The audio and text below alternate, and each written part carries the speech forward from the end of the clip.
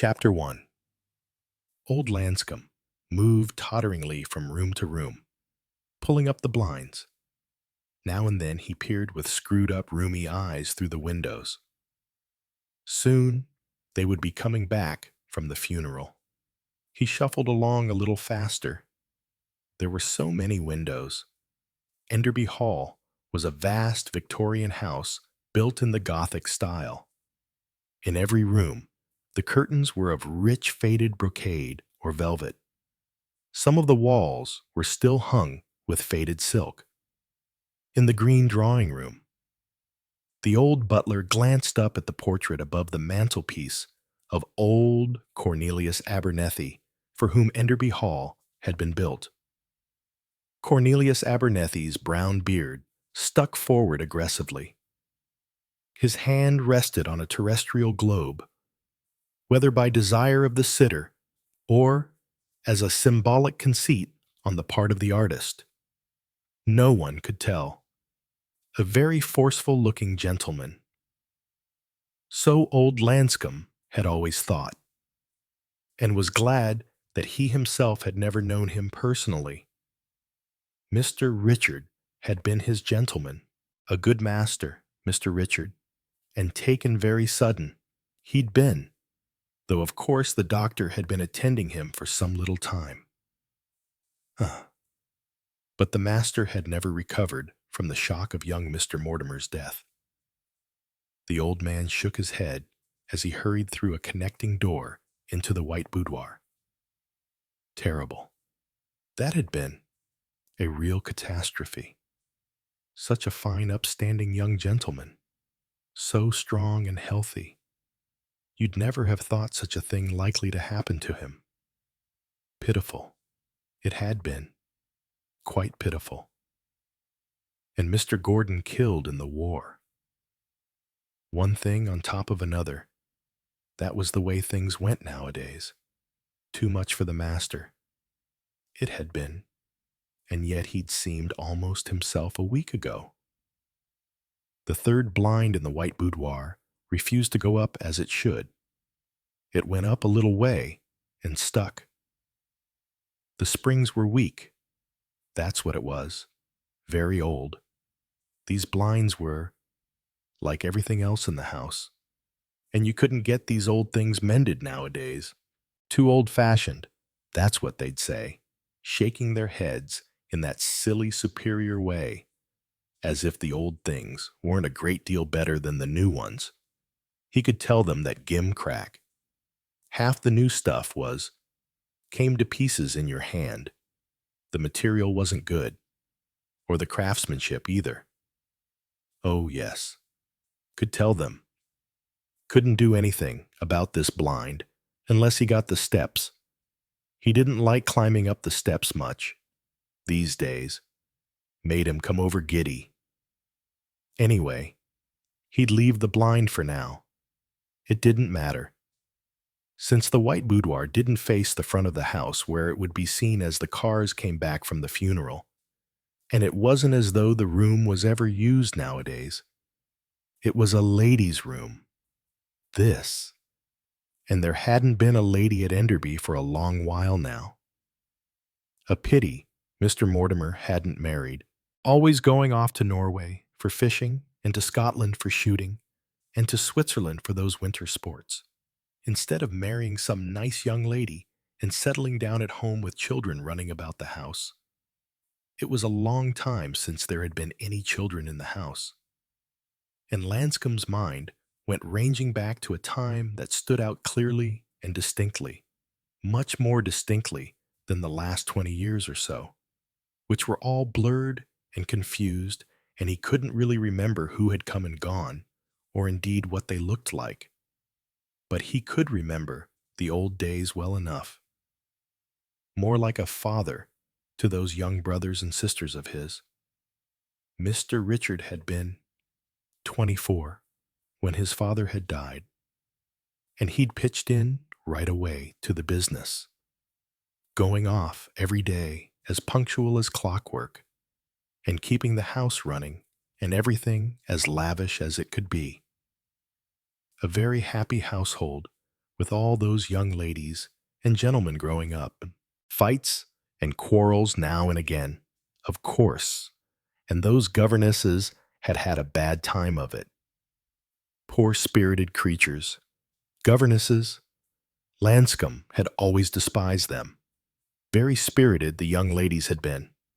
Miss Geraldine in particular. Miss Cora, too. Although she was so much younger. And now, Mr. Leo was dead. And Miss Laura gone too. And Mr. Timothy, such a sad invalid. And Miss Geraldine dying somewhere abroad. And Mr. Gordon, killed in the war.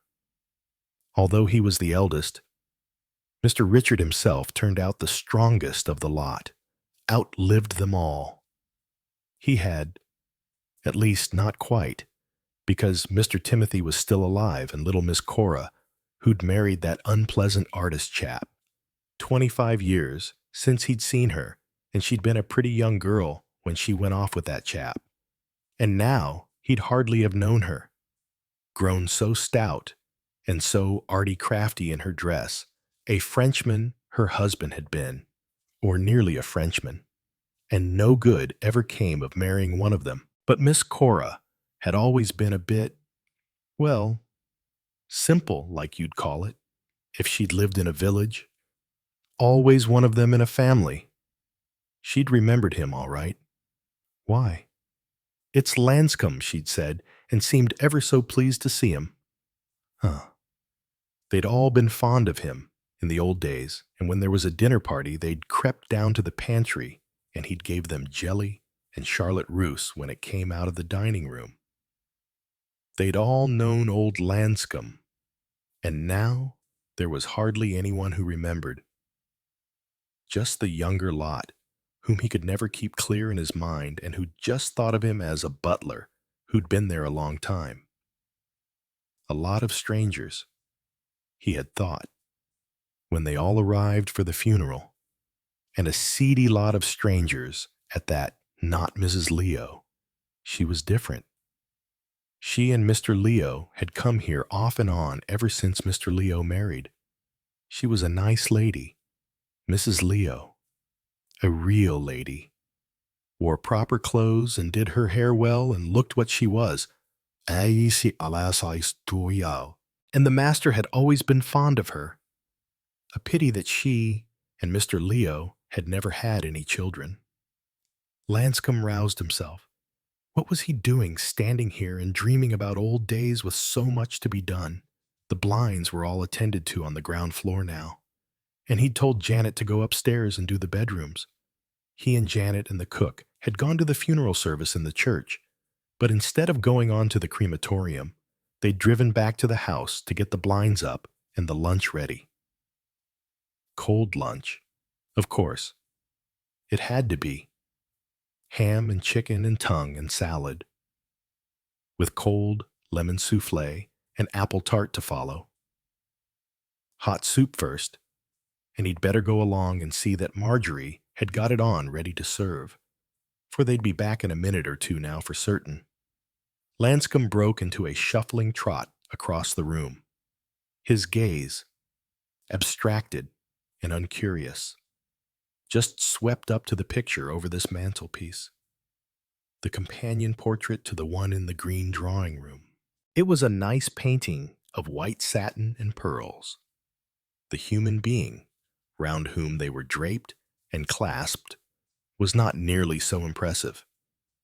Meek features, a rosebud mouth, hair parted in the middle, a woman both modest and unassuming. The only thing really worthy of note about Mrs. Cornelius Abernethie had been her name, Coralie. For over 60 years after their original appearance, coral cornplasters and the allied coral foot preparations still held their own. Whether there had ever been anything outstanding about coral cornplasters, nobody could say, but they had appealed to the public fancy. On a foundation of coral cornplasters, there had arisen this neo-Gothic palace, its acres of gardens, and the money that had paid out an income to 7 sons and daughters, and had allowed Richard Abernethie to die 3 days ago, a very rich man. Looking into the kitchen with a word of admonition, Lanscombe was snapped at by Marjorie, the cook. Marjorie was young, only 27, and was a constant irritation to Lanscombe as being so far removed from what his conception of a proper cook should be. She had no dignity and no proper appreciation of his, Lanscombe's, position. She frequently called the house a proper old mausoleum and complained of the immense area of the kitchen, scullery and larder, saying that it was a day's walk to get round them all. She had been at Enderby 2 years and only stayed because, in the first place, the money was good, and in the second because Mr. Abernethie had really appreciated her cooking. She cooked very well. Janet, who stood by the kitchen table, refreshing herself with a cup of tea, was an elderly housemaid who, although enjoying frequent acid disputes with Lanscombe, was nevertheless usually in alliance with him against the younger generation as represented by Marjorie. The fourth person in the kitchen was Mrs. Jacks, who came in to lend assistance where it was wanted and who had much enjoyed the funeral. Beautiful it was, she said with a decorous sniff as she replenished her cup. 19 cars, and the church quite full, and the canon read the service beautiful. I thought, a nice fine day for it, too. Ah, poor dear Mr. Abernethie. There's not many like him left in the world, respected by all. He was. There was the note of a horn and the sound of a car coming up the drive, and Mrs. Jacks put down her cup and exclaimed, "Here they are." Marjorie turned up the gas under her large saucepan of creamy chicken soup. The large kitchen range of the days of Victorian grandeur stood cold and unused, like an altar of the past. The cars drove up, one after the other, and the people issuing from them in their black clothes moved rather uncertainly across the hall and into the big green drawing room. In the big steel grate, a fire was burning. Tribute bowed to the first chill of the autumn days, and calculated to counteract the further chill of standing about at a funeral. Lanscombe entered the room, offering glasses of sherry on a silver tray. Mr. Entwistle, senior partner of the old and respected firm of Bollard, Entwistle, and Bollard, stood with his back to the fireplace, warming himself. He accepted a glass of sherry and surveyed the company with his shrewd lawyer's gaze. Not all of them were personally known to him, and he was under the necessity of sorting them out, so to speak. Introductions before the departure for the funeral had been hushed and perfunctory, appraising old Lanscombe first. Mr. Entwistle thought to himself, getting very shaky. Poor old chap, going on for 90, I shouldn't wonder. Well, he'll have that nice little annuity. Nothing for him to worry about. Faithful soul. No such thing as old-fashioned service nowadays. Household helps and babysitters. God help us all. A sad world, just as well. Perhaps. Poor Richard didn't last his full time. He hadn't much to live for.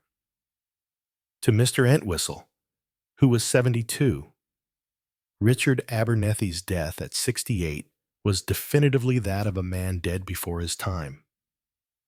Mr. Entwistle had retired from active business 2 years ago, but as executor of Richard Abernethie's will, and in respect for one of his oldest clients who was also a personal friend, he had made the journey to the north, reflecting in his own mind on the provisions of the will. He mentally appraised the family Mrs. Leo, Helen, he knew well. Of course, a very charming woman for whom he had both liking and respect. His eyes dwelt approvingly on her now, as she stood near one of the windows. Black suited her. She had kept her figure well. He liked the clear-cut features, the springing line of gray hair back from her temples, and the eyes that had once been likened to cornflowers and which were still quite vividly blue. How old was Helen now? About 51 or 2, he supposed. Strange that she had never married again after Leo's death. An attractive woman. Ah, but they had been devoted, those two. His eyes went on to Mrs. Timothy. He had never known her very well. Black didn't suit her. Country tweeds were her wear. She'd always been a good devoted wife to Timothy, looking after his health, fussing over him a bit too much. Probably. Was there really anything the matter with Timothy? Just a hypochondriac. Mr. Entwistle suspected. Richard Abernethie had suspected so, too. Weak chest, of course. When he was a boy, he had said, "But blessed if I think there's much wrong with him now." Oh well. Everybody had to have some hobby. Timothy's hobby was the all-absorbing one of his own health. Was Mrs. Tim taken in? Probably not. But women never admitted that sort of thing. Timothy must be quite comfortably off. He'd never been a spendthrift. However, the extra would not come amiss. Not in these days of taxation. He'd probably had to retrench his scale of living a good deal since the war. Mr. Entwistle transferred his attention to George Crossfield, Laura's son, dubious sort of fellow. Laura had married. Nobody had ever known much about him. A stockbroker, he had called himself. Young George was in a solicitor's office, not a very reputable firm. Good-looking young fellow, but something a little shifty about him. He couldn't have too much to live on. Laura had been a complete fool over her investments. She'd left next to nothing when she died 5 years ago. A handsome romantic girl. She'd been, but no money sense. Mr. Entwistle's eyes went on from George Crossfield. Which of the two girls was which? Ah, yes. That was Rosamond, Geraldine's daughter, looking at the wax flowers on the malachite table. Pretty girl, beautiful. In fact, rather a silly face. On the stage, repertory companies or some nonsense like that. Had married an actor, too. Good-looking fellow. And knows he is, thought Mr. Entwistle, who was prejudiced against the stage as a profession. Wonder what sort of a background he has and where he comes from. He looked disapprovingly at Michael Shane with his fair hair and his haggard charm. Now Susan, Gordon's daughter, would do much better on the stage than Rosamond. More personality, a little too much personality for everyday life. Perhaps. She was quite near him, and Mr. Entwistle studied her covertly. Dark hair, hazel, almost golden eyes, a sulky, attractive mouth. Beside her was the husband she had just married, a chemist's assistant. He understood. Really, a chemist's assistant. In Mr. Entwistle's creed, girls did not marry young men who served behind a counter. But now, of course, they married anybody. The young man, who had a pale, nondescript face, seemed very ill at ease. Mr. Entwistle wondered why, but decided charitably that it was the strain of meeting so many of his wife's relations. Last in his survey, Mr. Entwistle came to Cora Lansquenet. There was a certain justice in that, for Cora had decidedly been an afterthought in the family. Richard's youngest sister. She had been born when her mother was just on 50, and that meek woman had not survived her 10th pregnancy. 3 children had died in infancy. Poor little Cora. All her life, Cora had been rather an embarrassment, growing up tall and gawky, and given to blurting out remarks that had always better have remained unsaid. All her elder brothers and sisters had been very kind to Cora, atoning for her deficiencies and covering her social mistakes. It had never really occurred to anyone that Cora would marry.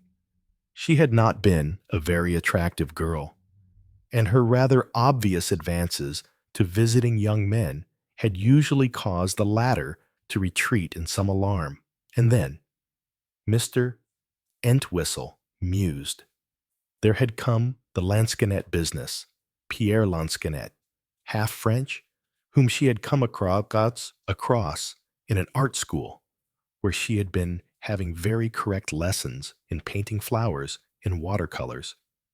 But somehow, she had got into the life class, and there she had met Pierre Lansquenet and had come home and announced her intention of marrying him. Richard Abernethie had put his foot down. He hadn't liked what he saw of Pierre Lansquenet and suspected that the young man was really in search of a rich wife. But whilst he was making a few researches into Lansquenet's antecedents, Cora had bolted with the fellow and married him out of hand. They had spent most of their married life in Brittany and Cornwall and other painters' conventional haunts. Lansquenet had been a very bad painter and not, by all accounts, a very nice man. But Cora had remained devoted to him and had never forgiven her family for their attitude to him. Richard had generously made his young sister an allowance, and on that they had, so Mr. Entwistle believed, lived. He doubted if Lansquenet had ever earned any money at all. He must have been dead now 12 years or more, thought Mr. Entwistle. And now here was his widow, rather cushion-like in shape and dressed in wispy artistic black with festoons of jet beads. Back in the home of her girlhood, moving about and touching things, and exclaiming with pleasure when she recalled some childish memory. She made very little pretense of grief at her brother's death, but then, Mr. Entwistle reflected, Cora had never pretended. Re-entering the room, Lanscombe murmured in muted tones suitable to the occasion, luncheon is served. Chapter 2. After the delicious chicken soup and plenty of cold viands accompanied by an excellent chablis, the funeral atmosphere lightened. Nobody had really felt any deep grief for Richard Abernethie's death, since none of them had had any close ties with him. Their behavior had been suitably decorous and subdued, with the exception of the uninhibited Cora, who was clearly enjoying herself. But it was now felt that the decencies had been observed and that normal conversation could be resumed. Mr. Entwistle encouraged this attitude. He was experienced in funerals and knew exactly how to set correct funeral timing. After the meal was over, Lanscombe indicated the library for coffee. This was his feeling for niceties. The time had come when business, in other words, the will, would be discussed. The library had the proper atmosphere for that, with its bookshelves and its heavy red velvet curtains. He served coffee to them there and then withdrew, closing the door. After a few desultory remarks, everyone began to look tentatively at Mr. Entwistle. He responded promptly after glancing at his watch. "I have to catch the 3:30 train," he began. Others, it seemed, also had to catch that train. "As you know," said Mr. Entwistle, "I am the executor of Richard Abernethie's will." He was interrupted. "I didn't know," said Cora Lansquenet brightly. Did he leave me anything?" Not for the first time. Mr. Entwistle felt that Cora was too apt to speak out of turn.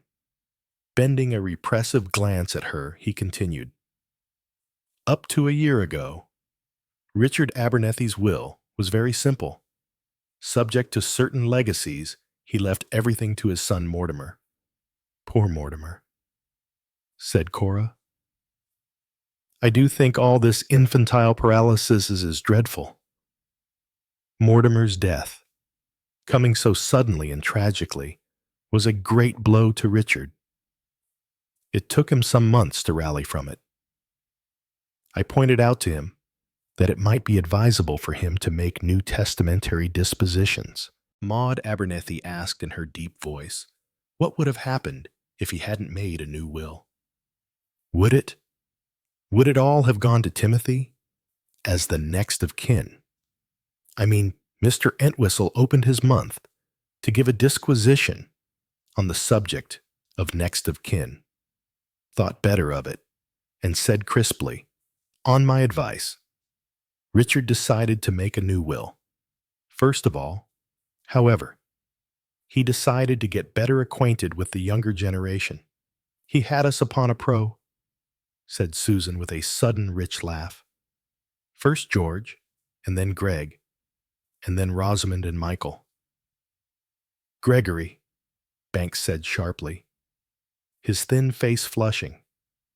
"I don't think you ought to put it like that." Susan, "On a pro. Indeed." But that was what it was, wasn't it? Mr. Entwistle. Did he leave me anything repeated? Cora, Mr. Entwistle coughed and spoke rather coldly. "I propose to send you all copies of the will. I can read it to you in full now if you like, but its legal phraseology may seem to you rather obscure. Briefly, it amounts to this. After certain small bequests and a substantial legacy to Lanscombe to purchase an annuity, the bulk of the estate, a very considerable one, is to be divided into 6 equal portions. 4 of these, after all duties are paid, are to go to Richard's brother Timothy, his nephew George Crossfield, his niece Susan Banks, and his niece Rosamond Shane. The other 2 portions are to be held upon trust, and the income from them paid to Mrs. Helen Abernethie, the widow of his brother Leo, and to his sister Mrs. Cora Lansquenet, during their lifetime. The capital after their death to be divided between the other 4 beneficiaries or their issue." "That's very nice," said Cora Lansquenet, with real appreciation. "An income, how much I can't say exactly at present. Death duties, of course, will be heavy, and can't you give me any idea?" Mr. Entwistle realized that Cora must be appeased, possibly somewhere in the neighborhood of $3,000 to $4,000 a year. "Goody," said Cora. "I shall go to Capri." Helen Abernethie said softly, "How very kind and generous of Richard. I do appreciate his affection towards me." "He was very fond of you," said Mr. Entwistle. "Leo was his favorite brother, and your visits to him were always much appreciated after Leo died." Helen said regretfully, "I wish I had realized how ill he was. I came up to see him not long before he died, but although I knew he had been ill, I did not think it was serious. It was always serious," said Mr. Entwistle. "But he did not want it talked about, and I do not believe that anybody expected the end to come as soon as it did. The doctor was quite surprised, I know. Suddenly, At his residence. That's what it said in the paper, said Cora, nodding her head. I wondered. Then it was a shock to all of us, said Maud Abernethie. It upset poor Timothy dreadfully. So sudden. He kept saying, so sudden. Still. It's been hushed up very nicely.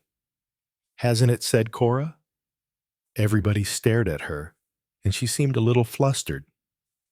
I think you're all quite right, she said hurriedly. Quite right. I mean, it can't do any good, making it public. Very unpleasant for everybody. It should be kept strictly in the family. The faces turned towards her looked even more blank. Mr. Entwistle leaned forward. Really, Cora, I'm afraid I don't quite understand what you mean. Cora Lansquenet looked round at the family in wide-eyed surprise. She tilted her head on one side with a bird-like movement. But he was murdered. Wasn't he? She said. Chapter 3. Traveling to London. In the corner of a first-class carriage, Mr. Entwistle gave himself up to somewhat uneasy thought over that extraordinary remark made by Cora Lansquenet. Of course, Cora was a rather unbalanced and excessively stupid woman, and she had been noted, even as a girl, for the embarrassing manner in which she had blurted out unwelcome truths. At least, he didn't mean truths. That was quite the wrong word to use. Awkward statements. That was a much better term.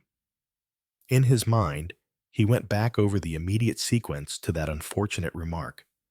The combined stare of many startled and disapproving eyes had roused Cora to a sense of the enormity of what she had said. Maud had exclaimed, Really? Cora George had said, My dear Aunt Cora. Somebody else had said, What do you mean? And at once Cora Lansquenet, abashed and convicted of enormity, had burst into fluttering phrases. Oh, I'm sorry, I didn't mean... Oh, of course. It was very stupid of me. But I did think from what he said, oh, of course I know it's quite all right. But his death was so sudden. Please forget that I said anything at all.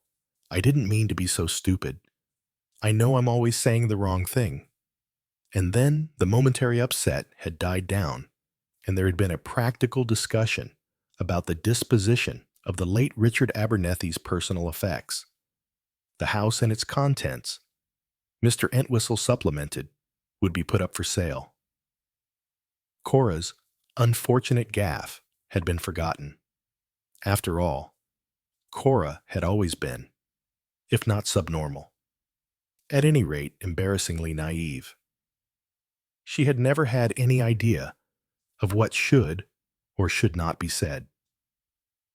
At 19, it had not mattered so much.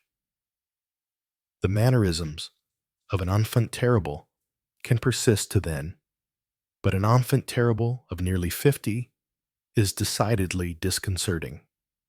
To blurt out unwelcome truths, Mr. Entwistle's train of thought came to an abrupt check, and it was the second time that that disturbing word had occurred. Truths. And why was it so disturbing? Because, of course, that had always been at the bottom of the embarrassment that Cora's outspoken comments had caused. It was because her naive statements had been either true or had contained some grain of truth that they had been so embarrassing. Although in the plump woman of 49, Mr. Entwistle had been able to see little resemblance to the gawky girl of earlier days, certain of Cora's mannerisms had persisted, the slight bird-like twist of the head as she brought out a particularly outrageous remark, a kind of air of pleased expectancy. In just such a way had Cora once commented on the figure of the kitchen maid. Molly can hardly get near the kitchen table. Her stomach sticks out so It's only been like that the last month or two. I wonder why she's getting so fat." Cora had been quickly hushed. The Abernethy household was Victorian in tone. The kitchen maid had disappeared from the premises the next day, and after due inquiry, the second gardener had been ordered to make an honest woman of her and had been presented with a cottage in which to do so. Far-off memories, but they had their point. Mr. Entwistle examined his uneasiness more closely. What was there in Cora's ridiculous remarks that had remained to tease his subconscious in this manner? Presently, he isolated two phrases. "I did think from what he said," and "his death was so sudden." Mr. Entwistle examined that last remark first. Yes, Richard's death could, in a fashion, be considered sudden. Mr. Entwistle had discussed Richard's health both with Richard himself and with his doctor. The latter had indicated plainly that a long life could not be expected. If Mr. Abernethy took reasonable care of himself, he might live 2 or even 3 years, perhaps longer, but that was unlikely. In any case, the doctor had anticipated no collapse in the near future. Well, the doctor had been wrong, but doctors, as they were the first to admit themselves, could never be sure about the individual reaction of a patient to disease. Cases given up, unexpectedly recovered, patients on the way to recovery, relapsed, and died. So much depended on the vitality of the patient, on his own inner urge to live. And Richard Abernethy, though a strong and vigorous man, had had no great incentive to live. For 6 months previously, his only surviving son, Mortimer, had contracted infantile paralysis and had died within a week. His death had been a shock greatly augmented by the fact that he had been such a particularly strong and vital young man, a keen sportsman. He was also a good athlete and was one of those people of whom it was said that he had never had a day's illness in his life.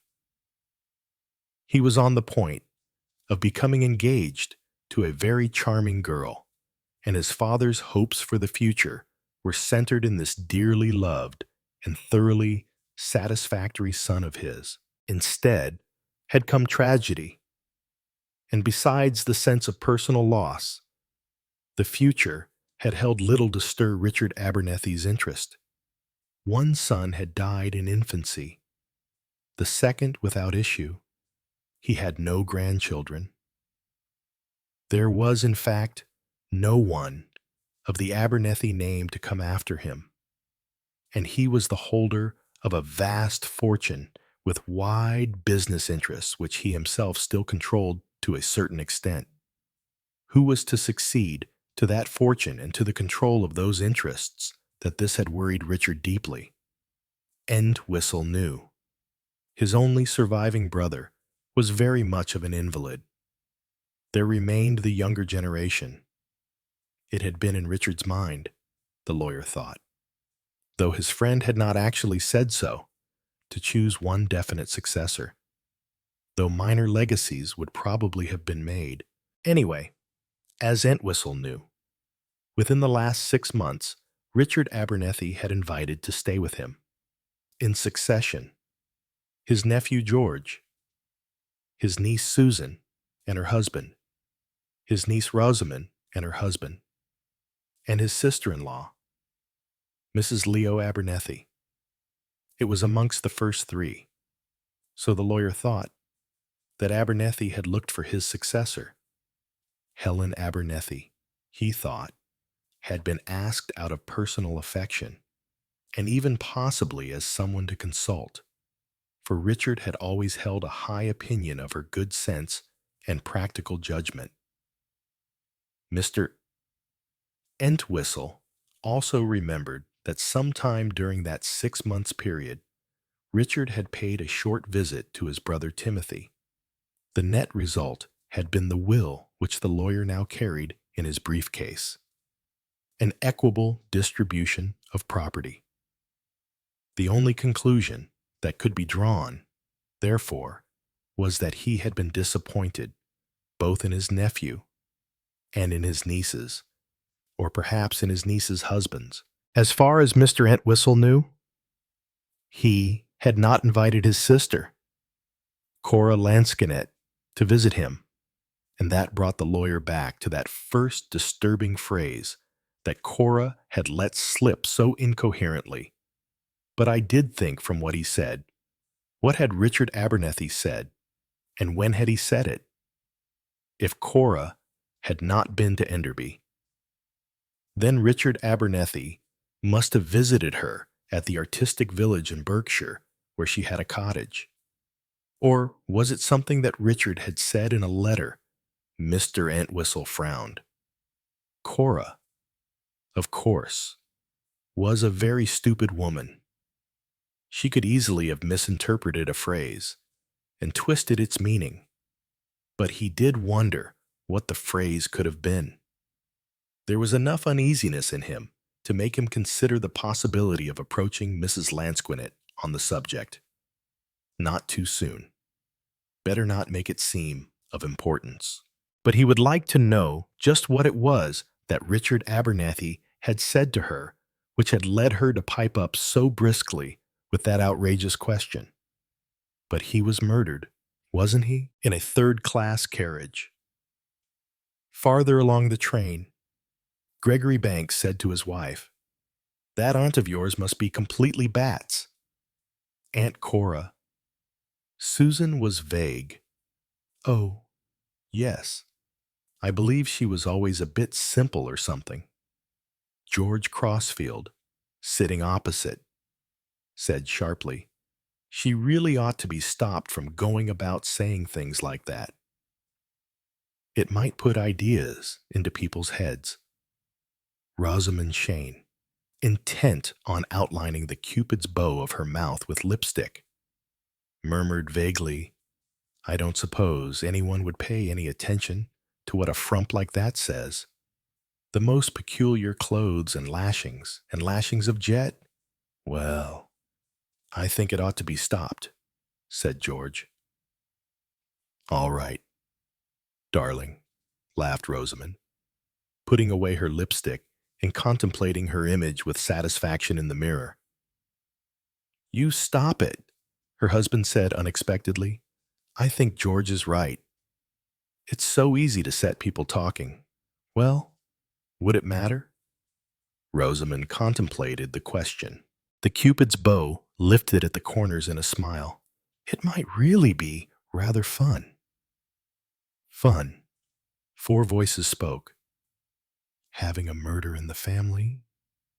said Rosamond. "Thrilling. You know, it occurred to that nervous and unhappy young man Gregory Banks that Susan's cousin, setting aside her attractive exterior, might have some faint points of resemblance to her Aunt Cora. Her next words rather confirmed his impression. "If he was murdered," said Rosamond, "who do you think did it?" Her gaze traveled thoughtfully round the carriage. "His death has been awfully convenient for all of us," she said thoughtfully. "Michael and I are absolutely on our beam ends. Mix had a really good part offered to him in the Sanborn show if he can afford to wait for it. Now we'll be in clover. We'll be able to back our own show if we want to.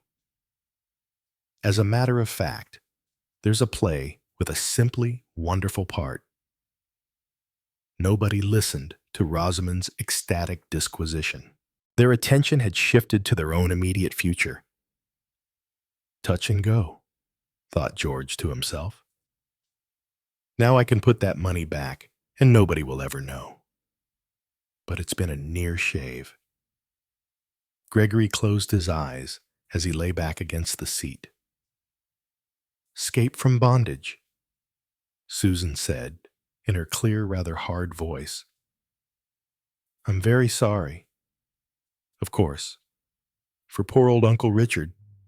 But then he was very old, and Mortimer had died, and he'd nothing to live for, and it would have been awful for him to go on as an invalid year after year. Much better for him to pop off suddenly like this with no fuss." Her hard, confident young eyes softened as they watched her husband's absorbed face. She adored Greg. She sensed vaguely that Greg cared for her less than she cared for him, but that only strengthened her passion. Greg was hers. She'd do anything for him, anything at all. Maud Abernethie, changing her dress for dinner at Enderby, for she was staying the night, wondered if she ought to have offered to stay longer to help Helen out with the sorting and clearing of the house. There would be all Richard's personal things.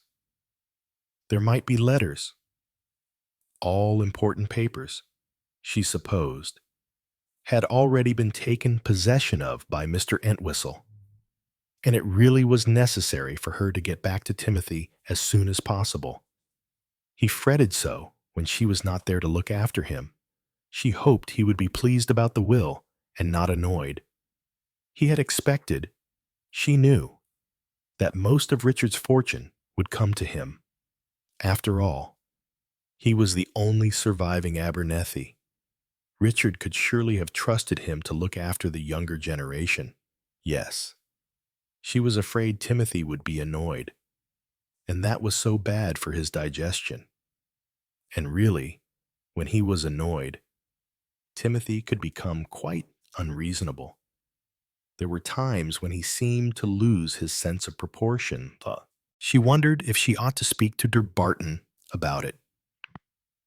Those sleeping pills, Timothy had been taking far too many of them lately.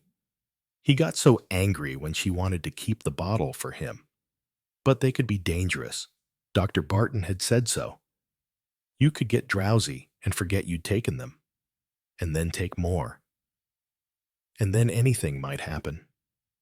There certainly weren't as many left in the bottle as there ought to be. Timothy was really very naughty about medicines. He wouldn't listen to her. He was very difficult sometimes. She sighed, then brightened. Things were going to be much easier now. The garden, for instance.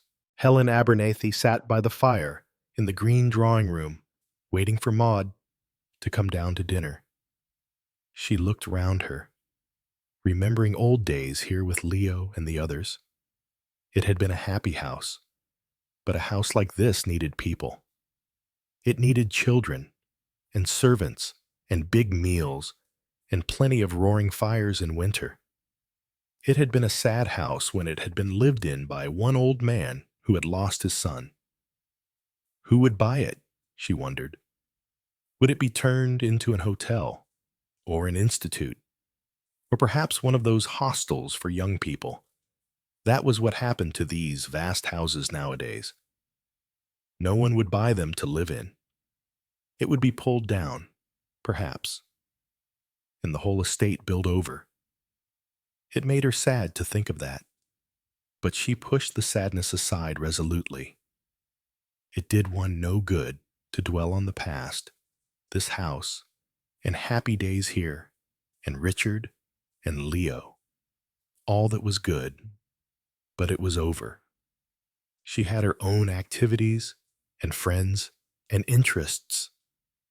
Yes, her interests. And now, with the income Richard had left her, she would be able to keep on the villa in Cyprus and do all the things she had planned to do. How worried she had been lately over money, taxation, all those investments going wrong. Now, thanks to Richard's money, all that was over. Poor Richard. To die in his sleep like that had been really a great mercy. Suddenly, on the 22nd, she supposed that that was what had put the idea into Cora's head. Really, Cora was outrageous. She always had been.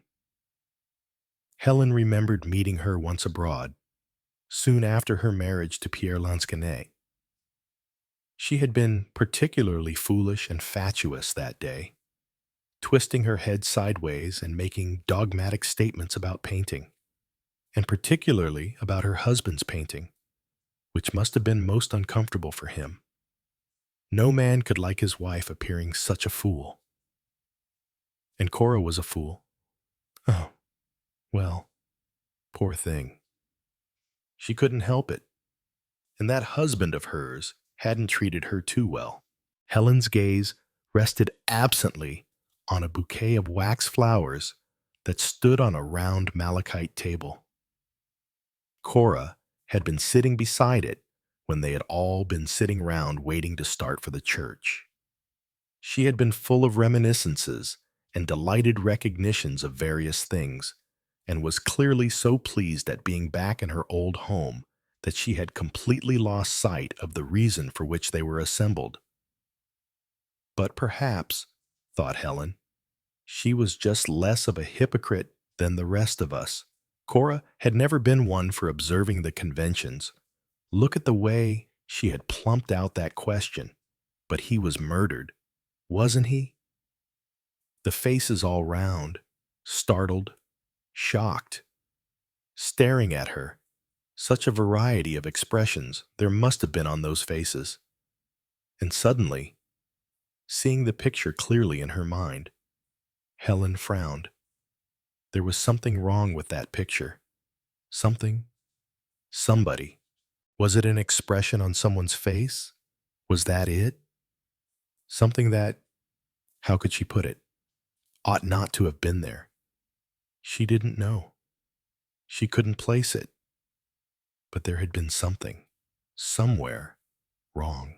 Meanwhile, in the buffet at Swindon, a lady in wispy mourning and festoons of jet was eating bath buns and drinking tea and looking forward to the future. She had no premonitions of disaster. She was happy. These cross-country journeys were certainly tiring. It would have been easier to get back to Litchett St. Mary via London, and not so very much more expensive. But expense didn't matter now. Still, she would have had to travel with the family, probably having to talk all the way. Too much of an effort. No, better go home cross-country. These bath buns were really excellent. Extraordinary how hungry a funeral made you feel. The soup at Enderby had been delicious, and so was the cold soufflé. How smug people were, and what hypocrites. All those faces, when she'd said that about murder. The way they'd all looked at her. Well, it had been the right thing to say. She nodded her head in satisfied approval of herself. Yet, it had been the right thing to do. She glanced up at the clock. 5 minutes before her train went. She drank up her tea. Not very good tea. She made a grimace.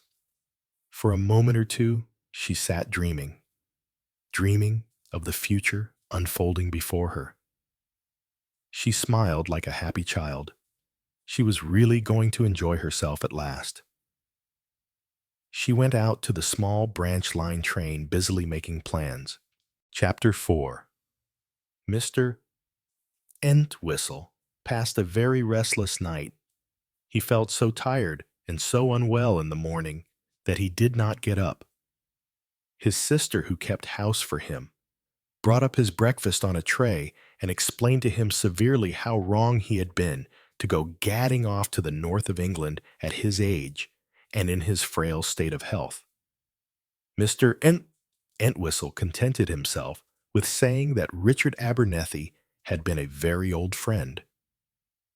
Funerals, said his sister with deep disapproval. Funerals are absolutely fatal for a man of your age.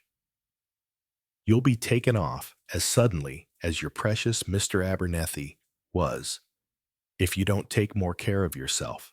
The word suddenly made Mr. Entwistle wince. It also silenced him. He did not argue.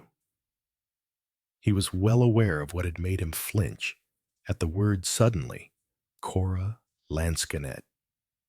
What she had suggested was definitely quite impossible, but all the same he would like to find out exactly why she had suggested it. Yes, he would go down to Litchett St. Mary and see her. He could pretend that it was business connected with probate, that he needed her signature. No need to let her guess that he had paid any attention to her silly remark. But he would go down and see her, and he would do it soon. He finished his breakfast and lay back on his pillows and read the Times. He found the Times very soothing. It was about 5:45 that evening when his telephone rang. He picked it up. The voice at the other end of the wire was that of Mr. James Parrott, the present second partner of Bollard. Entwistle. Entwistle and Bollard. Look here. Entwistle, said Mr. Parrott. I've just been rung up by the police from a place called Litchett St. Mary. Litchett St. Mary. Yes. It seems... Mr. Parrott paused a moment. He seemed embarrassed. It's about a Mrs. Cora Lansquenet. Wasn't she one of the heirs of the Abernethie estate? Yes. Of course. I saw her at the funeral yesterday. Oh, she was at the funeral. Was she? Yes. What about her? Well, Mr. Parrott sounded apologetic. It's really most extraordinary. She's been murdered. Mr. Parrott said the last word with the uttermost deprecation. It was not the sort of word. He suggested that ought to mean anything to the firm of Bollard. Entwistle and Bollard murdered. Yes, I'm afraid so. Well, there's no doubt about it. How did the police get on to us? Her companion, or housekeeper, or whatever she is. A Miss Gilchrist. The police asked for the name of her nearest relative, or of her solicitors. And this Miss Gilchrist seemed rather doubtful about relatives and their addresses. But she knew about us. So they got through at once. What makes them think she was murdered? Demanded Mr. Entwistle. Mr. Parrott sounded apologetic again. Oh well, it seems there can't be any doubt about that. It was a hatchet, or something of that kind. A very violent sort of crime.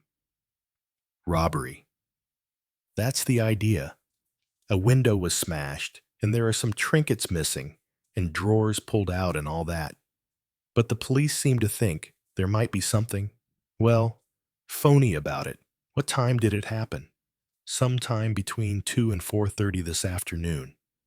Where was the housekeeper? Changing library books and reading. She got back about 5 o'clock and found Mrs. Lansquenet dead.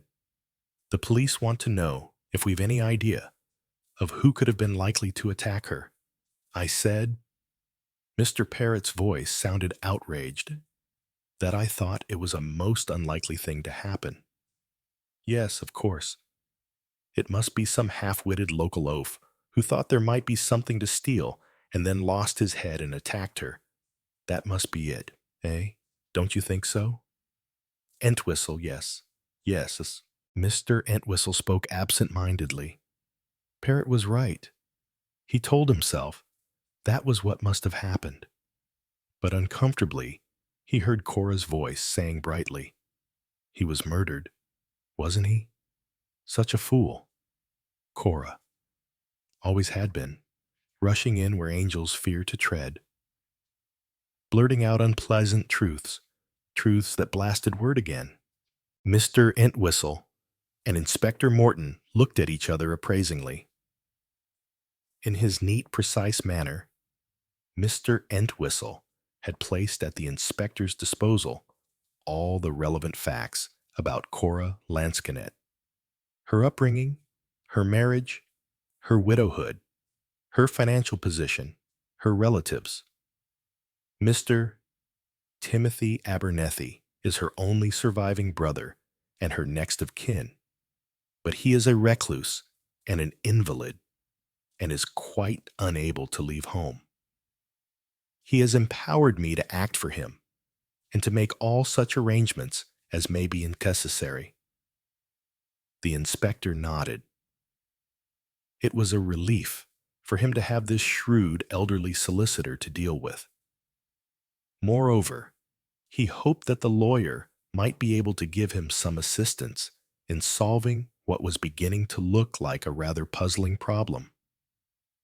He said, "I understand from Miss Gilchrist that Mrs. Lansquenet had been north to the funeral of an elder brother on the day before her death." "That is so, Inspector. I myself was there." There was nothing unusual in her manner, nothing strange or apprehensive. Mr. Entwistle raised his eyebrows in well-simulated surprise. "Is it customary for there to be something strange in the manner of a person who is shortly to be murdered?" he asked.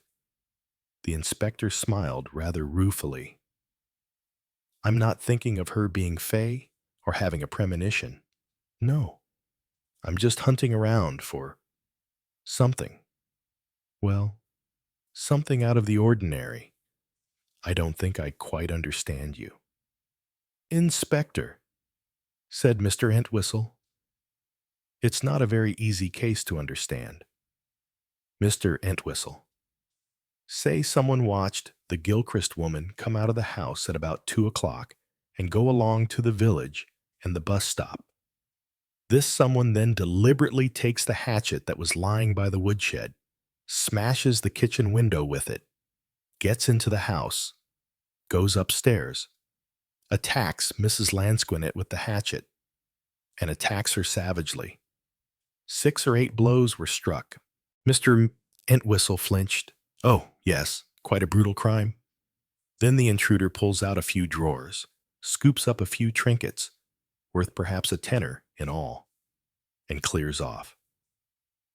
She was in bed. Yeah. It seems she returned late from the north the night before, exhausted and very excited. She'd come into some legacy, as I understand. Yet she slept very badly and woke with a terrible headache. She had several cups of tea and took some dope for her head, and then told Miss Gilchrist not to disturb her till lunchtime. She felt no better and decided to take 2 sleeping pills. She then sent Miss Gilchrist into Reading by the bus to change some library books. She'd have been drowsy, if not already asleep. When this man broke in, he could have taken what he wanted by means of threats, or he could easily have gagged her. A hatchet, deliberately taken up with him from outside, seems excessive. He may just have meant to threaten her with it, Mr. Entwistle suggested. If she showed fight then, according to the medical evidence, there is no sign that she did. Everything seems to show that she was lying on her side sleeping peacefully when she was attacked." Mr. Entwistle shifted uneasily in his chair. "One does hear of these brutal and rather senseless murders," he pointed out. "Oh, yes, yes. That's probably what it will turn out to be. There's an alert out, of course, for any suspicious character. Nobody local is concerned. We're pretty sure of that. The locals are all accounted for satisfactorily. Most people are at work at that time of day. Of course, her cottage is up a lane outside the village proper. Anyone could get there easily without being seen. There's a maze of lanes all round the village. It was a fine morning, and there has been no rain for some days, so there aren't any distinctive car tracks to go by, in case anyone came by car." "You think someone came by car?" Mr. Entwistle asked sharply. The inspector shrugged his shoulders. I don't know. All I'm saying is there are curious features about the case. These, for instance. He shoved across his desk a handful of things. A trefoil-shaped brooch with small pearls. A brooch set with amethysts. A small string of seed pearls. And a garnet bracelet. Those are the things that were taken from her jewel box. They were found just outside the house, shoved into a bush. Yes. Yes. That is rather curious. Perhaps if her assailant was frightened at what he had done. Quite. But he would probably then have left them upstairs in her room.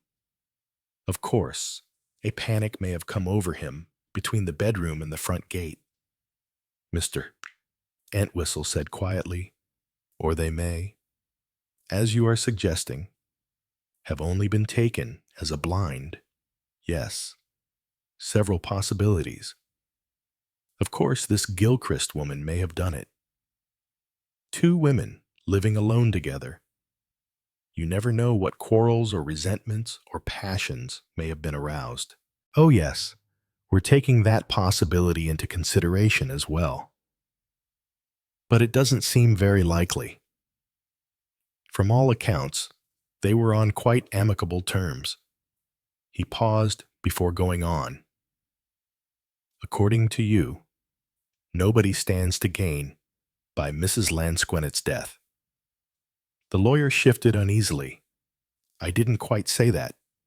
Inspector Morton looked up sharply. I thought you said that Mrs. Lansquenet's source of income was an allowance made to her by her brother, and that as far as you knew, she had no property or means of her own. That is so. Her husband died a bankrupt, and from what I knew of her, as a girl and since, I should be surprised if she had ever saved or accumulated any money. The cottage itself is rented, not her own, and the few sticks of furniture aren't anything to write home about.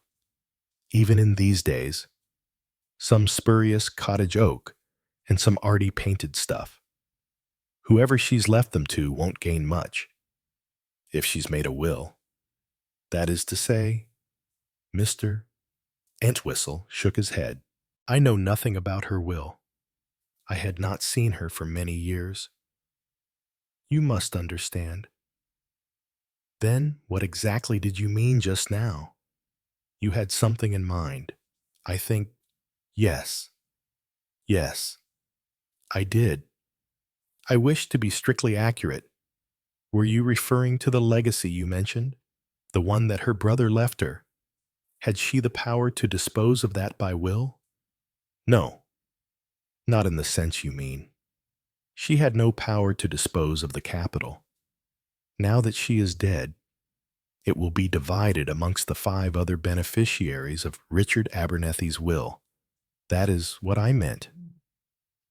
All 5 of them will benefit automatically by her death.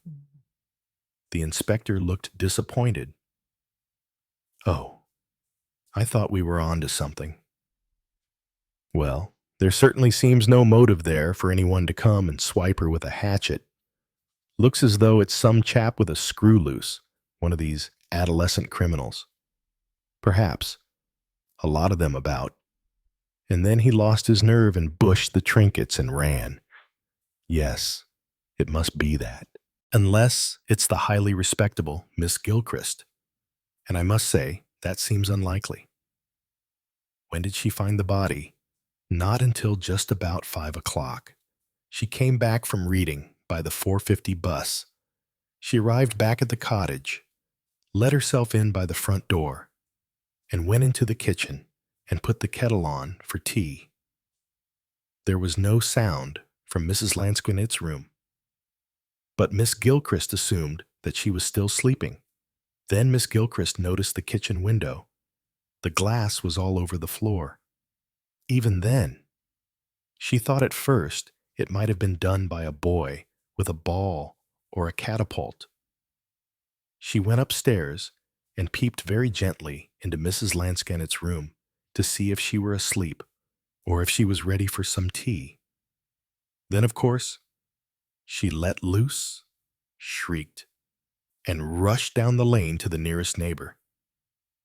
Her story seems perfectly consistent, and there was no trace of blood in her room or in the bathroom or on her clothes. No, I don't think Miss Gilchrist had anything to do with it. The doctor got there at 5:30.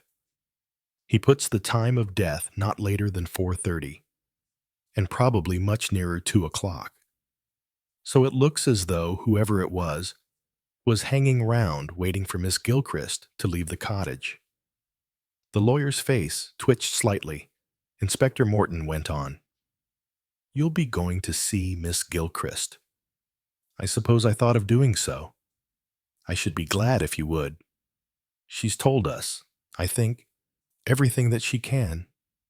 But you never know. Sometimes, in conversation, some point or other may crop up. She's a trifle old-maidish, but quite a sensible, practical woman, and she's really been most helpful and efficient." He paused and then said, "The body's at the mortuary. If you would like to see it." Mr. Entwistle assented, though with no enthusiasm. Some few minutes later, he stood looking down at the mortal remains of Cora Lansquenet. She had been savagely attacked, and the henna-dyed fringe was clotted and stiffened with blood. Mr. Entwistle's lips tightened, and he looked away queasily. Poor little Cora! How eager she had been the day before yesterday to know whether her brother had left her anything. What rosy anticipations she must have had of the future. What a lot of silly things she could have done, and enjoyed doing, with the money. Poor Cora! How short a time those anticipations had lasted. No one had gained by her death, not even the brutal assailant who had thrust away those trinkets as he fled. 5 people had a few thousands more of capital, but the capital they had already received was probably more than sufficient for them. No, there could be no motive there. Funny that murder should have been running in Cora's mind the very day before she herself was murdered. He was murdered, wasn't he? Such a ridiculous thing to say. Ridiculous, quite ridiculous, much too ridiculous to mention to Inspector Morton. Of course, after he had seen Miss Gilchrist.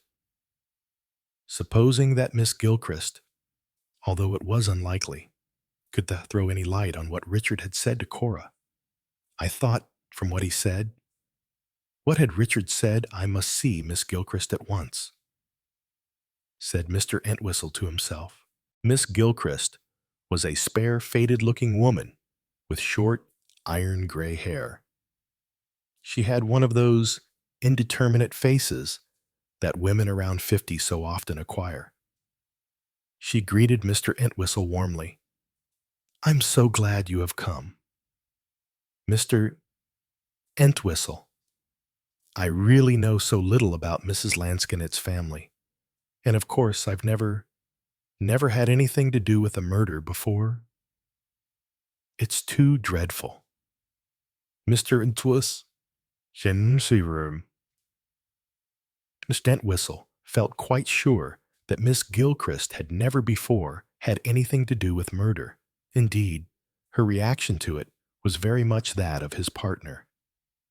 "One reads about them, of course," said Miss Gilchrist, relegating crimes to their proper sphere. "And even that I'm not very fond of doing. So sordid. Most of them." Following her into the sitting room, Mr. Entwistle was looking sharply about him. There was a strong smell of oil paint. The cottage was overcrowded, less by furniture, which was much as Inspector Morton had described it, than by pictures. The walls were covered with pictures, mostly very dark and dirty oil paintings.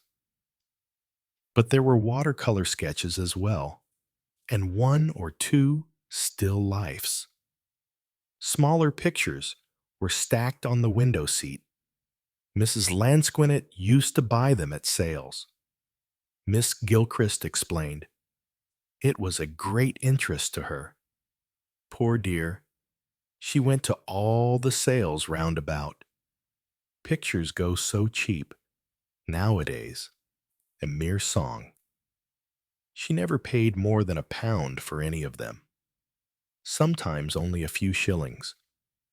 And there was a wonderful chance, she always said, of picking up something worthwhile. She used to say that this was an Italian primitive that might be worth a lot of money. Mr. Entwistle looked at the Italian primitive, pointed out to him dubiously. Cora, he reflected, had never really known anything about pictures. He'd eat his hat if any of these daubs were worth a £5 note. Of course, said Miss Gilchrist, noticing his expression, and quick to sense his reaction. I don't know much myself, though my father was a painter, not a very successful one. I'm afraid, but I used to do watercolors myself as a girl, and I heard a lot of talk about painting, and that made it nice for Mrs. Lansquenet to have someone she could talk to about painting and who'd understand. Poor dear soul, she cared so much about artistic things. You were fond of her. A foolish question, he told himself. Could she possibly answer no, Cora? He thought, must have been a tiresome woman to live with. Oh, yes, said Miss Gilchrist. We got on very well together. In some ways, you know, Mrs. Lansquenet was just like a child. She said anything that came into her head. I don't know that her judgment was always very good. One does not say of the dead. She was a thoroughly silly woman, Mr. Entwistle said. She was not in any sense an intellectual woman. No, perhaps not. But she was very shrewd. Mr. Entwistle, really very shrewd. It quite surprised me sometimes how she managed to hit the nail on the head. Mr. Entwistle looked at Miss Gilchrist with more interest. He thought that she was no fool herself. You were with Mrs. Lansquenet for some years, I think 3.5. You, acted as companion, and also did the, looked after the house. It was evident that he had touched on a delicate subject. Miss Gilchrist flushed a little. Oh, yes, indeed. I did most of the cooking. I quite enjoy cooking. And did some dusting and light housework, none of the rough. Of course. Miss Gilchrist's tone expressed a firm principle. Mr. Entwistle, who had no idea what the rough was, made a soothing murmur. Mrs. Panter from the village came in for that, twice a week regularly. You see, Mr. Entwistle, I could not have contemplated being in any way a servant. When my little tea shop failed, such a disaster, it was the war. You know, a delightful place. I called it the Willow Tree, and all the china was blue willow pattern, sweetly pretty, and the cakes really good. I've always had a hand with cakes and scones. Yes, I was doing really well, and then the war came and supplies were cut down, and the whole thing went bankrupt, a war casualty. That is what I always say, and I try to think of it like that. I lost the little money my father left me that I had invested in it, and of course, I had to look round for something to do. I'd never been trained for anything. So I went to one lady, but it didn't answer at all. She was so rude and overbearing. And then I did some office work, but I didn't like that at all. And then I came to Mrs. Lansquenet, and we suited each other from the start. her husband being an artist and everything. Miss Gilchrist came to a breathless stop and added mournfully, "But how I loved my dear, dear little tea shop. Such nice people used to come to it." Looking at Miss Gilchrist, Mr. Entwistle felt a sudden stab of recognition, a composite picture of hundreds of ladylike figures approaching him in numerous bay trees. Ginger cats, blue parrots, willow trees, and cozy corners, all chastely encased in blue or pink or orange overalls, and taking orders for pots of China tea and cakes. Miss Gilchrist had a spiritual home, a ladylike tea shop of ye old world variety with a suitable genteel clientele. There must, he thought, be large numbers of Miss Gilchrists all over the country, all looking much alike with mild patient faces and obstinate upper lips and slightly wispy gray hair. Miss Gilchrist went on. "But really, I must not talk about myself. The police have been very kind and considerate. Very kind indeed. And Inspector Morton came over from headquarters, and he was most understanding. He even arranged for me to go and spend the night at Mrs. Lake's down the lane, but I said no. I felt it my duty to stay here with all Mrs. Lansquenet's nice things in the house. They took the Miss Gilchrist gulped a little. The body away, of course, and locked up the room. And the inspector told me there would be a constable on duty in the kitchen all night because of the broken window. It has been reglazed this morning. I am glad to say, where was I? Oh, yes. So I said I should be quite all right in my own room. Though I must confess, I did pull the chest of drawers across the door and put a big jug of water on the windowsill. One never knows. And if by any chance it was a maniac, one does hear of such things. Here Miss Gilchrist ran down. Mr. Entwistle said quickly, I am in possession of all the main facts. Inspector Morton gave them to me. But if it would not distress you too much to give me your own account. Of course, Mr. Entwistle, I know just what you feel. The police are so impersonal. Are they not rightly so? Of course, Mrs. Lansquenet got back from the funeral the night before last. Mr. Entwistle prompted. Yeah. Her train didn't get in until quite late. I had ordered a taxi to meet it, as she told me to. She was very tired. Poor dear. As was only natural. But on the whole, she was in quite good spirits. Yes. Yes. Did she talk about the funeral at all? Just a little. I gave her a cup of hot milk. She didn't want anything else. And she told me that the church had been quite full, and lots of flowers. Oh, and she said that she was sorry not to have seen her other brother, Timothy. Was it? Yes, Timothy. She said it was over 20 years since she had seen him, and that she hoped he would have been there. But she quite realized he would have thought it better not to come under the circumstances, but that his wife was there, and that she'd never been able to stand Maud. Oh, dear. I do beg your pardon, Mr. Entwistle. It just slipped out. I never meant— Not at all. Not at all, said Mr. Entwistle encouragingly. I am no relation. You know. And I believe that Cora and her sister-in-law never hit it off very well. Well, she almost said as much. I always knew Maud would grow into one of those bossy interfering women, is what she said. And then she was very tired and said she'd go to bed at once. I'd got her hot water bottle in already. And she went up. She said nothing else that you can remember specially. She had no premonition. Mr. Entwistle, if that is what you mean, I'm sure of that. She was really, you know, in remarkably good spirits. Apart from tiredness and the sad occasion, she asked me how I'd like to go to Capri. To Capri.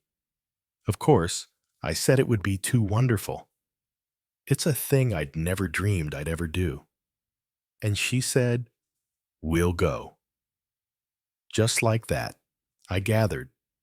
Of course, it wasn't actually mentioned that her brother had left her an annuity or something of the kind. Mr. Entwistle nodded. Poor dear. Well, I'm glad she had the pleasure of planning. At all events, Miss Gilchrist sighed and murmured wistfully, I don't suppose I shall ever go to Capri now. And the next morning, Mr. Entwistle prompted, oblivious of Miss Gilchrist's disappointments. The next morning, Mrs. Lansquenet wasn't at all well, really. She looked dreadful. She'd hardly slept at all.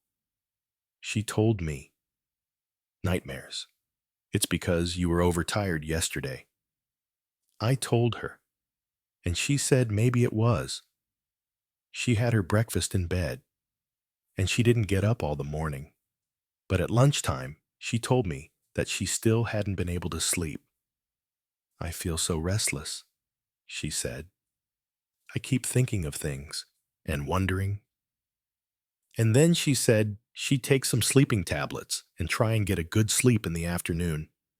And she wanted me to go over by bus to Reading and change her 2 library books, because she'd finished them both on the train journey and she hadn't got anything to read. Usually, 2 books lasted her nearly a week. So I went off just after 2, and that was the last time Miss Gilchrist began to sniff. She must have been asleep. You know, she wouldn't have heard anything, and the inspector assures me that she didn't suffer. He thinks the first blow killed her. Oh dear, it makes me quite sick even to think of it. Please, please. I've no wish to take you any further over what happened. All I wanted was to hear what you could tell me about Mrs. Lansquenet before the tragedy. Very natural, I'm sure. Do tell her relations that, apart from having such a bad night, she was really very happy and looking forward to the future. Mr. Entwistle paused before asking his next question. He wanted to be careful not to lead the witness. She did not mention any of her relations in particular. No, I don't think so. Miss Gilchrist considered. Except what she said about being sorry not to see her brother Timothy, she did no speak at all about her brother's decease. The, cause of it. Anything like that? No. There was no sign of alertness in Miss Gilchrist's face. Mr. Entwistle felt certain there would have been if Cora had plumped out her verdict of murder. He'd been ill for some time, I think, said Miss Gilchrist vaguely, though I must say I was surprised to hear it. He looked so very vigorous. Mr. Entwistle said quickly, You saw him when he came down here to see Mrs. Lansquenet. Let me see, that was about 3 weeks ago. Did he stay here?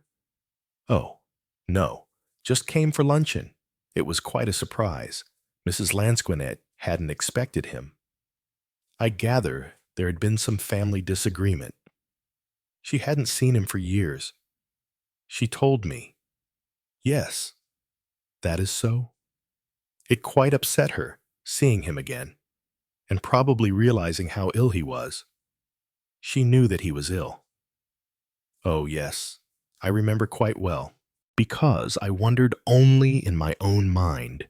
You understand, if perhaps Mr. Abernethie might be suffering from softening of the brain. An aunt of mine, Mr. Entwistle, deftly sidetracked the ant. Something Mrs. Lansquenet said caused you to think of softening of the brain. Yet, Mrs. Lansquenet said something like, "Poor Richard. Mortimer's death must have aged him a lot. He sounds quite senile." All these fancies about persecution and that someone is poisoning him. Old people get like that. And of course, as I knew, that is only too true. This aunt that I was telling you about was convinced the servants were trying to poison her in her food, and at last would eat only boiled eggs because, she said, you couldn't get inside a boiled egg to poison it. We humored her. But if it had been nowadays, I don't know what we should have done. With eggs so scarce, and mostly foreign at that, so that boiling is always risky. Mr. Entwistle listened to the saga of Miss Gilchrist's aunt with deaf ears. He was very much disturbed. He said at last, when Miss Gilchrist had twittered into silence, I suppose Mrs. Lansquenet didn't take all this too seriously. Oh no, Mr. Entwistle. She quite understood. Mr. Entwistle found that remark disturbing too, though not quite in the sense in which Miss Gilchrist had used it. Had Cora Lansquenet understood, not then, perhaps, but later, had she understood only too well, Mr. Entwistle knew that there had been no senility about Richard Abernethie. Richard had been in full possession of his faculties. He was not the man to have persecution mania in any form. He was, as he always had been, a hard-headed businessman, and his illness made no difference in that respect. It seemed extraordinary that he should have spoken to his sister in the terms that he had. But perhaps Cora, with her odd childlike shrewdness, had read between the lines, and had crossed the T's and dotted the I's of what Richard Abernethie had actually said. In most ways, thought Mr. Entwistle, Cora had been a complete fool. She had no judgment, no balance, and a crude, childish point of view. But she had also the child's uncanny knack of sometimes hitting the nail on the head in a way that seemed quite startling. Mr. Entwistle left it at that. Miss Gilchrist, he thought, knew no more than she had told him. He asked whether she knew if Cora Lansquenet had left a will. Miss Gilchrist replied promptly that Mrs. Lansquenet's will was at the bank.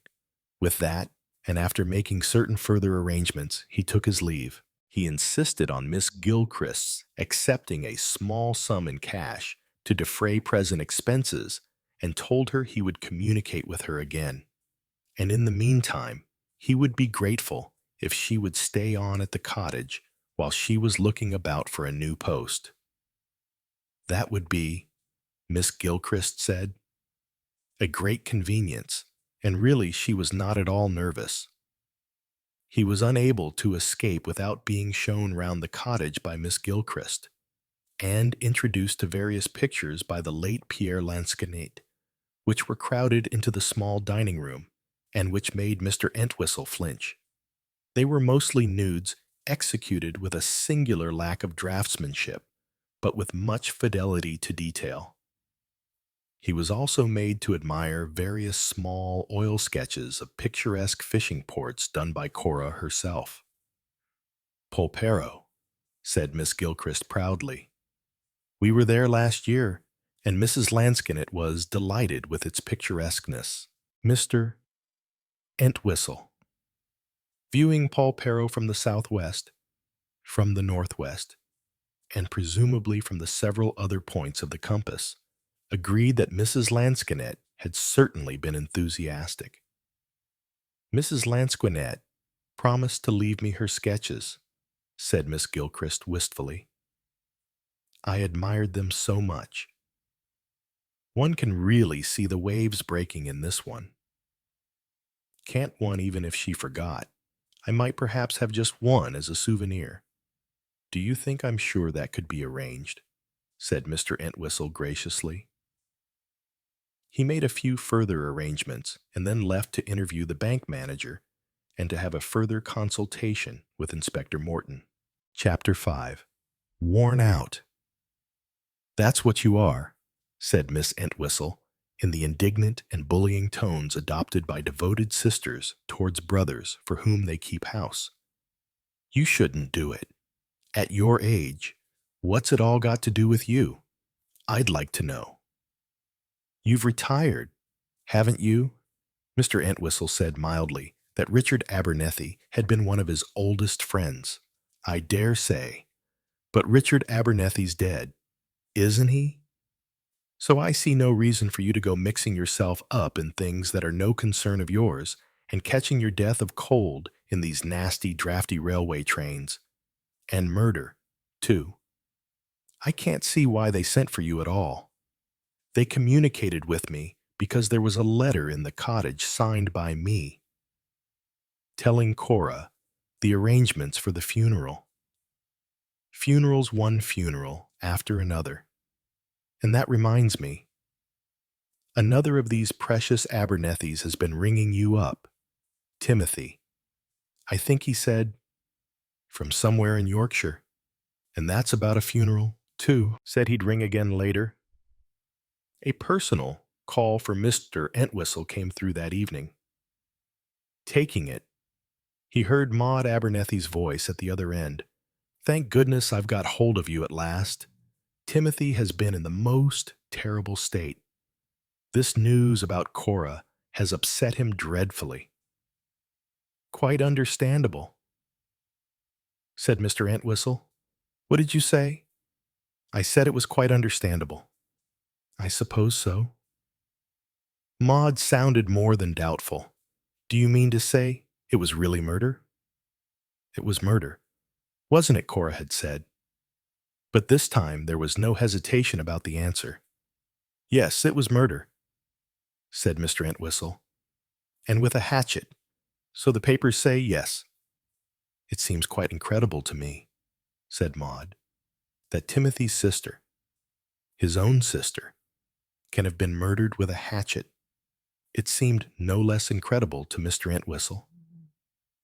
Timothy's life was so remote from violence that even his relations, one felt, ought to be equally exempt. I'm afraid one has to face the fact, said Mr. Entwistle mildly. I am really very worried about Timothy. It's so bad for him, all this. I've got him to bed now, but he insists on my persuading you to come up and see him. He wants to know 100 things, whether there will be an inquest, and who ought to attend, and how soon after that the funeral can take place, and where and what funds there are, and if Cora expressed any wish about being cremated or what, and if she left a will. Mr. Entwistle interrupted before the catalogue got too long. There is a will, yes. She left Timothy her executor. Oh dear, I'm afraid Timothy can't undertake anything. The firm will attend to all the necessary business. The will's very simple. She left her own sketches and an amethyst brooch to her companion, Miss Gilchrist, and everything else to Susan. To Susan. Now I wonder why Susan. I don't believe she ever saw Susan, not since she was a baby anyway. I imagine that it was because Susan was reported to have made a marriage not wholly pleasing to the family. Maud snorted. Even Gregory is a great deal better than Pierre Lansquenet ever was. Of course, marrying a man who serves in a shop would have been unheard of in my day. But a chemist's shop is much better than a haberdasher's, and at least Gregory seems quite respectable. She paused and added, Does this mean that Susan gets the income Richard left to Cora? Oh, no. The capital of that will be divided according to the instructions of Richard's will. No. Poor Cora had only a few £100, and the furniture, of her cottage to leave.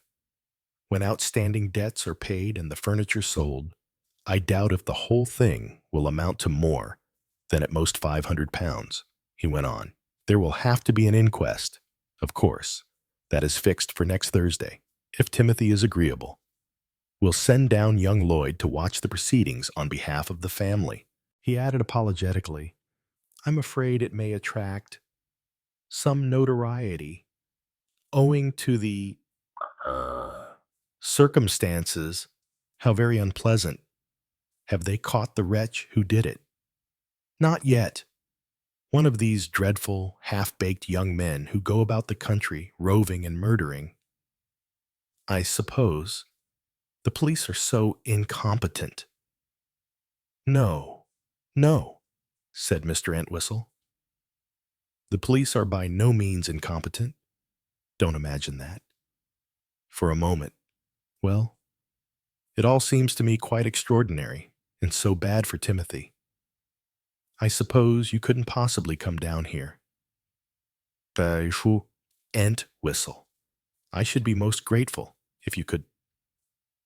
I think Timothy's mind might be set at rest if you were here to reassure him. Mr. Entwistle was silent for a moment. The invitation was not unwelcome. There is something in what you say, he admitted, and I shall need Timothy's signature as executor to certain documents. Yeah, I think it might be quite a good thing. That is splendid. I am so relieved. Tomorrow, and you'll stay the night. The best train is the 11:20 from St. Pancras. It will have to be an afternoon train, I'm afraid. I have, said Mr. Entwistle, other business in the morning. George Crossfield greeted Mr. Entwistle heartily, but with, perhaps, just a shade of surprise. Mr. Entwistle said, in an explanatory way, although it really explained nothing. I've just come up from Litchett St. Mary. Then it really was Aunt Cora. I read about it in the papers, and I just couldn't believe it. I thought it must be someone of the same name. Lansquenet is not a common name. No, of course it isn't. I suppose there is a natural aversion to believing that anyone of one's own family can be murdered. Sounds to me rather like that case last month on Dartmoor. Does it? Yes. Same circumstances. Cottage in a lonely position. 2 elderly women living together. Amount of cash taken really quite pitifully inadequate, one would think. The value of money is always relative, said Mr. Entwistle. It is the need that counts. Yes, I suppose you're right. If you need £10 desperately, then 15 is more than adequate. And inversely also, if your need is for £100, 45 would be worse than useless. And if it's thousands you need, then hundreds are not enough, George said with a sudden flicker of the eyes. I'd say any money came in useful these days. Everyone's hard up, but not desperate. Mr. Entwistle pointed out. It's the desperation that counts. Are you thinking of something in particular? Oh no, not at all. He paused, then went on. It will be a little time before the estate is settled. Would it be convenient for you to have an advance? As a matter of fact, I was going to raise the subject. However, I saw the bank this morning and referred them to you, and they were quite obliging about an overdraft. Again, there came that flicker in George's eyes, and Mr. Entwistle, from the depths of his experience, recognized it. George, he felt certain, had been, if not desperate, then in very sore straits for money. He knew, at that moment, what he had felt subconsciously all along, that in money matters he would not trust George. He wondered if old Richard Abernethie, who also had had great experience in judging men, had felt that. Mr. Entwistle was almost sure that after Mortimer's death, Richard Abernethie had formed the intention of making George his heir. George was not an Abernethie, but he was the only male of the younger generation. He was the natural successor to Mortimer. Richard Abernethie had sent for George, had had him staying in the house for some days. It seemed probable that at the end of the visit, the older man had not found George satisfactory, had he felt instinctively, as Mr. Entwistle felt, that George was not straight George's father. So the family had thought, had been a poor choice on Laura's part. A stockbroker who had had other rather mysterious activities. George took after his father rather than after the Abernethies. Perhaps misinterpreting the old lawyer's silence, George said with an uneasy laugh, "Truth is, I've not been very lucky with my investments lately. I took a bit of a risk, and it didn't come off. More or less cleaned me out, but I'll be able to recoup myself now. All one needs is a bit of capital. Arden's Consolidated are pretty good. Don't you think Mr. Entwistle neither agreed nor dissented? He was wondering if by any chance George had been speculating with money that belonged to clients and not with his own. If George had been in danger of criminal prosecution, Mr. Entwistle said precisely, "I tried to reach you the day after the funeral, but I suppose you weren't in the office. Did you?" They never told me. As a matter of fact, I thought I was entitled to a day off after the good news. The good news. George reddened. "Oh, look here. I didn't mean Uncle Richard's death. But knowing you've come into money does give one a bit of a kick. One feels one must celebrate. As a matter of fact, I went to Hurst Park, backed 2 winners. It never rains, but it pours. If your luck's in, it's in. Only a matter of 50 quid. But it all helps." "Oh, yes," said Mr. Entwistle. "It all helps. And there will now be an additional sum coming to you as a result of your Aunt Cora's death." George looked concerned. "Poor old girl," he said. "It does seem rotten luck, doesn't it? Probably just when she was all set to enjoy herself. Let us hope the police will find the person responsible for her death," said Mr. Entwistle. "I expect they'll get him all right. They're good, our police. They round up all the undesirables in the neighborhood and go through 'em with a tooth comb. Make them account for their actions at the time it happened. Not so easy if a little time has elapsed," said Mr. Entwistle. He gave a wintry little smile that indicated he was about to make a joke. "I myself was in Hatchard's bookshop at 3:30 on the day in question. Should I remember that if I were questioned by the police in 10 days' time? I very much doubt it. And you, George, you were at Hurst Park. Would you remember which day you went to the races in, say, a month's time? Oh, I could fix it by the funeral. The day after? True, true. And then you backed a couple of winners. Another aid to memory. One seldom forgets the name of a horse on which one has won money. Which were they? By the way, let me see. Gaymark and Frog, too. Yes, I shan't forget them in a hurry." Mr.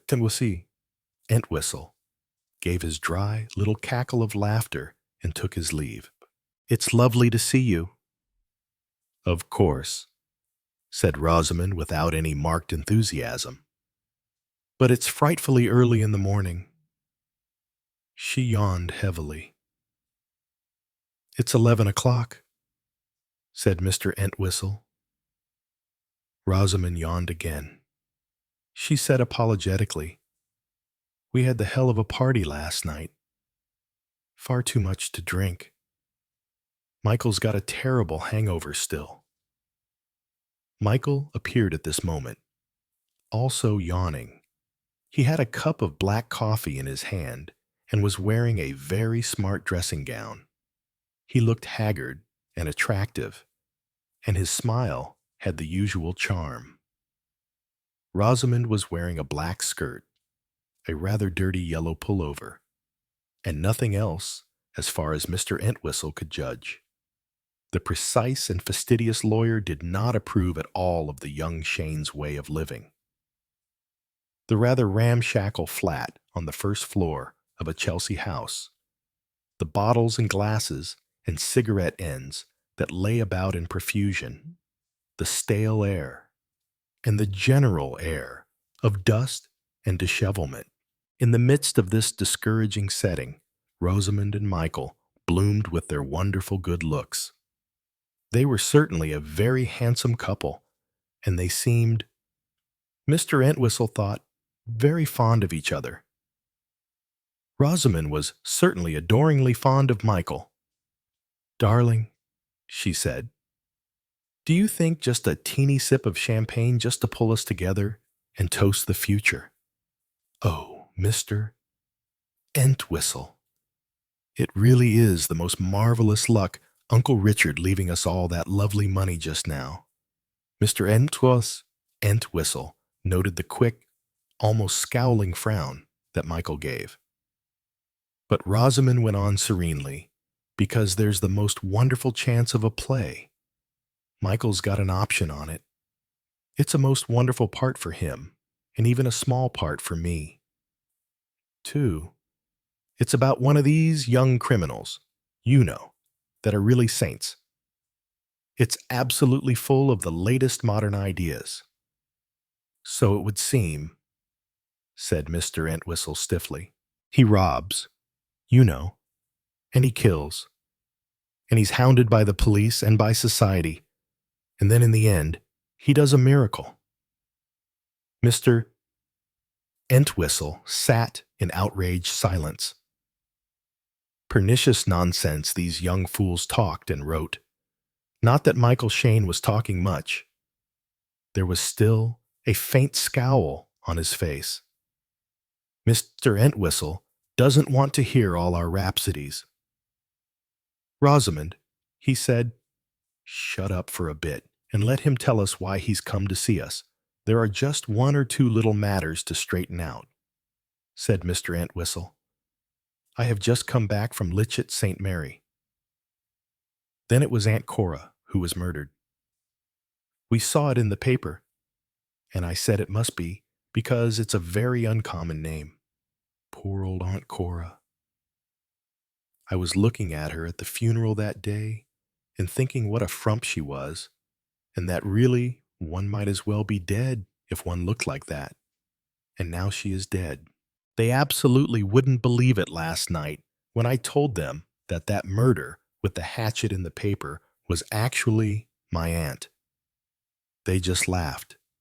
Didn't they?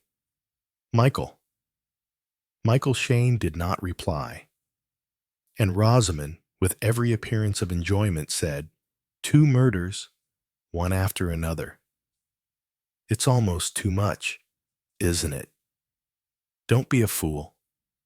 Rosamond, your Uncle Richard wasn't murdered. Well, Cora thought he was. Mr. Entwistle intervened to ask you came back to London after the funeral. Didn't you-s? We came by the same train as you did. Of course. Of course. I asked, because I tried to get hold of you." He shot a quick glance at the telephone on the following day, several times in fact, and couldn't get an answer. "Oh dear, I'm so sorry. What were we doing that day, the day before yesterday? We were here until about 12, weren't we? And then you went round to try and get hold of Rosenheim, and you went on to lunch with Oscar, and I went out to see if I could get some nylons and round the shops. I was to meet Janet, but we missed each other. Yes, I had a lovely afternoon shopping, and then we dined at the Castile. We got back here about 10 o'clock, I suppose. About that, said Michael. He was looking thoughtfully at Mr. Entwistle. What did you want to get hold of us for? Sir? Oh, just some points that had arisen about Richard Abernethie's estate. Papers to sign, all that. Rosamond asked, do we get the money now? Or not for ages, I'm afraid, said Mr. Entwistle, that the law is prone to delays. But we can get in advance, can't we? Rosamond looked alarmed. Michael said we could. Actually, it's terribly important. Because of the play. Michael said pleasantly, oh, there's no real hurry.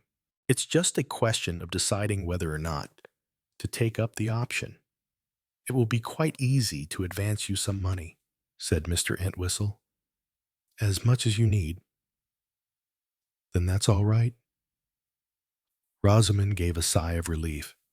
She added as an afterthought, did Aunt Cora leave any money? A little. She left it to your cousin Susan. Why, Susan? I should like to know. Is it much? A few £100 and some furniture. Nice furniture.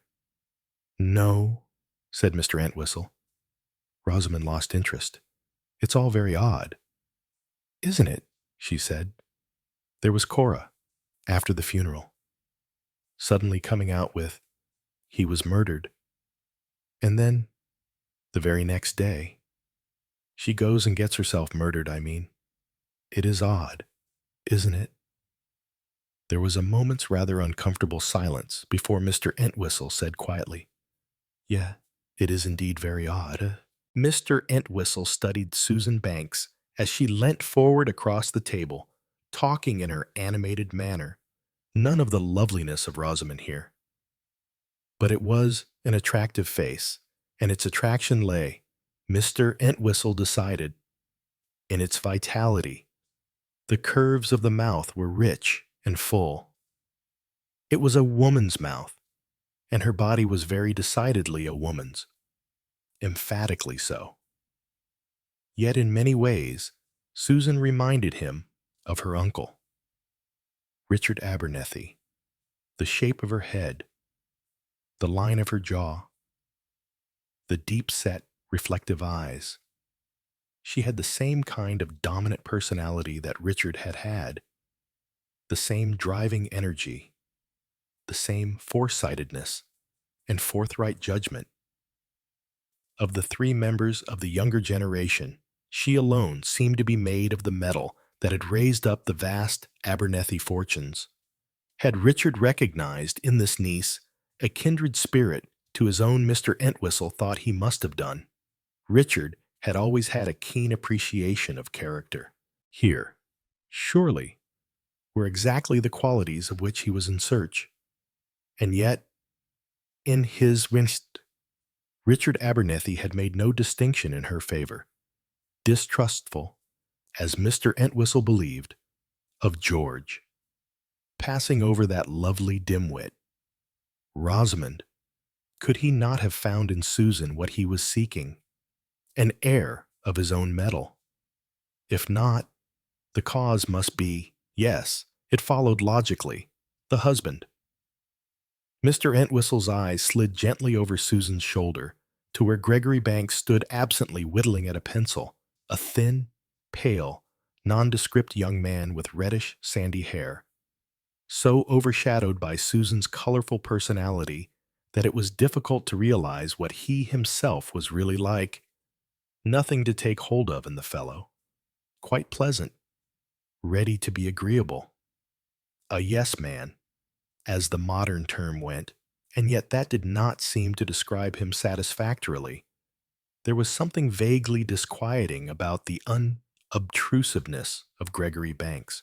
He had been an unsuitable match, yet Susan had insisted on marrying him, had overborne all opposition. Why? What had she seen in him? And now, 6 months after the marriage. She's crazy about the fellow, Mr. Entwistle said to himself. He knew the signs. A large number of wives with matrimonial troubles had passed through the office of Bollard. Entwistle, Entwistle, and Bollard. Wives madly devoted to unsatisfactory and often what appeared quite unprepossessing husbands. Wives contemptuous of and bored by apparently attractive and impeccable husbands. What any woman saw in some particular man was beyond the comprehension of the average intelligent male. It just was so. A woman who could be intelligent about everything else in the world could be a complete fool when it came to some particular man. Susan, thought Mr. Entwistle, was one of those women. For her, the world revolved around Greg, and that had its dangers in more ways than one. Susan was talking with emphasis and indignation. Because it is disgraceful.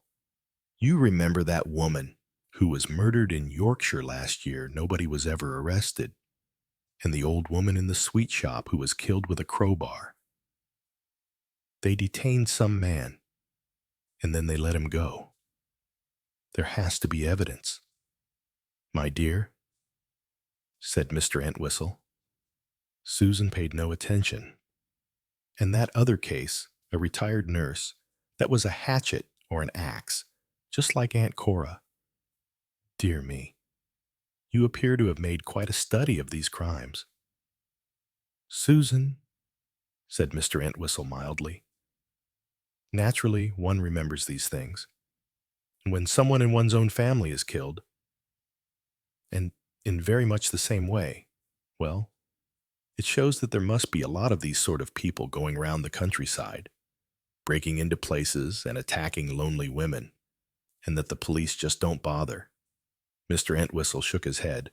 Don't belittle the police. Susan, they are a very shrewd and patient body of men, persistent. Too, just because it isn't still mentioned in the newspapers doesn't mean that a case is closed. Far from it.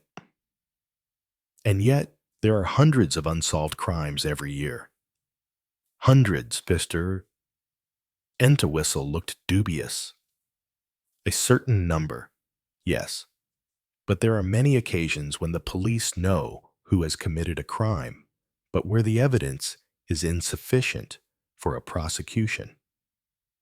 I don't believe it, said Susan. I believe if you knew definitely who committed a crime, you could always get the evidence. I wonder now. Mr. Entwistle sounded thoughtful. I very much wonder. Have they any idea at all, in Aunt Cora's case, of who it might be? That I couldn't say. Not as far as I know. But they would hardly confide in me, and it's early days yet. The murder took place only the day before yesterday. Remember, it's definitely got to be a certain kind of person. Susan mused. A brutal, perhaps slightly half-witted type. A discharged soldier or a jail bird. I mean, using a hatchet like that. Looking slightly quizzical. Mr. Entwistle raised his eyebrows and murmured. Lizzie Borden with an axe. Gave her father 50 whacks when she saw what she had done. She gave her mother 51. Oh. Susan flushed angrily. Cora hadn't got any relations living with her. Unless you mean the companion. And anyway, Lizzie Borden was acquitted. Nobody knows for certain she killed her father and stepmother. The rhyme is quite definitely libelous. Mr. Entwistle agreed. You mean the companion did do it. Did Cora leave her anything? An amethyst brooch of no great value and some sketches of fishing villages of sentimental value only. One has to have a motive for murder, unless one is half-witted. Mr. Entwistle gave a little chuckle. As far as one can see. The only person who had a motive is you, my dear Susan. What's that, Greg? Gosh moved forward suddenly. He was like a sleeper coming awake. An ugly light showed in his eyes. He was suddenly no longer a negligible feature in the background. What's Sue got to do with it? What do you mean, saying things like that? Susan said sharply. Shut up, Greg. Mr. Entwistle doesn't mean anything. Just my little joke, said Mr. Entwistle apologetically. Not in the best taste, I'm afraid. Cora left her estate, such as it was, to you, Susan, but to a young lady who has just inherited several £100,000, an estate amounting at the most to a few hundreds, can hardly be said to represent a motive for murder. She left her money to me. Susan sounded surprised. How extraordinary. She didn't even know me. Why did she do it? Do you think... I think she had heard rumors that there had been a little difficulty, over your marriage? Greg, back again at sharpening his pencil, scowled. There had been a certain amount of trouble over her own marriage, and I think she experienced a fellow feeling. Susan asked with a certain amount of interest. She married an artist, didn't she, whom none of the family liked? Was he a good artist? Mr. Entwistle shook his head very decidedly. Are there any of his paintings in the cottage? Yes. Then I shall judge for myself, said Susan. Mr. Entwistle smiled at the resolute tilt of Susan's chin. So be it. Doubtless, I am an old fogey and hopelessly old-fashioned in matters of art, but I really don't think you will dispute my verdict. I suppose I ought to go down there. Anyway, and look over what there is. Is there anybody there now? I have arranged with Miss Gilchrist to remain there until further notice. Greg said, She must have a pretty good nerve to stay in a cottage where a murder's been committed. Miss Gilchrist is quite a sensible woman, I should say. Besides, added the lawyer dryly, I don't think she has anywhere else to go until she gets another situation. So, Aunt Cora's death left her high and dry. Did she? Were she and Aunt Cora on intimate terms? Mr. Entwistle looked at her rather curiously, wondering just exactly what was in her mind. Moderately so, I imagine, he said. She never treated Miss Gilchrist as a servant. Treated her a damn sight worse. I dare say, said Susan. These wretched so-called ladies are the ones who get it taken out of them nowadays. I'll try and find her a decent post somewhere. It won't be difficult. Anyone who's willing to do a bit of housework and cook is worth their weight in gold. She does cook, doesn't she? Oh, yes. I gather it is something she called, the rough, that she objected to. I'm afraid I don't quite know what the rough is. Susan appeared to be a good deal amused. Mr. Entwistle, glancing at his watch, said, Your aunt left Timothy her executor. Timothy, said Susan with scorn. Uncle Timothy is practically a myth. Nobody ever sees him. Quite. Mr. Entwistle glanced at his watch. I am traveling up to see him this afternoon. I will acquaint him with your decision to go down to the cottage. It will only take me a day or two. I imagine I don't want to be long away from London. I've got various schemes in hand. I'm going into business. Mr. Entwistle looked round him at the cramped sitting room of the tiny flat. Greg and Susan were evidently hard up. Her father, he knew, had run through most of his money. He had left his daughter badly off. What are your plans for the future? If I may ask, I've got my eye on some premises in Cardigan Street. I suppose, if necessary, you can advance me some money. I may have to pay a deposit. That can be managed, said Mr. Entwistle. I rang you up the day after the funeral several times, but could get no answer. I thought perhaps you might care for an advance. I wondered whether you might perhaps have gone out of town. Oh, no, said Susan quickly. We were in all day, both of us. We didn't go out at all. Greg said gently. You know, Susan, I think our telephone must have been out of order that day. You remember how I couldn't get through to Hard & Co. in the afternoon. I meant to report it. But it was all right the next morning. Telephones, said Mr. Entwistle, can be very unreliable sometimes. Susan said suddenly, How did Aunt Cora know about our marriage? It was at a registry office, and we didn't tell anyone until afterwards. I fancy Richard may have told her about it. She remade her will about 3 weeks ago. It was formally in favor of the Theosophical Society. Just about the time he had been down to see her. Susan looked startled. Did Uncle Richard go down to see her?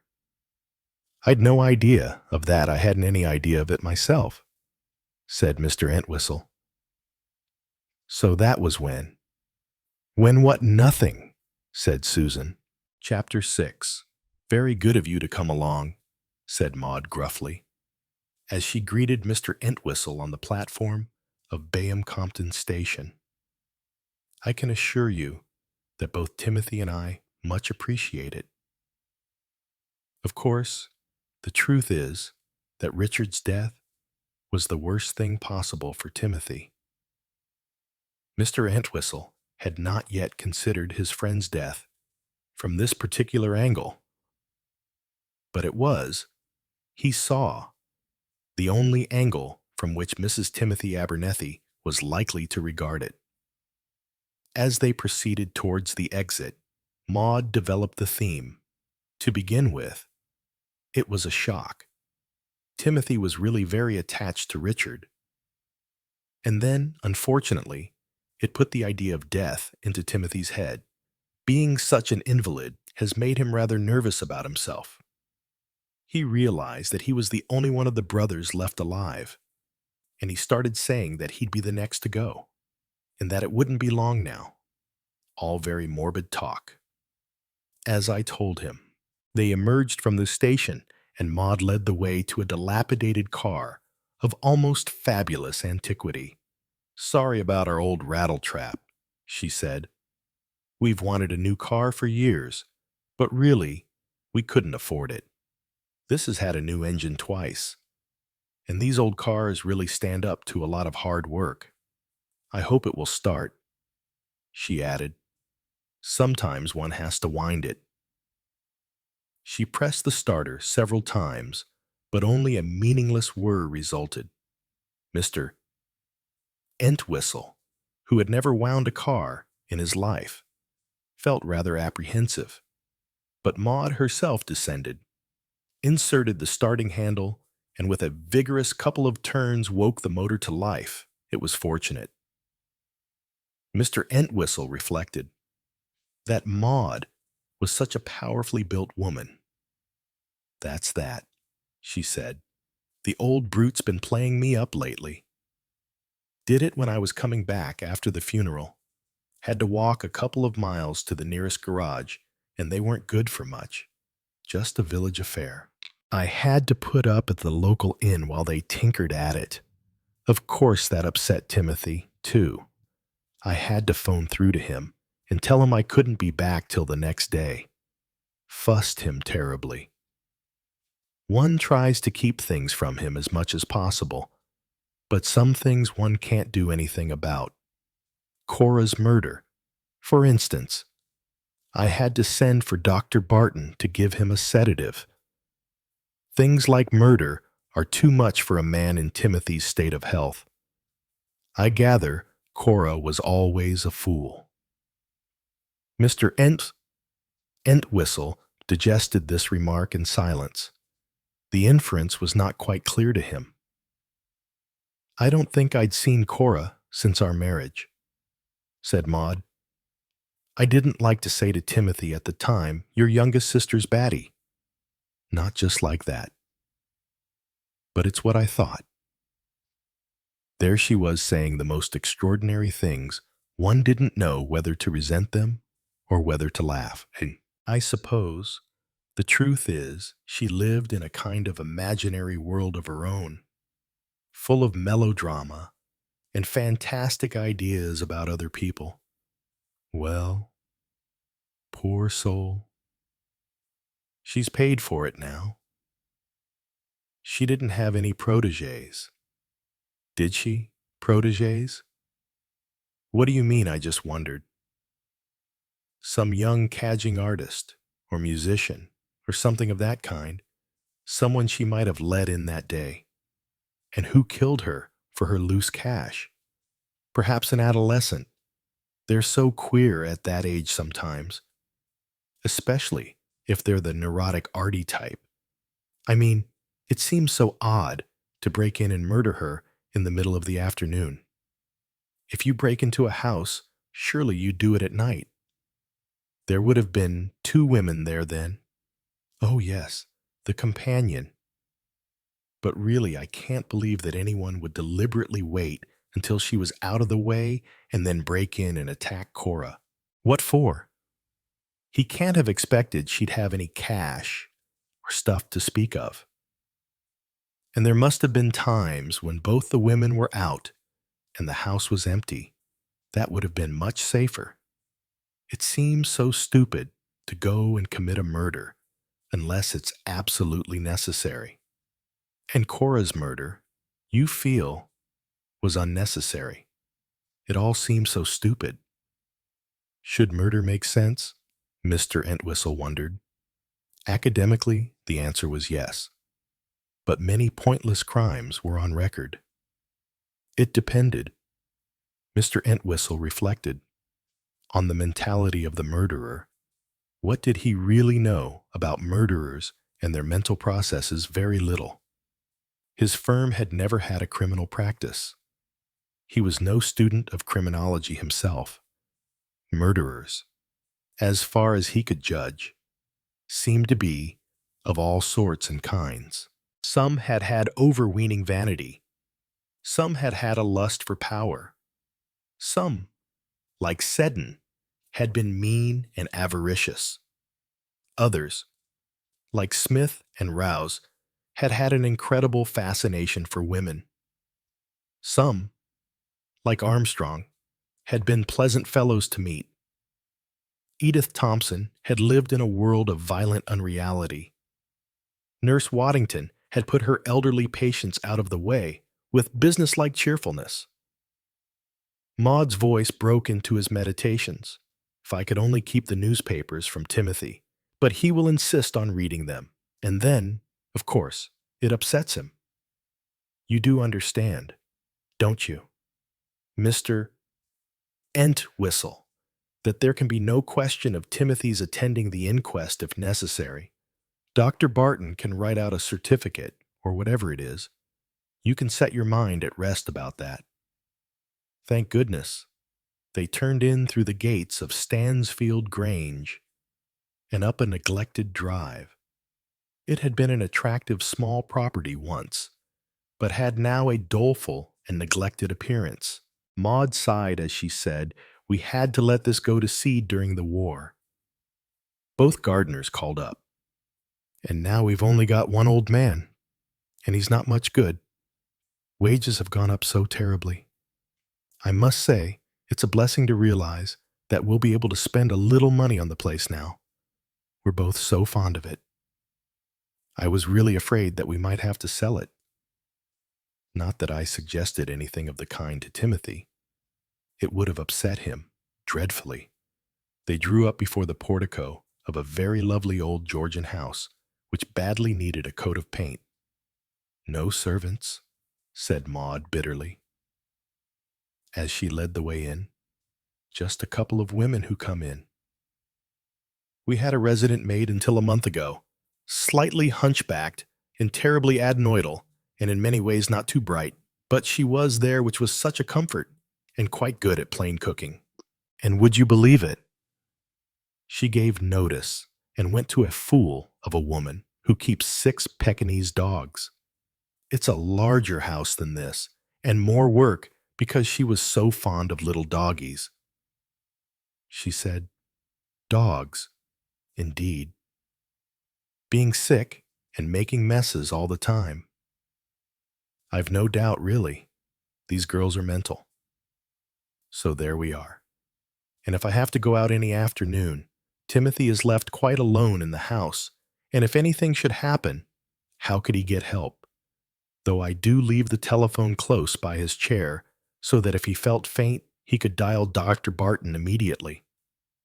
Maud led the way into the drawing room, where tea was laid ready by the fireplace, and establishing Mr. Entwistle there, disappeared, presumably to the back regions. She returned in a few minutes' time with a teapot and silver kettle, and proceeded to minister to Mr. Entwistle's needs. It was a good tea with homemade cake and fresh buns. Mr. Entwistle murmured, "What about Timothy?" And Maud explained briskly that she had taken Timothy his tray before she set out for the station. "And now," said Maud, "he will have had his little nap, and it will be the best time for him to see you. Do try, and not let him excite himself too much." Mr. Entwistle assured her that he would exercise every precaution, studying her in the flickering firelight. He was seized by a feeling of compassion. This stalwart, matter-of-fact woman, so healthy, so vigorous, so full of common sense, and yet so strangely, almost pitifully, vulnerable in one spot. Her love for her husband was maternal love. Mr. Entwistle decided. Maud Abernethie had borne no child, and she was a woman built for motherhood. Her invalid husband had become her child, to be shielded, guarded, watched over, and perhaps being the stronger character of the two. She had unconsciously imposed on him a state of invalidism greater than might otherwise have been the case. Poor Mrs. Tim, thought Mr. Entwistle to himself. Good of you to come. Entwistle. Timothy raised himself up in his chair as he held out a hand. He was a big man with a marked resemblance to his brother Richard. But what was strength in Richard? In Timothy was weakness. The mouth was irresolute, the chin very slightly receding, the eyes less deep-set. Lines of peevish irritability showed on his forehead. His invalid status was emphasized by the rug across his knees and a positive pharmacopoeia of little bottles and boxes on a table at his right hand. "I mustn't exert myself," he said warningly. "Doctor's forbidden it. Keeps telling me not to worry. Worry if he'd had a murder in his family, he'd do a bit of worrying. I bet it's too much for a man. First Richard's death, then hearing all about his funeral and his will. What a will. And on top of that, poor little Cora killed with a hatchet. Hatchet. This country's full of gangsters nowadays. Thugs, left over from the war, going about killing defenseless women. Nobody's got the guts to put these things down, to take a strong hand. What's the country coming to? I'd like to know.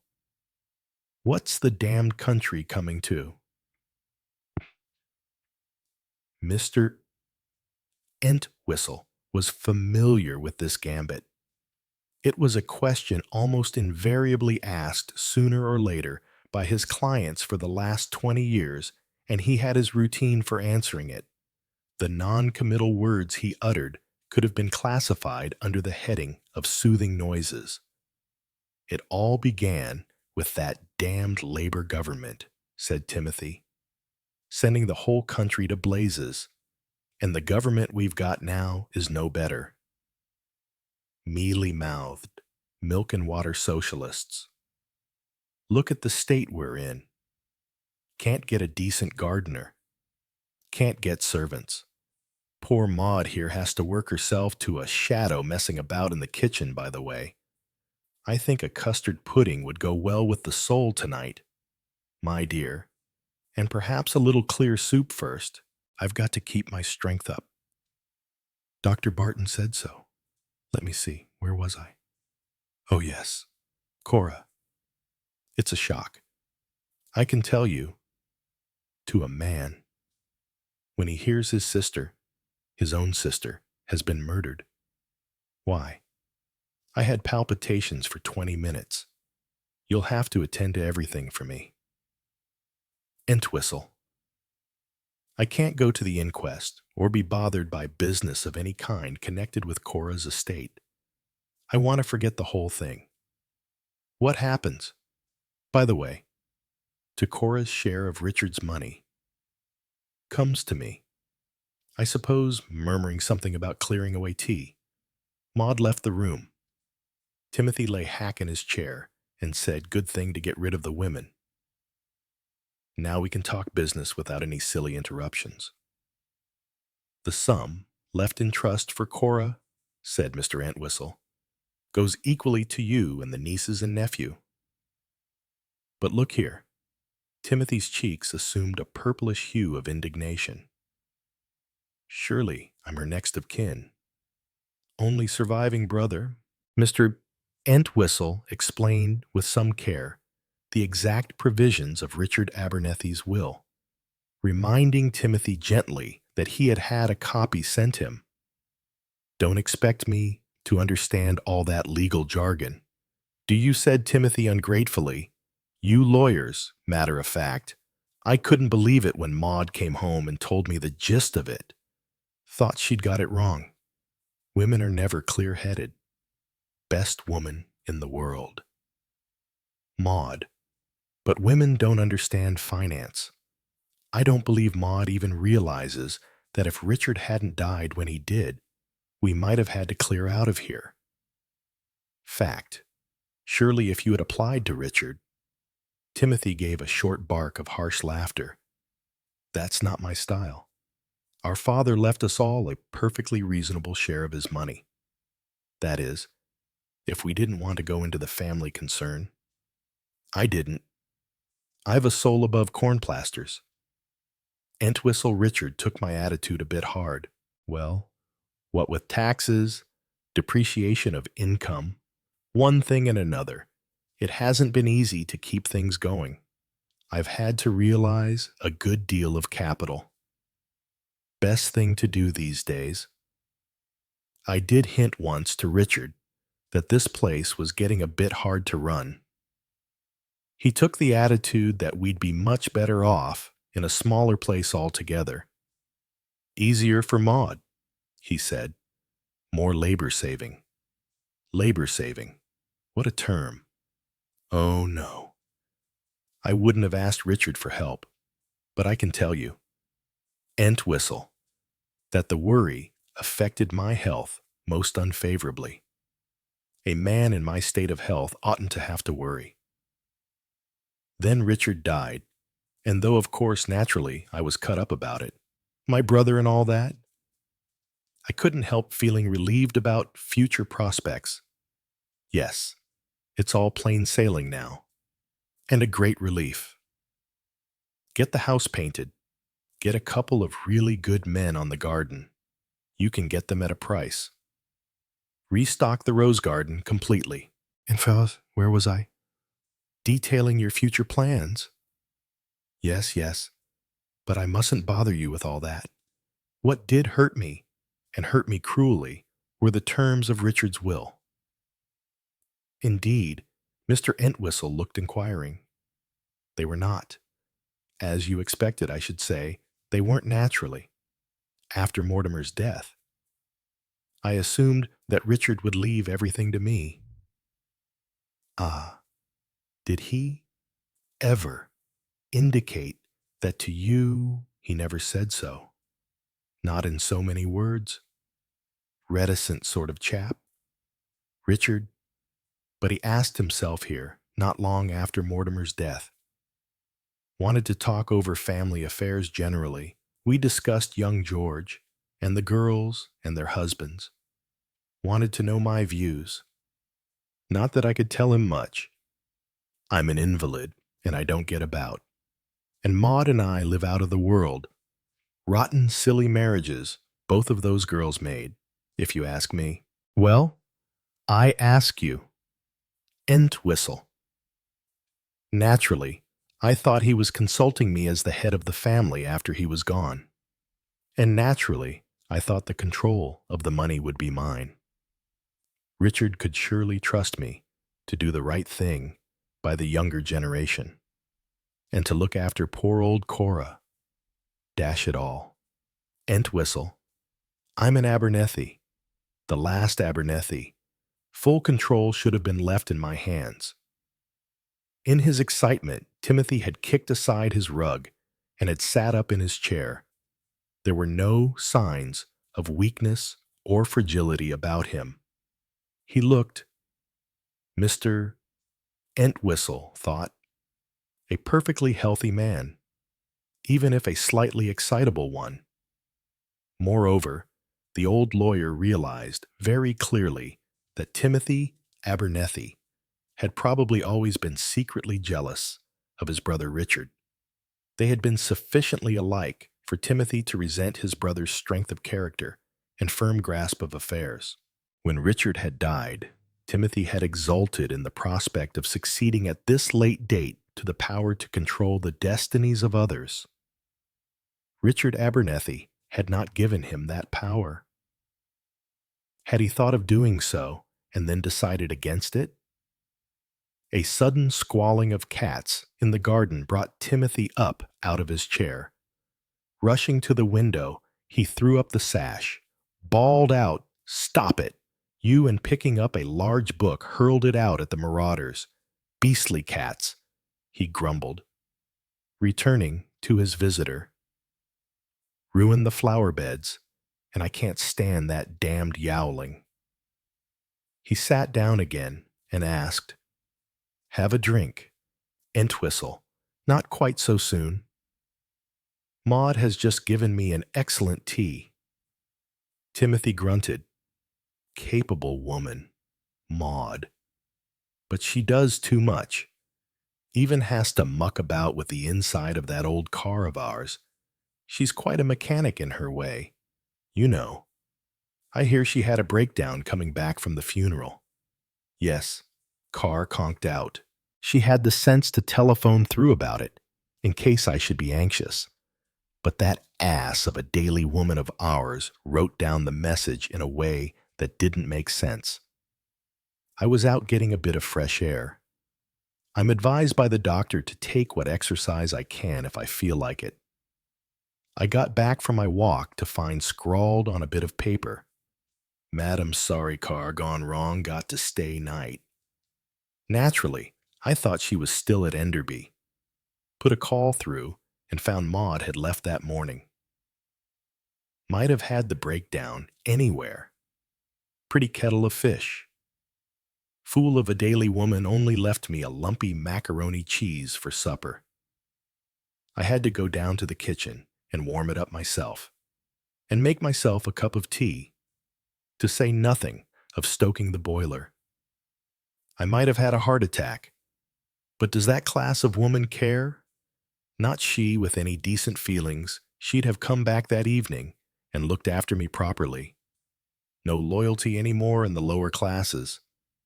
He brooded sadly. "I don't know how much Maud told you about the funeral and the relatives," said Mr. Entwistle. Cora produced rather an awkward moment. Said brightly that Richard had been murdered. Hadn't he? Perhaps Maud told you. Timothy chuckled easily. Oh yes, I heard about that. Everybody looked down their noses and pretended to be shocked. Just the sort of thing Cora would say. You know how she always managed to put her foot in it when she was a girl. Entwistle said something at our wedding that upset Maud. I remember. Maud never cared for her very much. Yes. Maud rang me up that evening after the funeral to know if I was all right, and if Mrs. Jones had come in to give me my evening meal, and then she told me it had all gone off very well. And I said, what about the will? And she tried to hedge a bit. But of course, I had the truth out of her. I couldn't believe it, and I said she must have made a mistake, but she stuck to it. It hurt me. Entwistle. It really wounded me, if you know what I mean. If you ask me, it was just spite on Richard's part. I know one shouldn't speak ill of the dead, but, upon my word, Timothy continued on this theme for some time. Then Maud came back into the room and said firmly, I think, dear, Mr. Entwistle has been with you quite long enough. You really must rest. If you have settled everything. Oh, we've settled things. I leave it all to you. Entwistle. Let me know when they catch the fellow, if they ever do. I've no faith in the police nowadays. The chief constables aren't the right type. You'll see to the, interment, won't you? We shan't be able to come, I'm afraid. But order an expensive wreath, and there must be a proper stone put up in due course. She'll be buried locally, I suppose. No point in bringing her north, and I've no idea where Lansquenet is buried. Somewhere in France, I believe. I don't know what one puts on a stone when it's murder. So, can't very well say entered into rest or anything like that. One will have to choose a text, something appropriate. P? No, that's only for Catholics. O Lord, thou hast seen my wrong. Judge thou my case, murmured Mr. Entwistle. The startled glance Timothy bent on him made Mr. Entwistle smile faintly. From Lamentations, he said. It seems appropriate if somewhat melodramatic. However, it will be some time before the question of the memorial stone comes up. The ground has to settle, you know. Now don't worry about anything. We will deal with things and keep you fully informed. Mr. Entwistle left for London by the breakfast train on the following morning. When he got home, after a little hesitation, he rang up a friend of his. Chapter 7. I can't tell you how much I appreciate your invitation. Mr. Entwistle pressed his host's hand warmly. Hercule Poirot gestured hospitably to a chair by the fire. Mr. Entwistle sighed as he sat down. On one side of the room, a table was laid for two. I returned from the country this morning, he said, and you have a matter on which you wish to consult me. Yes. It's a long, rambling story. I'm afraid. Then we will not have it until after we have dined. Georges. The efficient George materialized with some pâté de foie gras accompanied by hot toast and a napkin. We will have our pâté by the fire, said Poirot. Afterwards, we will move to the table. It was an hour and a half later that Mr. Entwistle stretched himself comfortably out in his chair and sighed a contented sigh. You certainly know how to do yourself well. Poirot, trust a Frenchman. I am a Belgian. But the rest of your remark applies. At my age, the chief pleasure. Almost the only pleasure that still remains is the pleasure of the table. Mercifully, I have an excellent stomach. Ah, murmured Mr. Entwistle. They had dined off sole Veronique, followed by escalope de veau milanaise, proceeding to poire flambée with ice cream. They had drunk a Pouilly-Fuisse, followed by a Corton, and a very good port now reposed at Mr. Entwistle's elbow. Poirot, who did not care for port, was sipping creme de cacao. I don't know, murmured Mr. Entwistle reminiscently. How you managed to get hold of an escalope like that, it melted in the mouth. I have a friend who is a continental butcher. For him, I solve a small domestic problem. He is appreciative, and ever since then, he is most sympathetic to me in the matter of the stomach, a domestic problem. Mr. Entwistle sighed. I wish you had not reminded me. This is such a perfect moment. Prolong it, my friend. We will have presently the demi-tasse and the fine brandy, and then, when digestion is peacefully underway, then you shall tell why you need my advice. The clock struck the half-hour after 9 before Mr. Entwistle stirred in his chair. The psychological moment had come. He no longer felt reluctant to bring forth his perplexities. He was eager to do so. I don't know, he said, whether I'm making the most colossal fool of myself. In any case, I don't see that there's anything that can possibly be done. But I'd like to put the facts before you, and I'd like to know what you think. He paused for a moment or two. Then, in his dry, meticulous way, he told his story. His trained legal brain enabled him to put the facts clearly, to leave nothing out, and to add nothing extraneous. It was a clear, succinct account, and as such, appreciated by the little elderly man with the egg-shaped head who sat listening to him. When he had finished, there was a pause. Mr. Entwistle was prepared to answer questions, but for some few moments, no question came. Hercule Poirot was reviewing the evidence. He said at last, "It seems very clear. You have in your mind the suspicion that your friend, Richard Abernethie, may have been murdered. That suspicion, or assumption, rests on the basis of one thing only: the words spoken by Cora Lansquenet at Richard Abernethie's funeral. Take those away, and there is nothing left. The fact that she herself was murdered the day afterwards may be the purest coincidence. It is true that Richard Abernethie died suddenly, but he was attended by a reputable doctor who knew him well, and that doctor had no suspicions and gave a death certificate. Was Richard buried or cremated? According to his own request? Yes, that is the law. And it means that a second doctor signed the certificate, but there would be no difficulty about that. So we come back to the essential point. What Cora Lansquenet said.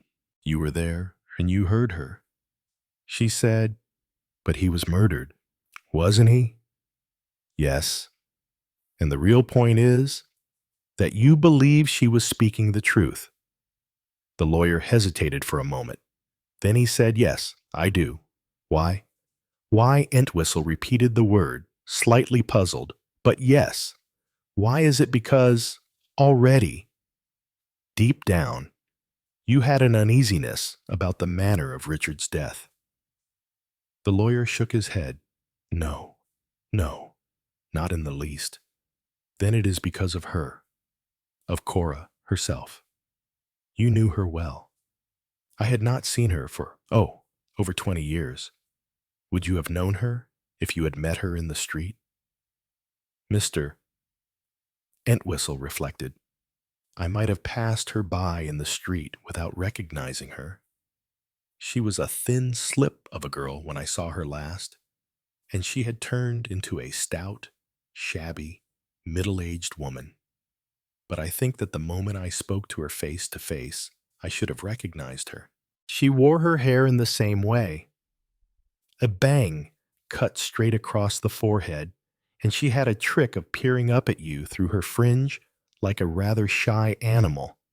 And she had a very characteristic, abrupt way of talking, and a way of putting her head on one side and then coming out with something quite outrageous. She had character, you see, and character is always highly individual. She was, in fact, the same Cora you had known years ago, and she still said outrageous things. The outrageous things she had said in the past, were they usually justified? That was always the awkward thing about Cora. When truth would have been better left unspoken, she spoke it, and that characteristic remained unchanged. Richard Abernethie was murdered, so Cora at once mentioned the fact. Mr. Entwistle stirred. You think he was murdered? Oh, no, no, my friend. We cannot go so fast. We agree on this. Cora thought he had been murdered. She was quite sure he had been murdered. It was, to her, more a certainty than a surmise. And so, we come to this. She must have had some reason for the belief. We agree, by your knowledge of her, that it was not just a bit of mischief-making. Now tell me, when she said what she did, there was, at once, a kind of chorus of protest. That is right, quite right. And she then became confused, abashed, and retreated from the position, saying, as far as you can remember, something like, "But I thought from what he told me." The lawyer nodded. I wish I could remember more clearly, but I am fairly sure of that. She used the words, "he told me," or "he said," and the matter was then smoothed over, and everyone spoke of something else. You can remember, looking back, no special expression on anyone's face. Anything that remains in your memory as, shall we say, unusual, known. And the very next day, Cora is killed. And you ask yourself, can it be cause and effect? The lawyer stirred. I suppose that seems to you quite fantastic. Not at all, said Poirot. Given that the original assumption is correct, it is logical. The perfect murder, the murder of Richard Abernethie, has been committed. All has gone off smoothly, and suddenly it appears that there is one person who has a knowledge of the truth. Clearly, that person must be silenced as quickly as possible. Then you do think that it was murder? Poirot said gravely. I think, mon cher, exactly as you thought, that there is a case for investigation. Have you taken any steps? You have spoken of these matters to the police.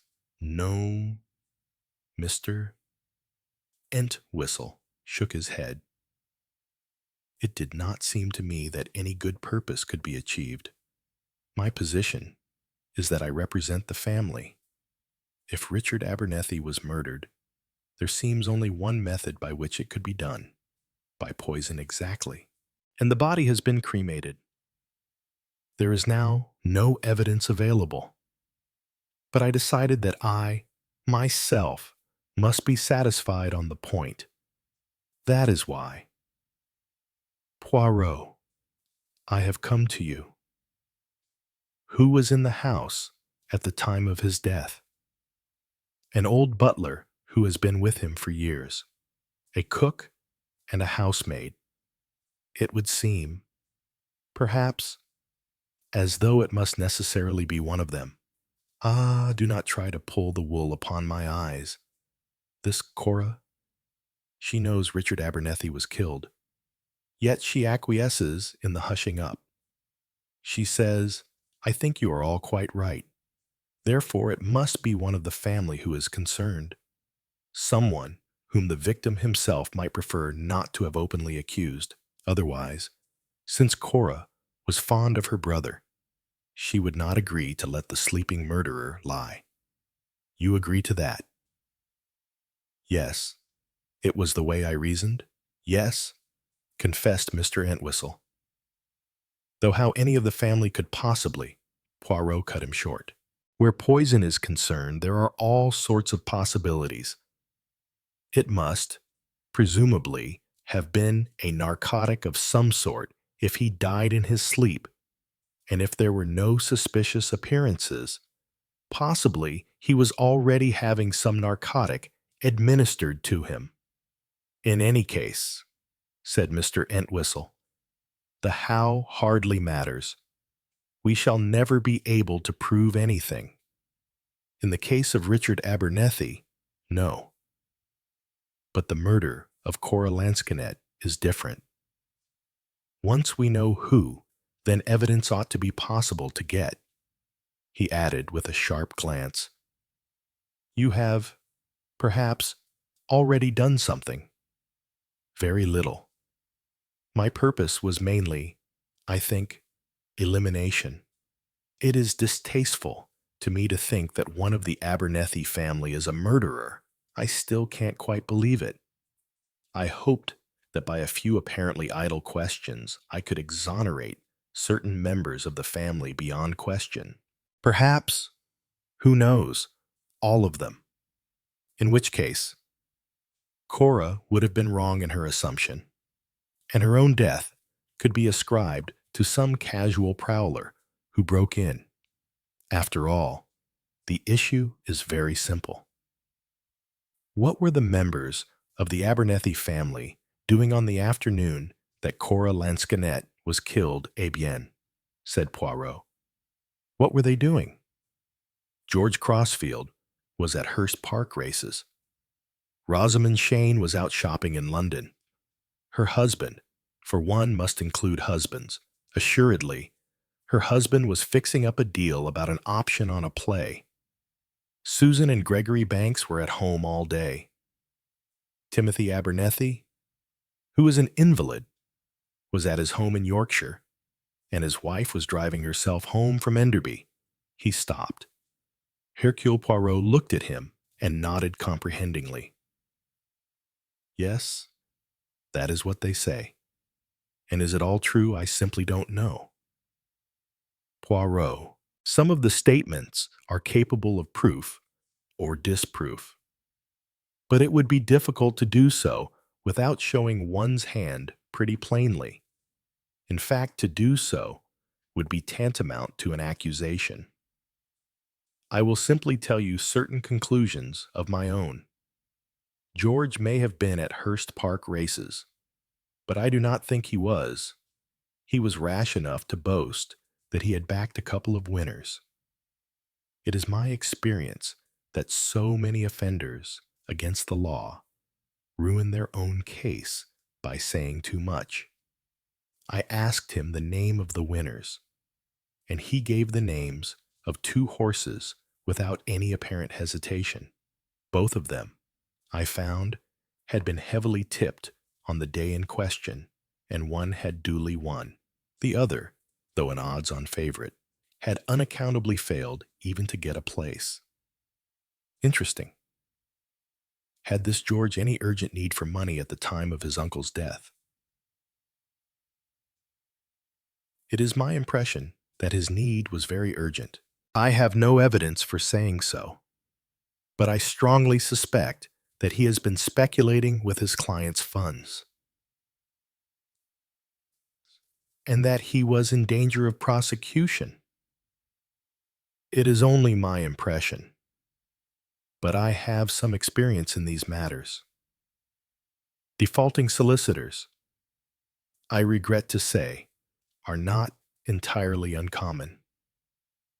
I can only tell you that I would not have cared to entrust my own funds to George, and I suspect that Richard Abernethie, a very shrewd judge of men, was dissatisfied with his nephew and placed no reliance on him.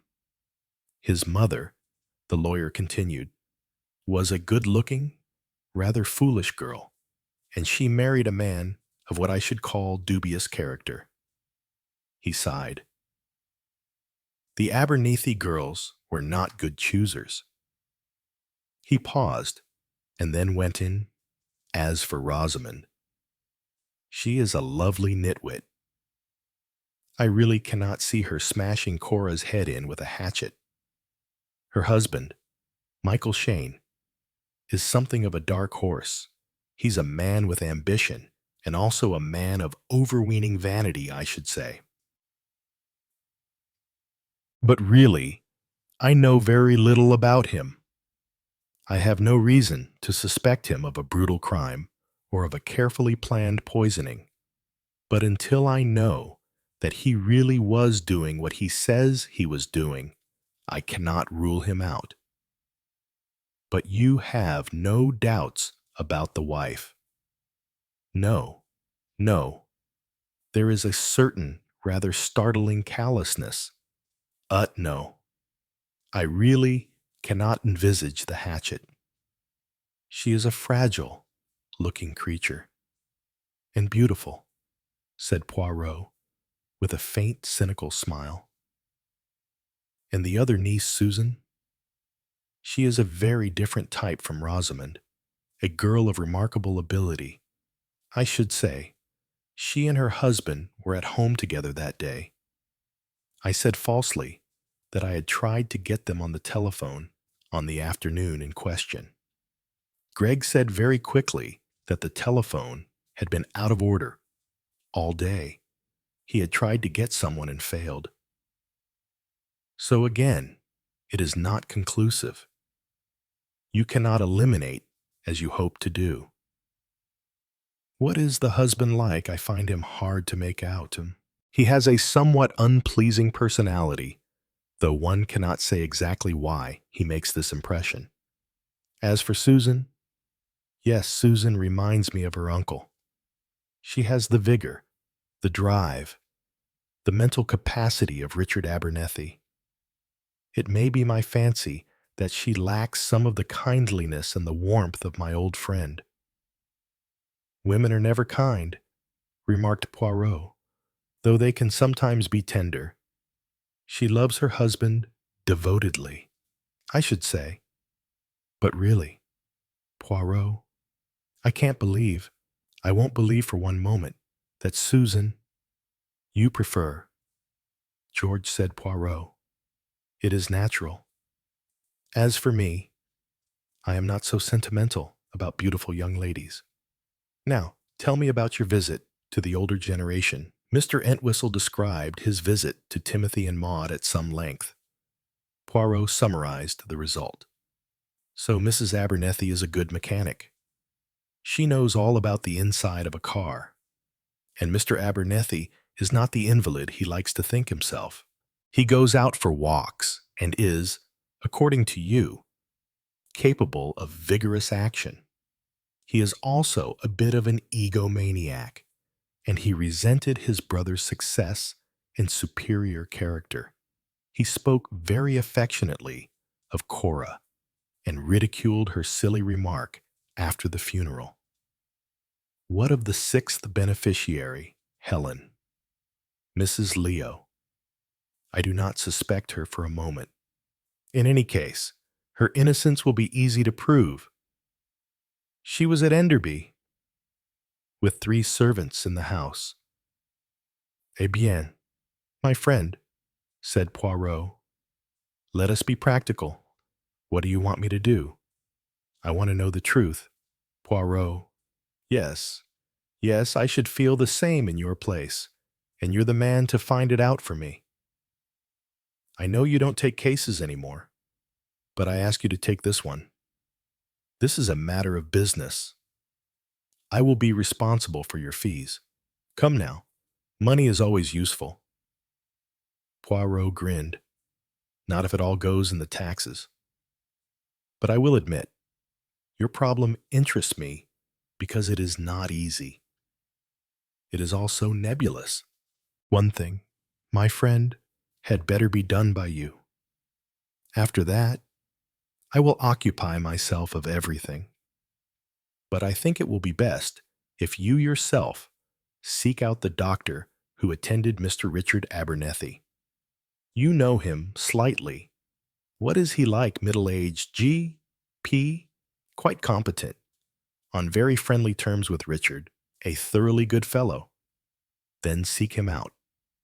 He will speak more freely to you than to me. Ask him about Mr. Abernethie's illness.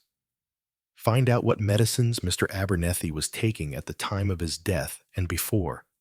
Find out if Richard Abernethie ever said anything to his doctor about fancying himself being poisoned. By the way, this Miss Gilchrist is sure that he used the term poisoned in talking to his sister. Mr. Entwistle reflected. It was the word she used. But she is the type of witness who often changes the actual words used, because she is convinced she is keeping to the sense of them. If Richard had said he was afraid someone wanted to kill him, Miss Gilchrist might have assumed poison because she connected his fears with those of an aunt of hers who thought her food was being tampered with. I can take up the point with her again sometime. Yes. Or I will do so. He paused and then said in a different voice, Has it occurred to you, my friend, that your Miss Gilchrist may be in some danger herself?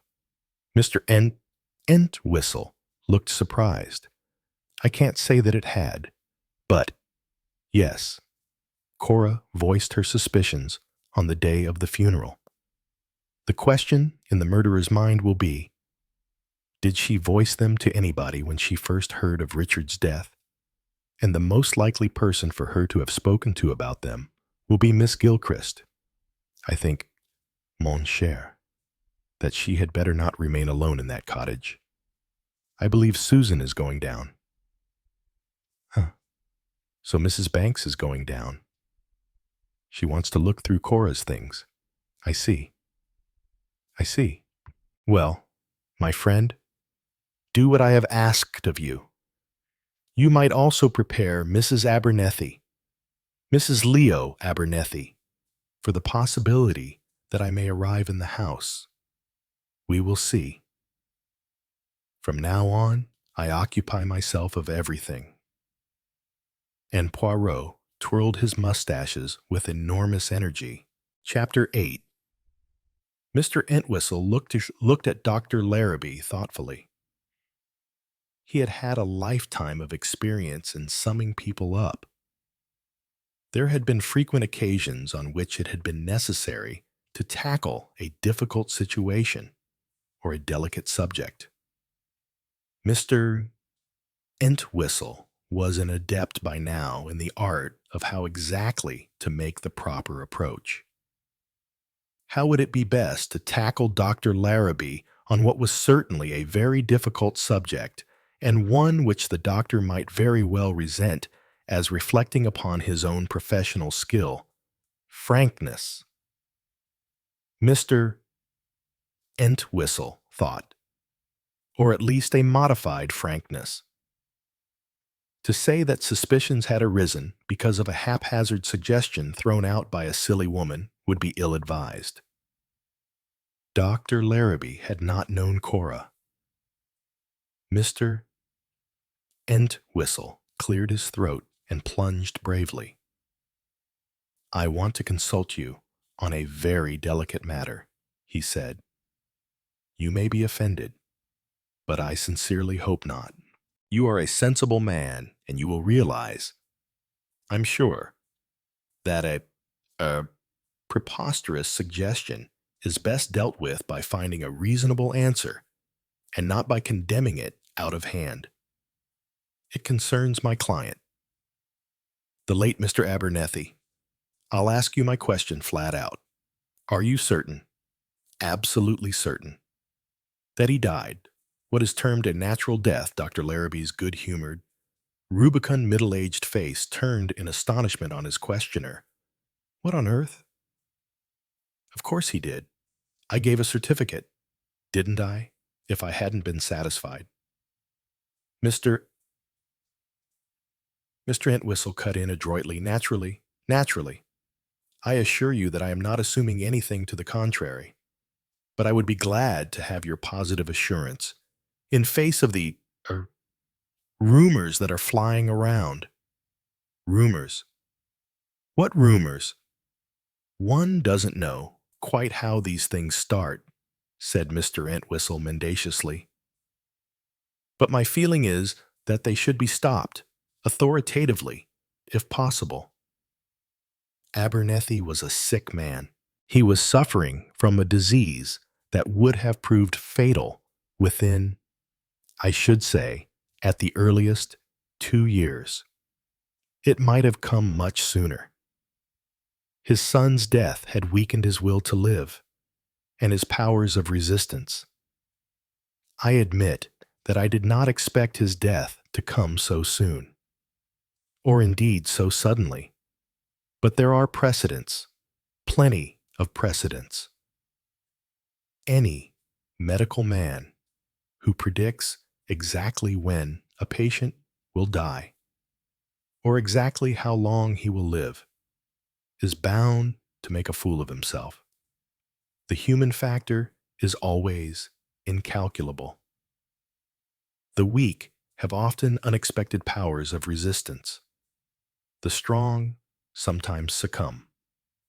I understand all that. I am not doubting your diagnosis.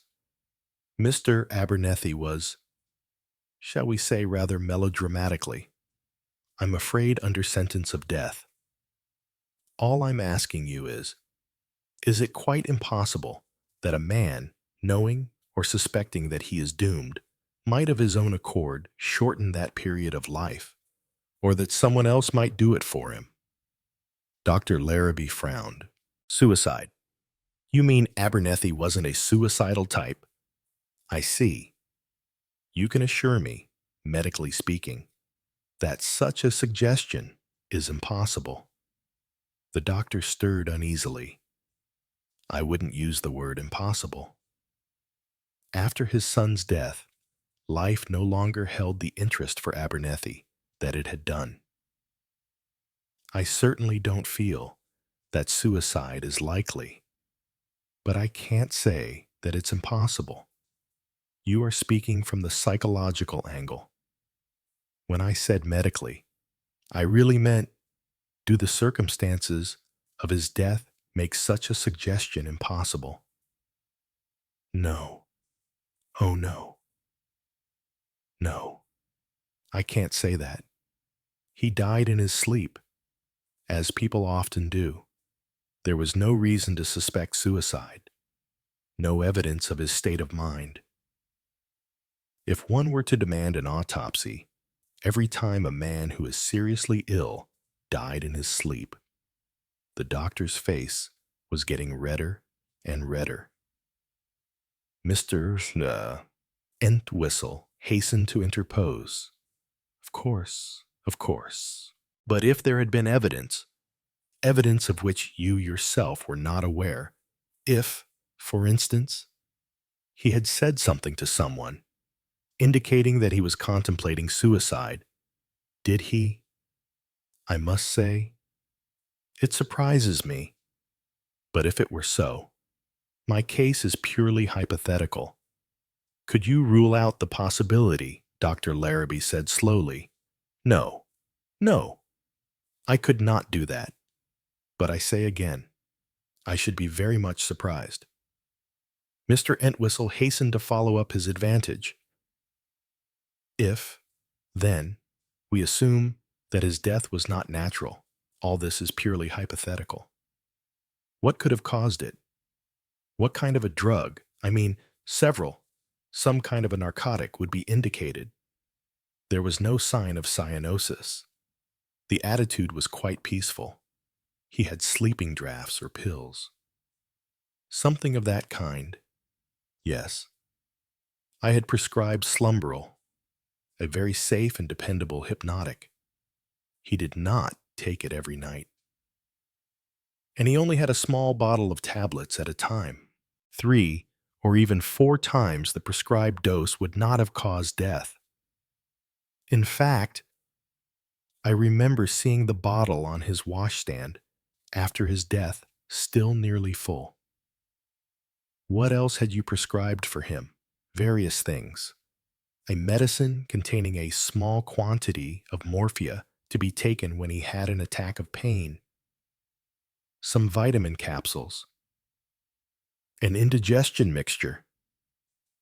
Mr. Entwistle interrupted. Vitamin capsules. I think I was once prescribed a course of those. Small round capsules of gelatine. Yeah, containing adexaline. Could anything else have been introduced into, say, one of those capsules? Something lethal. You mean the doctor was looking more and more surprised. But surely no man would ever. Look here. Entwistle. What are you getting at? My God. Man. Are you suggesting murder? I don't quite know what I'm suggesting. I just want to know what would be possible. But what evidence have you for even suggesting such a thing? I haven't any evidence, said Mr. Entwistle in a tired voice. Mr. Abernethie is dead, and the person to whom he spoke is also dead. The whole thing is rumor, vague, unsatisfactory rumor, and I want to scotch it if I can. If you tell me that no one could possibly have poisoned Abernethie in any way whatsoever, I'll be delighted. It would be a big weight off my mind, I can assure you. Dr. Larrabee got up and walked up and down. I can't tell you what you want me to tell you, he said at last. I wish I could. Of course, it could have been done. Anybody could have extracted the oil from a capsule and replaced it with, say, pure nicotine or half a dozen other things. Or something could have been put in his food or drink. Isn't that more likely? Possibly. But you see, there were only the servants in the house when he died, and I don't think it was any of them. In fact, I'm quite sure it wasn't. So I'm looking for some delayed action possibility. There's no drug, I suppose, that you can administer and then the person dies weeks later.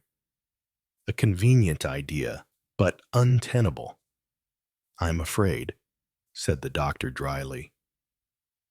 I know you're a responsible person. Entwistle. But who is making this suggestion? It seems to me wildly far-fetched. Abernethie never said anything to you, never hinted that one of his relations might be wanting him out of the way. The doctor looked at him curiously. No, he never said anything to me. Are you sure? Entwistle. That somebody hasn't been, well, playing up the sensational. Some hysterical subjects can give an appearance of being quite reasonable and normal. You know, I hope it was like that. It might well be. Let me understand. Someone claims that Abernethie told her it was a woman, I suppose. Oh yes, it was a woman. Told her that someone was trying to kill him cornered.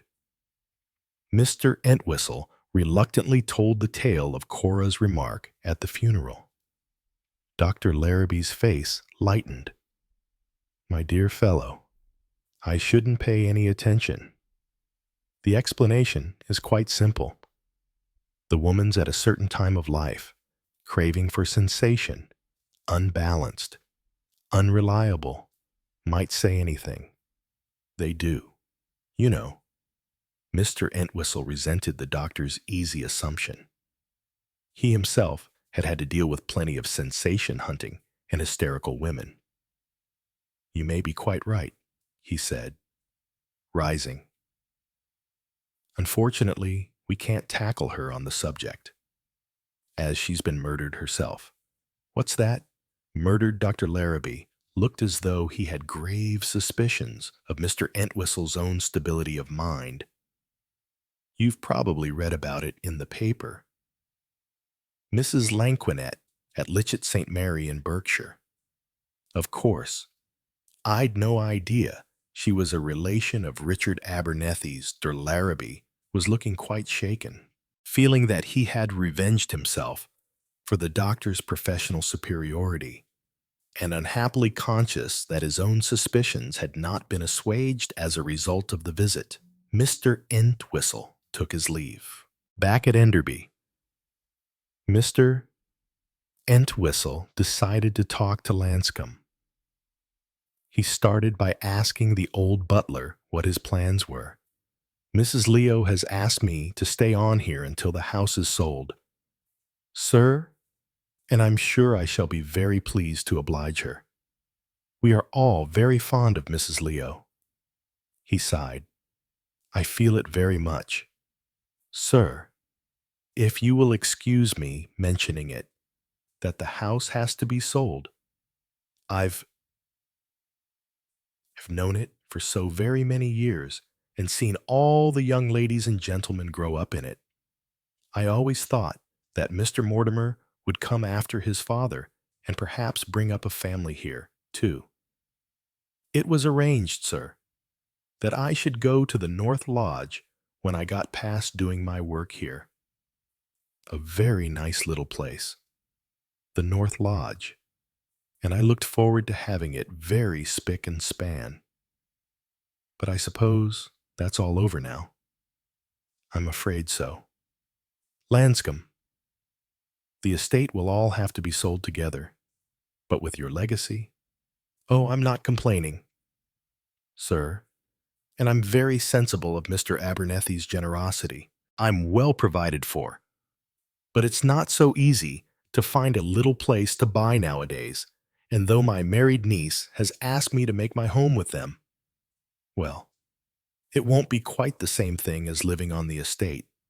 I know, said Mr. Entwistle. It's a hard new world for us old fellows. I wish I'd seen more of my old friend before he went. How did he seem those last few months? Well, he wasn't himself, sir. Not since Mr. Mortimer's death. No, it broke him up. And then he was a sick man. Sick men have strange fancies sometimes. I imagine Mr. Abernethie suffered from that sort of thing in his last days. He spoke of enemies sometimes, of somebody wishing to do him harm. Perhaps he may even have thought his food was being tampered with. Old Lanscombe looked surprised and offended. I cannot recall anything of that kind. Sir, Entwistle looked at him keenly. You're a very loyal servant. Lanscombe, I know that. But such fancies on Mr. Abernethie's part would be quite, unimportant, a natural symptom in some, diseases. Indeed, sir, I can only say Mr. Abernethie never said anything like that to me, or in my hearing. Mr. Entwistle slid gently to another subject. He had some of his family down to stay with him, didn't he? Before he died. His nephew and his 2 nieces and their husbands. Yes, sir. That is so. Was he satisfied with those visits, or was he disappointed? Lanscombe's eyes became remote. His old back stiffened. I really could not say. Sir, I think you could, said Mr. Entwistle gently. It's not your place to say anything of that kind. That's what you really mean. But there are times when one has to do violence to one's sense of what is fitting. I was one of your master's oldest friends. I cared for him very much. So did you. That's why I'm asking you for your opinion as a man, not as a butler."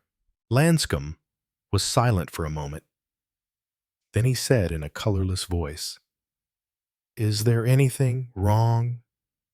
Sir Mr. Entwistle replied truthfully, "I don't know." He said, "I hope not. I would like to make sure. Have you yourself felt that something was wrong only since the funeral, sir? And I couldn't say exactly what it is, but Mrs. Leo and Mrs. Timothy, too. They didn't seem quite themselves that evening after the others had gone. You know the contents of the will." "Yes, sir." Mrs. Leo thought I would like to know. It seemed to me, if I may permit myself to comment, a very fair will. Yes, it was a fair will. Equal benefits, but it is not, I think, the will that Mr. Abernethie originally intended to make after his son died. Will you answer now the question that I asked you just now? As a matter of personal opinion, yes, yes, that is understood. The master, sir, was very much disappointed after Mr. George had been here. He had hoped, I think, that Mr. George might resemble Mr. Mortimer. Mr. George, if I may say so, did not come up to standard.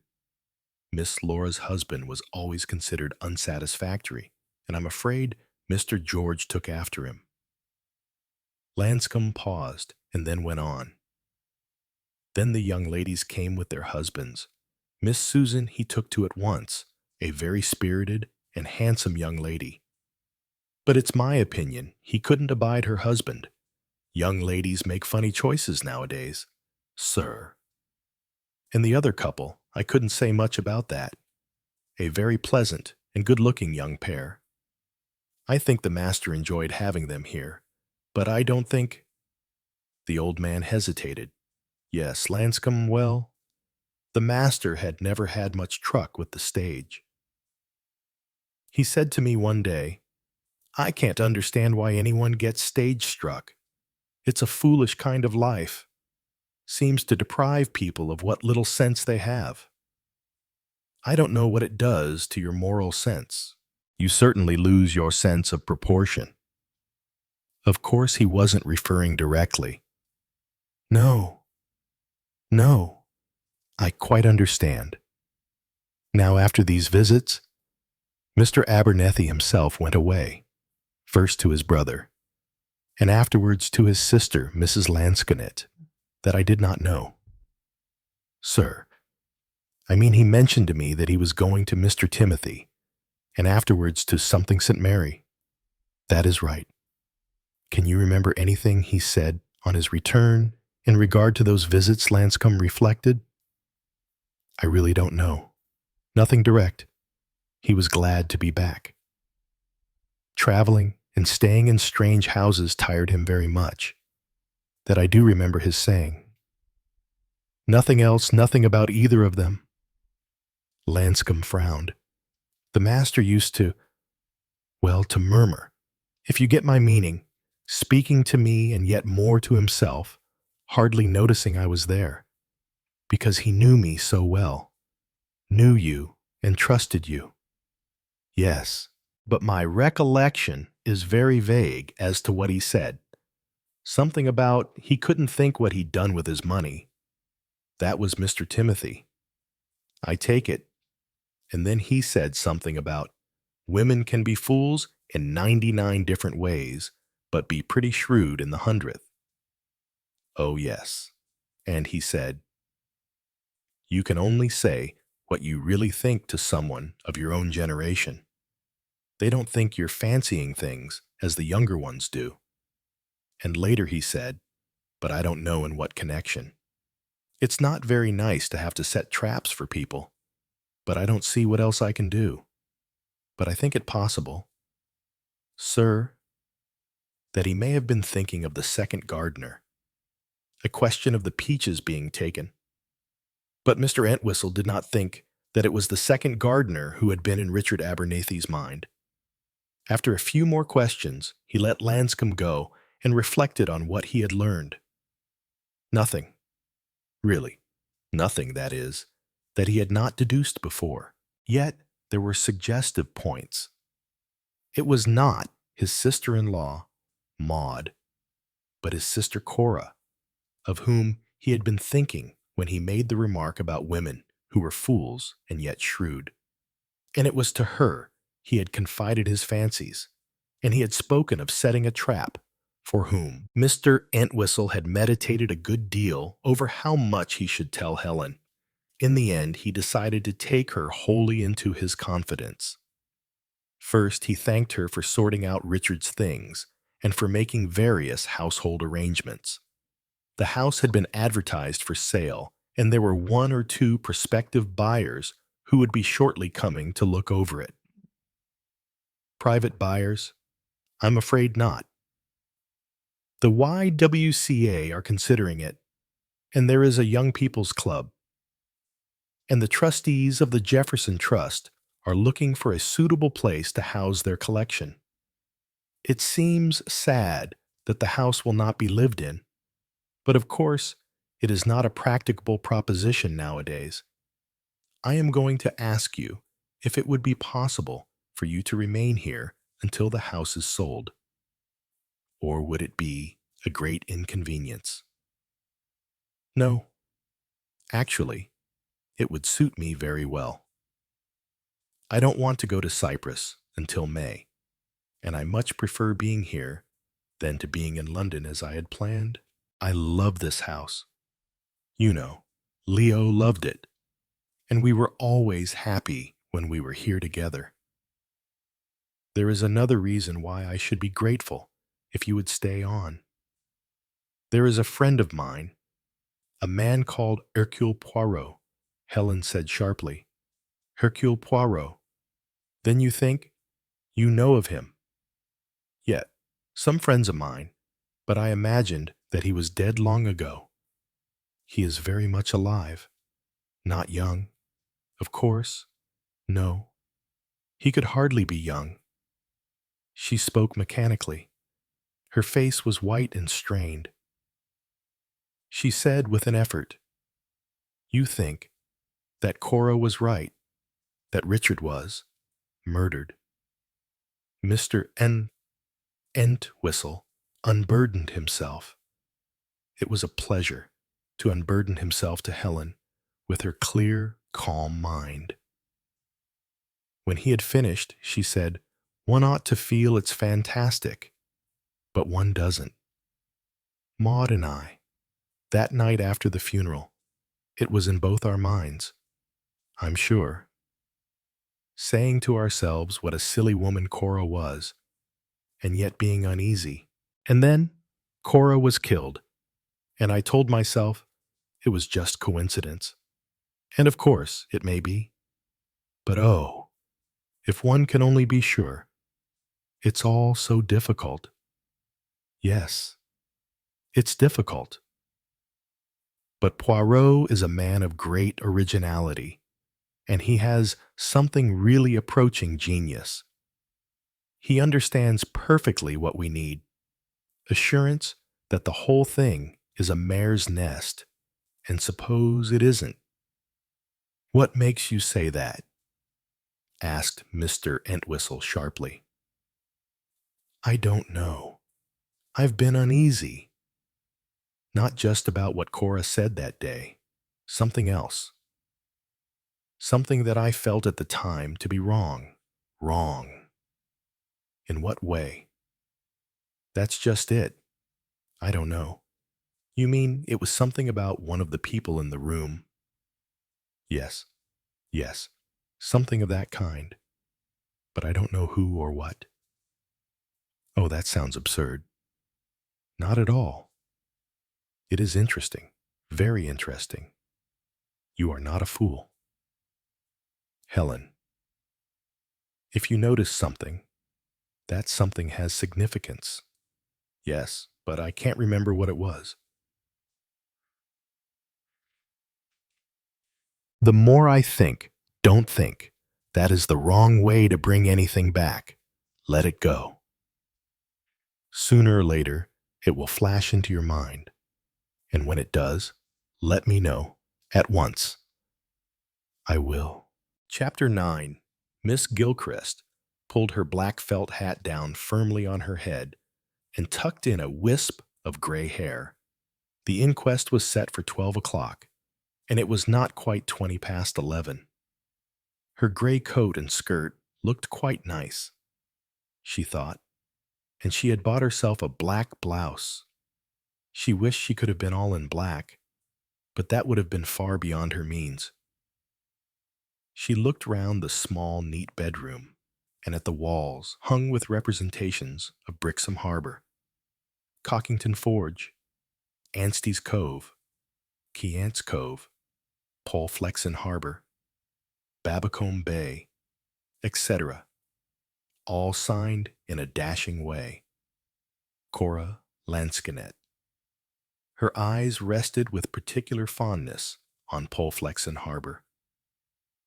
On the chest of drawers, a faded photograph carefully framed represented the willow tea shop. Miss Gilchrist looked at it lovingly and sighed. She was disturbed from her reverie by the sound of the doorbell below. "Dear me," murmured Miss Gilchrist. "I wonder who—" She went out of her room and down the rather rickety stairs. The bell sounded again, and there was a sharp knock. For some reason, Miss Gilchrist felt nervous. For a moment or two, her steps slowed up. Then she went rather unwillingly to the door, adjuring herself not to be so silly. A young woman, dressed smartly in black and carrying a small suitcase, was standing on the step. She noticed the alarmed look on Miss Gilchrist's face and said quickly, "Miss Gilchrist, I am Mrs. Lansquenet's niece, Susan Banks." "Oh dear. Yes, of course. I didn't know. Do come in." "Mrs. Banks, mind the hall stand. It sticks out a little. In here, yes. I didn't know you were coming down for the inquest. I'd have had something ready. Some coffee or something." Susan Banks said briskly, "I don't want anything. I'm so sorry if I startled you." "Well, you know you did, in a way.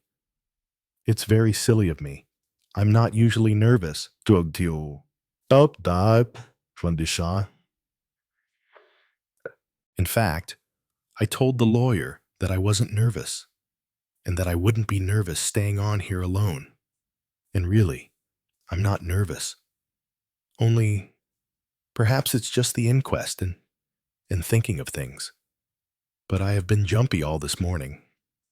Just about half an hour ago, the bell rang, and I could hardly bring myself to open the door, which was really very stupid, and so unlikely that a murderer would come back.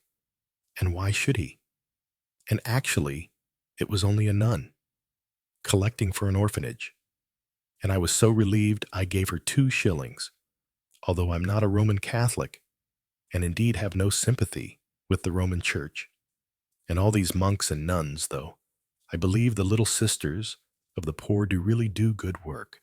But do please sit down. Mrs. Banks? Yes, of course. Banks, did you come down by train? No, I drove down. The lane seemed so narrow I ran the car on a little way and found a sort of old quarry I backed it into. This lane is very narrow, but there's hardly ever any traffic along here. It's rather a lonely road. Miss Gilchrist gave a little shiver as she said those last words. Susan Banks was looking round the room.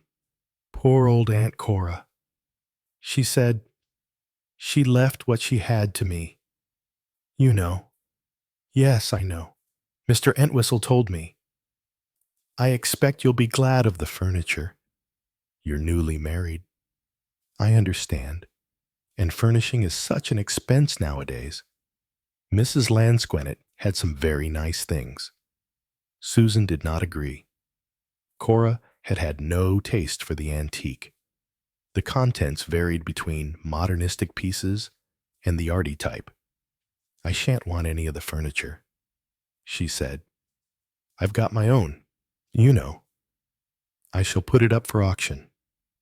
Unless, is there any of it you would like? I'd be very glad." She stopped, a little embarrassed, but Miss Gilchrist was not at all embarrassed. She beamed. "Now, really, that's very kind of you." "Mrs. Banks?" "Yes, very kind indeed. I really do appreciate it. But actually, you know, I have my own things. I put them in store in case, someday, I should need them. There are some pictures my father left too. I had a small tea shop at one time. You know, but then the war came. It was all very unfortunate, but I didn't sell up everything, because I did hope to have my own little home again one day. So I put the best things in store with my father's pictures and some relics of our old home. But I would like very much, if you really wouldn't mind, to have that little painted tea table of dear Mrs. Lansquenet's. Such a pretty thing, and we always had tea on it." Susan, looking with a slight shudder at a small green table painted with large purple clematis, said quickly that she would be delighted for Miss Gilchrist to have it. "Thank you very much. Mrs. Banks, I feel a little greedy. I've got all her beautiful pictures, you know, and a lovely amethyst brooch, but I feel that perhaps I ought to give that back to you." "No, no, indeed. You'll want to go through her things after the inquest. Perhaps I thought I'd stay here a couple of days, go through things, and clear everything up. Sleep here. You mean, yet is there any difficulty?" "Oh, no. Mrs. Banks, of course not. I'll put fresh sheets on my bed, and I can doss down here on the couch quite well. But there's Aunt Cora's room, isn't there? I can sleep in that." You wouldn't mind. You mean because she was murdered there? Oh, no. I wouldn't mind. I'm very tough. Miss Gilchrist, it's all right again." Miss Gilchrist understood the question. "Oh, yes. Mrs. Banks, all the blankets sent away to the cleaners, and Mrs. Panter and I scrubbed the whole room out thoroughly, and there are plenty of spare blankets. But come up and see for yourself." She led the way upstairs, and Susan followed her. The room where Cora Lansquenet had died was clean and fresh and curiously devoid of any sinister atmosphere. Like the sitting room, it contained a mixture of modern utility and elaborately painted furniture. It represented Cora's cheerful, tasteless personality. Over the mantelpiece, an oil painting showed a buxom young woman about to enter her bath. Susan gave a slight shudder as she looked at it, and Miss Gilchrist said, "That was painted by Mrs. Lansquenet's husband." There are a lot of more of his pictures in the dining room downstairs. How terrible.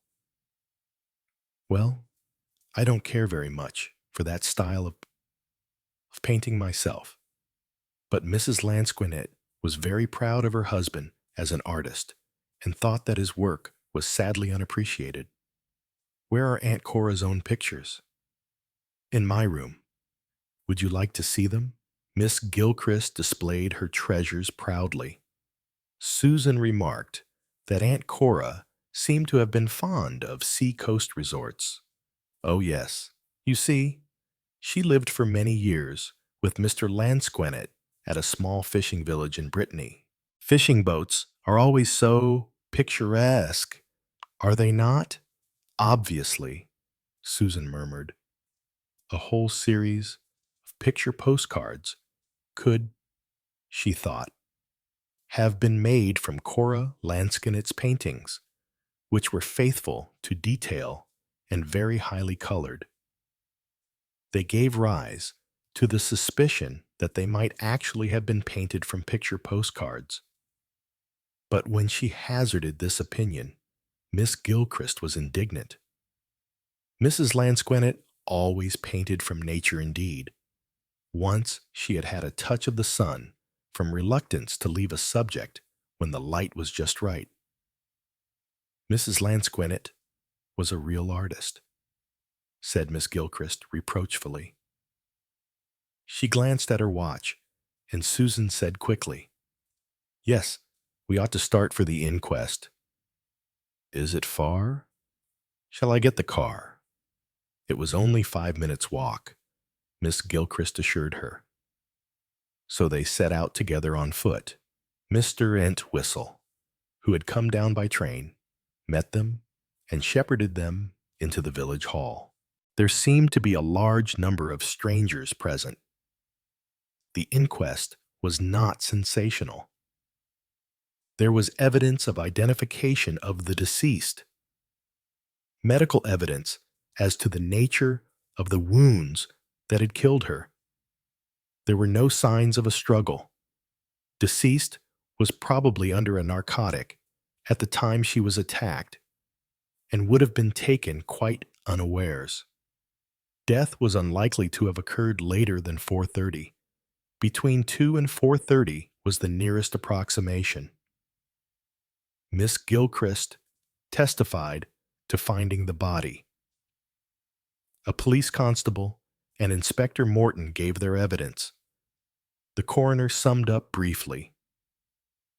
The jury made no bones about the verdict.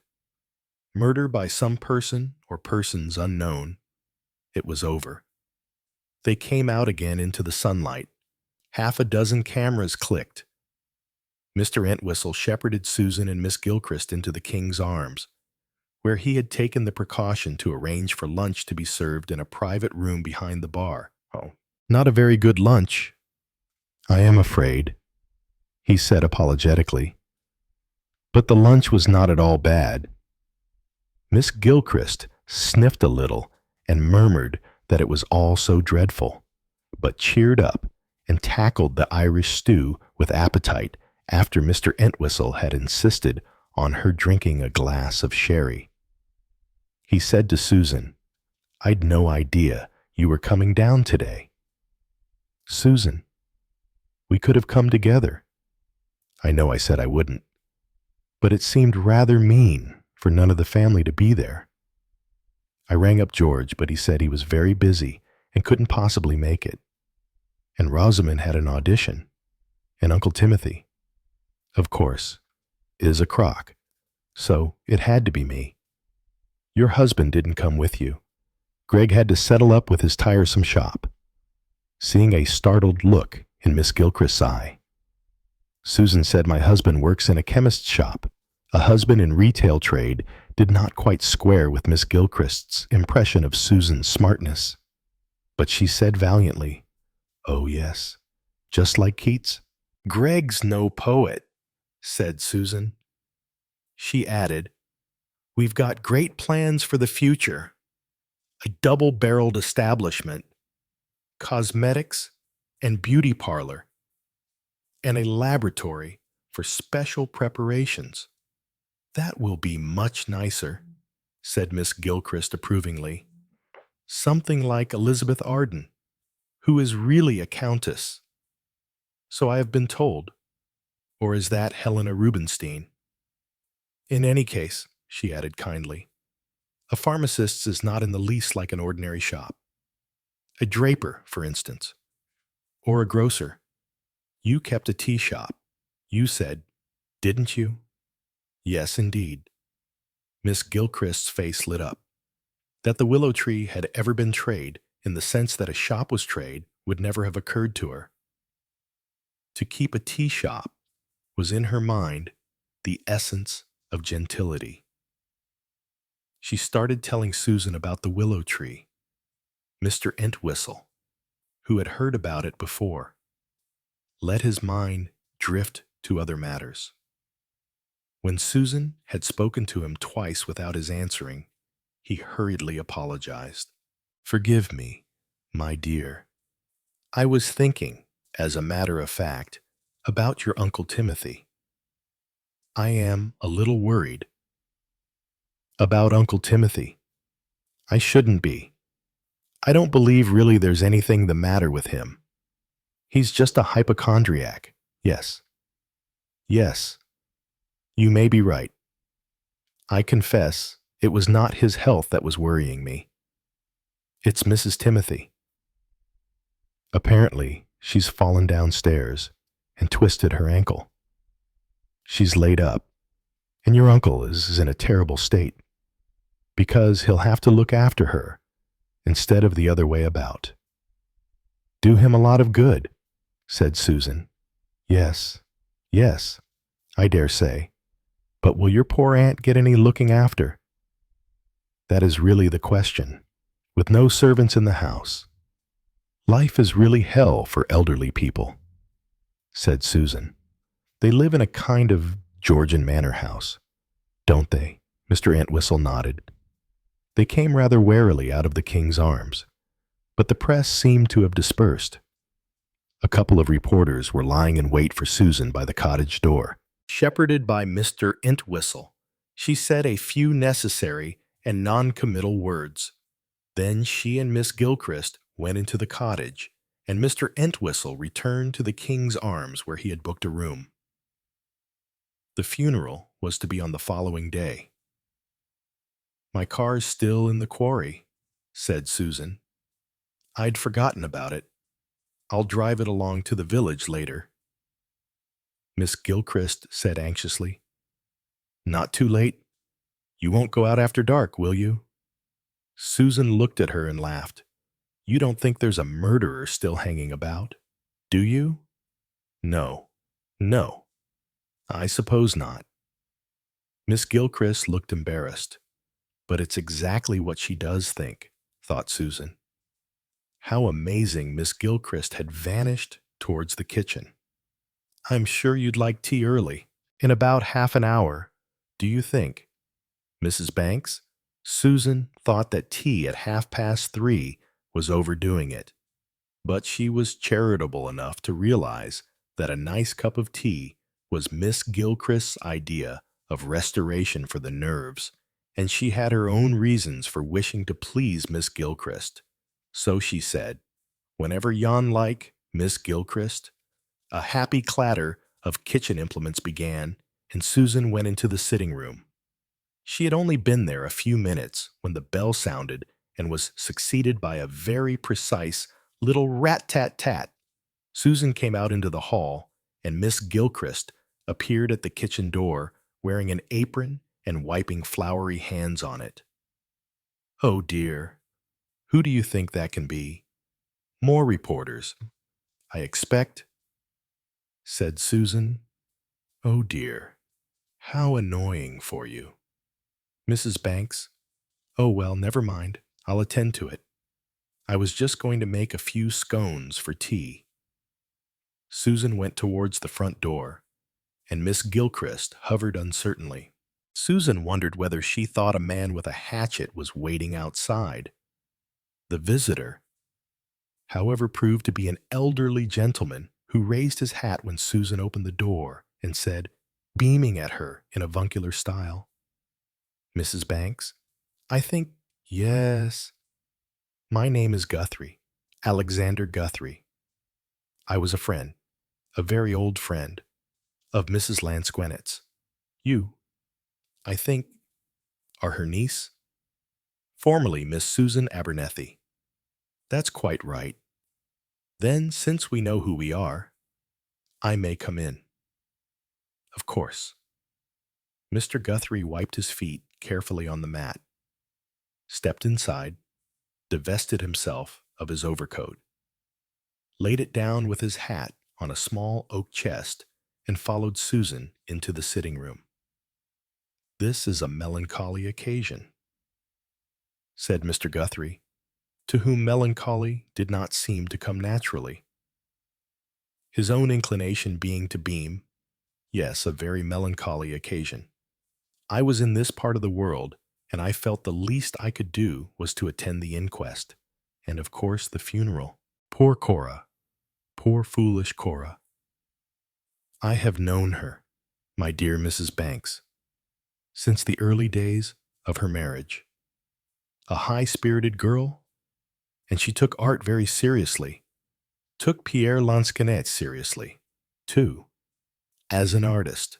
I mean, all things considered, he didn't make her too bad a husband. He strayed, if you know what I mean. Yes, he strayed. But fortunately, Cora took it as part of the artistic temperament. He was an artist, and therefore immoral. In fact, I'm not sure she didn't go further. He was immoral, and therefore he must be an artist. No kind of sense in artistic matters. Poor Cora, though in other ways. Mind you, Cora had a lot of sense. Yes, a surprising lot of sense. That's what everybody seems to say, said Susan. I didn't really know her. No. Cut herself off from her family because they didn't appreciate her precious Pierre. She was never a pretty girl, but she had something. She was good company. You never knew what she'd say next, and you ever knew if her naivete was genuine or whether she was doing it deliberately. She made us all laugh a good deal. The eternal child, that's what we always felt about her. And really, the last time I saw her, I have seen her from time to time since Pierre died, she struck me as still behaving very much like a child. Susan offered Mr. Guthrie a cigarette, but the old gentleman shook his head. No, thank you, my dear, I don't smoke. You must wonder why I've come to tell you the truth. I was feeling rather conscience-stricken. I promised Cora to come and see her some weeks ago. I usually called upon her once a year, and just lately she'd taken up the hobby of buying pictures at local sales and wanted me to look at some of them. My profession is that of art critic, you know. Of course, most of Cora's purchases were horrible daubs, but take it all in all, it isn't such a bad speculation. Pictures go for next to nothing at these country sales, and the frames alone are worth more than you. Pay for the picture. Naturally, any important sale is attended by dealers, and one isn't likely to get hold of masterpieces. But only the other day, a small Cuip was knocked down for a few pounds at a farmhouse sale. The history of it was quite interesting. It had been given to an old nurse by the family she had served faithfully for many years. They had no idea of its value. Old nurse gave it to farmer nephew, who liked the horse in it, but thought it was a dirty old thing. Yes, these things sometimes happen, and Cora was convinced that she had an eye for pictures. She hadn't, of course. Wanted me to come and look at a Rembrandt she had picked the last year. A Rembrandt, not even a respectable copy of one.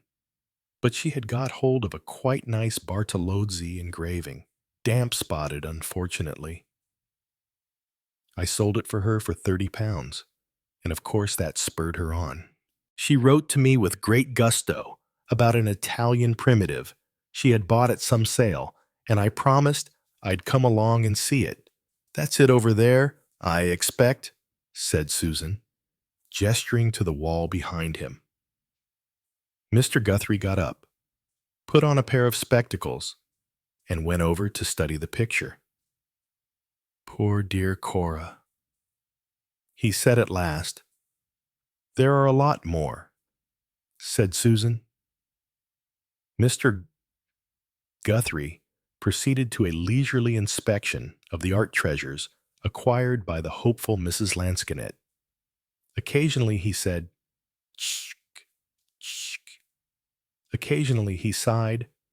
Finally, he removed his spectacles. Dirt, he said, is a wonderful thing. Mrs. Banks. It gives a patina of romance to the most horrible examples of the painter's art. I'm afraid that Bartolozzi was beginner's luck. Poor Cora. Still, it gave her an interest in life, I am really thankful that I did not have to disillusion her. There are some pictures in the dining room, said Susan, but I think they are all her husband's work. Mr. Guthrie shuddered slightly and held up a protesting hand. Do not force me to look at those again. Life classes have much to answer for. I always tried to spare Cora's feelings. A devoted wife, a very devoted wife. Well, dear Mrs. Banks, I must not take up more of your time. Oh, do stay and have some tea. I think it's nearly ready. That is very kind of you.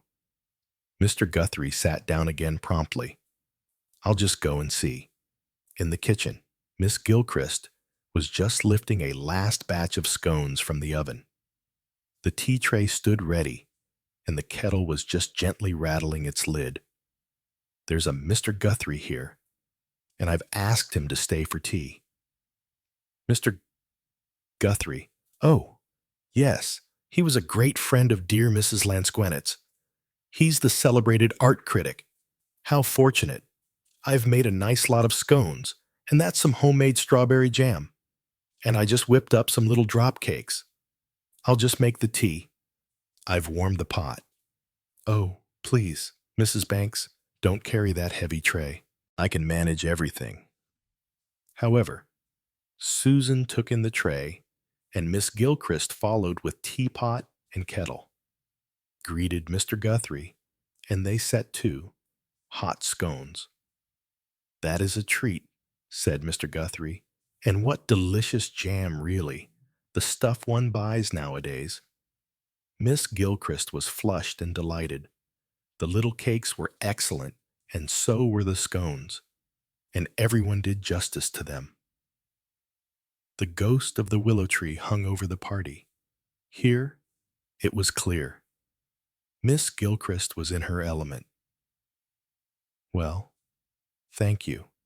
Perhaps I will, said Mr. Guthrie, as he accepted the last cake, pressed upon him by Miss Gilchrist.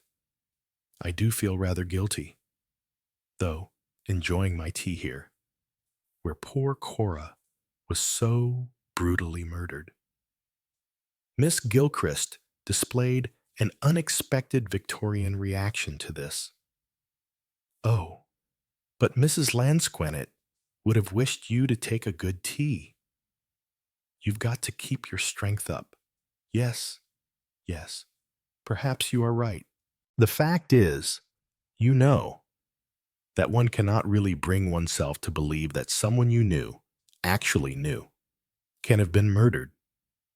I agree, said Susan. It just seems fantastic, and certainly not by some casual tramp who broke in and attacked her. I can imagine, you know, reasons why Cora might have been murdered, Susan said quickly. Can you? What reasons? Well, she wasn't discreet, said Mr. Guthrie. Cora was never discreet, and she enjoyed, how shall I put it, showing how sharp she could be, like a child who's got hold of somebody's secret. If Cora got hold of a secret, she'd want to talk about it, even if she promised not to. She'd still do it. She wouldn't be able to help herself. Susan did not speak. Miss Gilchrist did not either. She looked worried. Mr. Guthrie went on. Yes, a little dose of arsenic in a cup of tea. That would not have surprised me. Or a box of chocolates by post. But sordid robbery and assault? That seems highly incongruous. I may be wrong, but I should have thought she had very little to take that would be worth a burglar's while. She didn't keep much money in the house. Did she?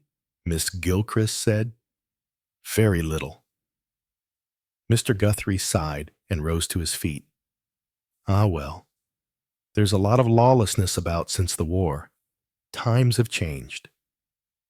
Thanking them for the tea, he took a polite farewell of the two women. Miss Gilchrist saw him out and helped him on with his overcoat. from the window of the sitting room. Susan watched him trot briskly down the front path to the gate. Miss Gilchrist came back into the room with a small parcel in her hand. The postman must have been while we were at the inquest. He pushed it through the letterbox, and it had fallen in the corner behind the door. Now I wonder, why? Of course, it must be wedding cake.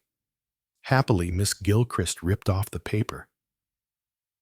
Inside was a small white box tied with silver ribbon. It is. She pulled off the ribbon.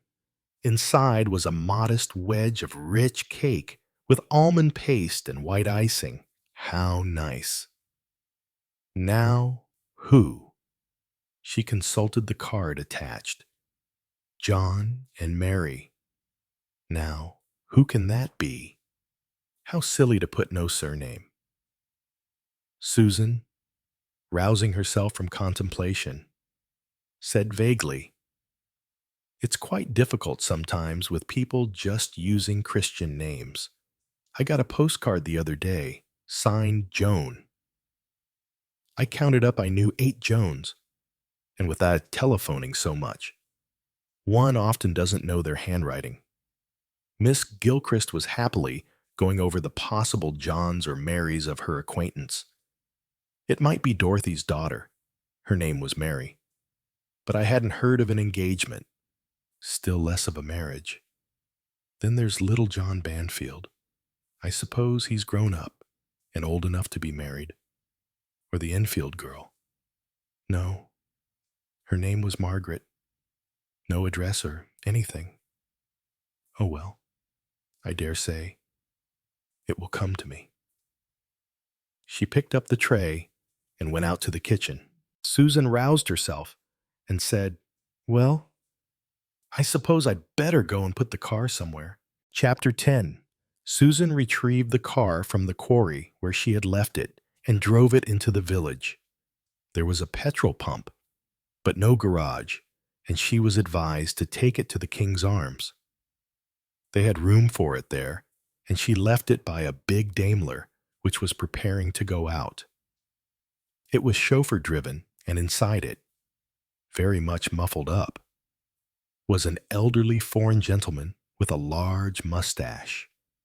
The boy to whom Susan was talking about the car was staring at her with such rapt attention that he did not seem to be taking in half of what she said. Finally, he said in an awe-stricken voice, "You're her niece, aren't you? What, you're the victim's niece?" The boy repeated with relish. "Oh, yes, yes, I am." Or wondered where I'd seen you before. Ghoul, thought Susan as she retraced her steps to the cottage. Miss Gilchrist greeted her with, "Oh, you're safely back," in tones of relief, which further annoyed her. Miss Gilchrist added anxiously, "You can eat spaghetti, can't you? I thought for tonight. Oh yes, anything. I don't want much. I really flatter myself that I can make a very tasty spaghetti au gratin." The boast was not an idle one. Miss Gilchrist, Susan reflected, was really an excellent cook. Susan offered to help wash up, but Miss Gilchrist, though clearly gratified by the offer, assured Susan that there was very little to do. She came in a little while later with coffee. The coffee was less excellent, being decidedly weak. Miss Gilchrist offered Susan a piece of the wedding cake which Susan refused. "It's really very good cake." Miss Gilchrist insisted, tasting it. She had settled to her own satisfaction that it must have been sent by someone whom she alluded to as Dear Ellen's daughter, who I know was engaged to be married, but I can't remember her name. Susan let Miss Gilchrist chirrup away into silence before starting her own subject of conversation. This moment, after supper, sitting before the fire, was a companionable one. She said at last, My Uncle Richard came down here before he died, didn't he? Yes, he did. When was that exactly? Let me see. It must have been 2, nearly 3 weeks before his death was announced. Did he seem ill? Well, no.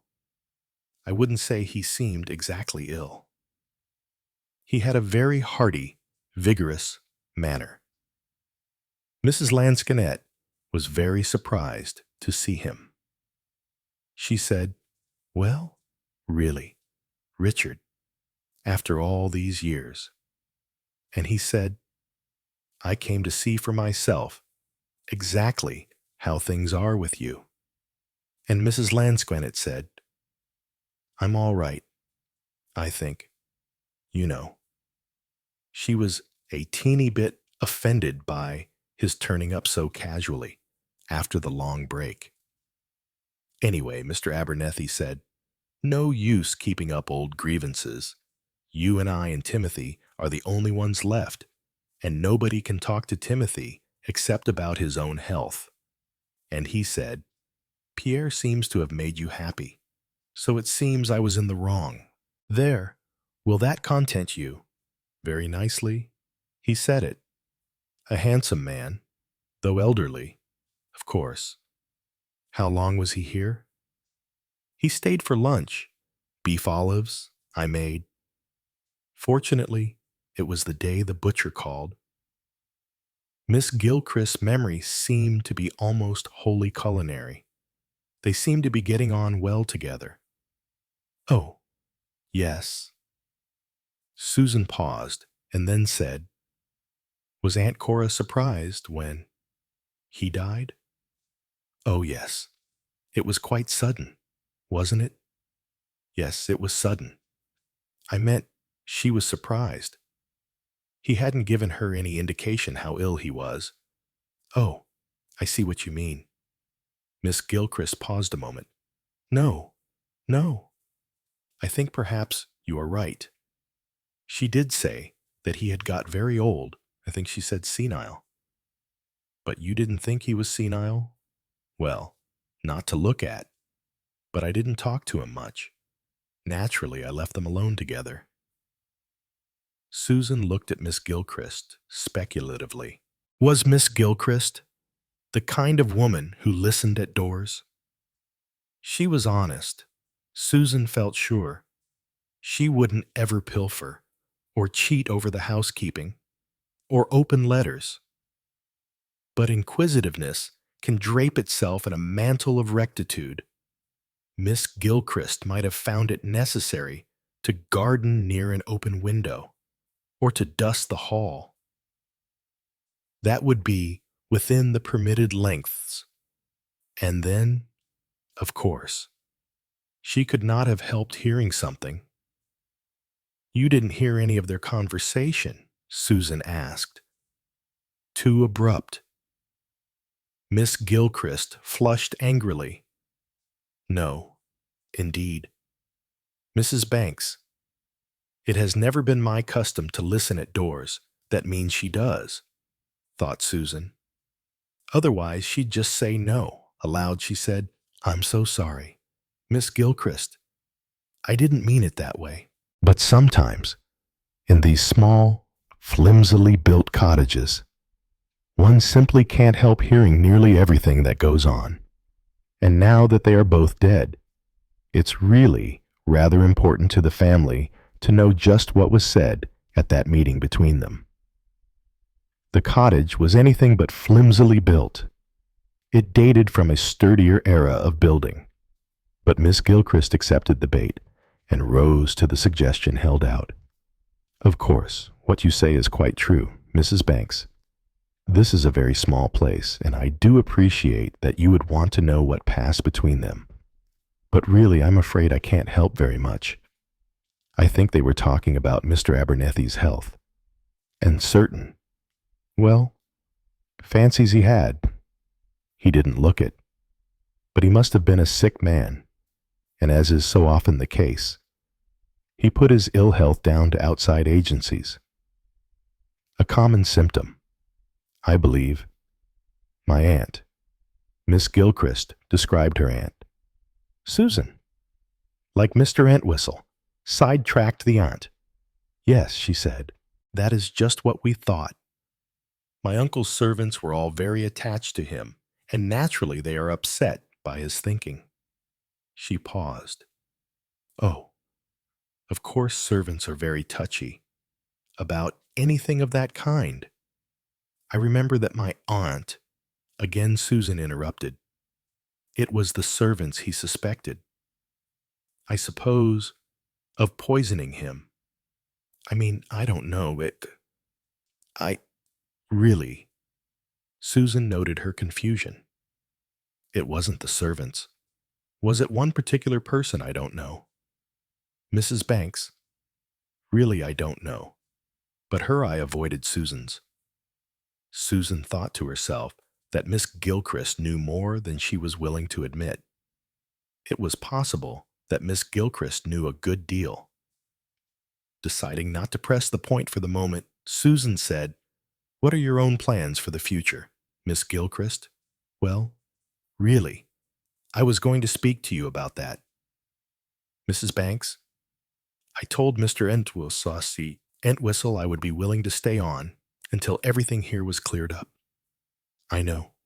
I'm very grateful, and I wanted to ask you how long that was likely to be, because, of course, I must start looking about for another post. Susan considered. There's really not very much to be done here. In a couple of days, I can get things sorted and notify the auctioneer. You have decided to sell up everything. Then, yes, I don't suppose there will be any difficulty in letting the cottage. Oh, no. People will queue up for it. I'm sure. There are so few cottages to rent. One nearly always has to buy. So it's all very simple. You see, Susan hesitated a moment before saying, I wanted to tell you that I hope you'll accept 3 months' salary. That's very generous of you. I'm sure. Mrs. Banks, I do appreciate it. And you would be prepared to, I could ask you, if necessary, to recommend me, to say that I had been with a relation of yours, and that I had proved satisfactory. Oh, of course. I don't know whether I ought to ask it. Miss Gilchrist's hands began to shake, and she tried to steady her voice. But would it be possible not to mention the circumstances, or even the name? Susan stared. I don't understand. That's because you haven't thought. Mrs. Banks, it's murder. A murder that's been in the papers and that everybody has read about. Don't you see? People might think 2 women living together, and one of them is killed, and perhaps the companion did it. Don't you see? Mrs. Banks, I'm sure that if I was looking for someone, well, I'd think twice before engaging myself, if you understand what I mean, because one never knows. It's been worrying me dreadfully. Mrs. Banks, I've been lying awake at night thinking that perhaps I'll never get another job, not of this kind. And what else is there that I can do? The question came out with unconscious pathos. Susan felt suddenly stricken. She realized the desperation of this pleasant-spoken, commonplace woman who was dependent for existence on the fears and whims of employers. And there was a lot of truth in what Miss Gilchrist had said. You wouldn't, if you could help it, engage a woman to share domestic intimacy who had figured, however innocently, in a murder case. Susan said, but if they find the man who did it, oh then, of course, it will be quite all right. But will they find him? I don't think. Myself. The police have the least idea. And if he's not caught, well, that leaves me as not quite the most likely person, but as a person who could have done it. Susan nodded thoughtfully. It was true that Miss Gilchrist did not benefit from Cora Lansquenet's death. But who was to know that? And besides, there were so many tales, ugly tales, of animosity arising between women who lived together. Strange pathological motives for sudden violence. Someone who had not known them might imagine that Cora Lansquenet and Miss Gilchrist had lived on those terms. Susan spoke with her usual decision. "Don't worry, Miss Gilchrist," she said, speaking briskly and cheerfully. "I'm sure I can find you a post amongst my friends. There won't be the least difficulty." "I'm afraid," said Miss Gilchrist, regaining some of her customary manner, "that I couldn't undertake any really rough work, just a little plain cooking and housework." The telephone rang, and Miss Gilchrist jumped. "Dear me, I wonder who that can be." "I expect it's my husband," said Susan, jumping up. "He said he'd ring me tonight." She went to the telephone. "Yes, yes. This is Mrs. Banks speaking personally." There was a pause, and then her voice changed. It became soft and warm. "Hello, darling. Yes, it's me." "Oh, quite well. Murder by someone unknown. The usual thing. Only Mr. Entwistle." "What?" "It's difficult to say, but I think so." "Yes, just as we thought. Absolutely according to plan. I shall sell the stuff. There's nothing we'd want. Not for a day or two. Absolutely frightful. Don't fuss. I know what I'm doing." "Greg, you didn't. You were careful to." "No, it's nothing. Nothing at all. Good night, darling." She rang off. The nearness of Miss Gilchrist had hampered her a little. Miss Gilchrist could probably hear from the kitchen, where she had tactfully retired, exactly what went on. There were things she had wanted to ask Greg, but she hadn't liked to. She stood by the telephone, frowning abstractedly. Then suddenly an idea came to her. "Of course," she murmured, "just the thing." Lifting the receiver, she asked for trunk inquiry. Some quarter of an hour later, a weary voice from the exchange was saying, "I'm afraid there's no reply. Please go on ringing them." Susan spoke autocratically. She listened to the far-off buzzing of a telephone bell. Then, suddenly, it was interrupted, and a man's voice, peevish and slightly indignant, said, "Yes, yes. What is it, Uncle Timothy?" "What's that? I can't hear you." "Uncle Timothy, I'm Susan Banks." "Susan? Who Banks?" "Formerly Abernethie." "Your niece, Susan." "Oh, you're Susan. Are you? What's the matter? What are you ringing up for at this time of night? It's quite early still." "It isn't. I was in bed." "You must go to bed very early. How's Aunt Maud?" "Is that all you rang up to ask? Your aunt's in a good deal of pain, and she can't do a thing. Not a thing. She's helpless. We're in a nice mess, I can tell you.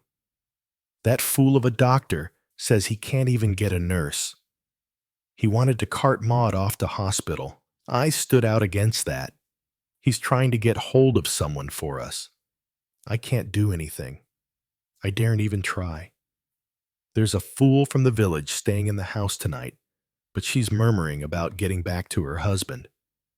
Don't know what we're going to do? That's what I rang up about. Would you like Miss Gilchrist? Who she never heard of her? Aunt Cora's companion? She's very nice and capable. Can she cook? Yes, she cooks very well. And she could look after Aunt Maud. That's all very well. But when could she come? Here I am, all on my own, with only these idiots of village women popping in and out at odd hours. And it's not good for me. My heart's playing me up. I'll arrange for her to get off to you as soon as possible. The day after tomorrow, perhaps. Well, thanks very much, said the voice rather grudgingly. You're a good girl.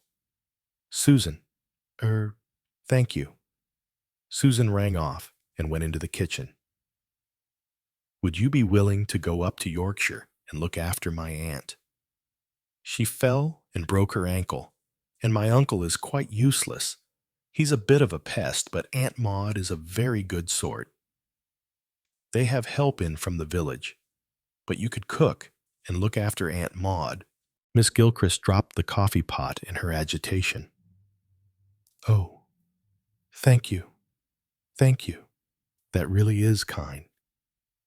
I think I can say of myself that I'm really good in the sick room, and I'm sure I can manage your uncle and cook him nice little meals. It's really very kind of you, Mrs. Banks, and I do appreciate it. Chapter 11. Susan lay in bed and waited for sleep to come. It had been a long day, and she was tired. She had been quite sure that she would go to sleep at once. She never had any difficulty in going to sleep, and yet here she lay, hour after hour, wide awake, her mind racing. She had said she did not mind sleeping in this room, in this bed where Cora Abernethie. No, no, she must put all that out of her mind. She had always prided herself on having no nerves. Why think of that afternoon less than a week ago? Think ahead the future. Her future and Greg's. Those premises in Cardigan Street. Just what they wanted. The business on the ground floor and a charming flat upstairs. The room out at the back, a laboratory for Greg. For purposes of income tax, it would be an excellent setup. Greg would get calm and well again. There would be no more of those alarming brainstorms. The times when he looked at her without seeming to know who she was. Once or twice, she'd been quite frightened. And old Mr. Cole, he'd hinted, threatened, if this happens again. And it might have happened again. It would have happened again.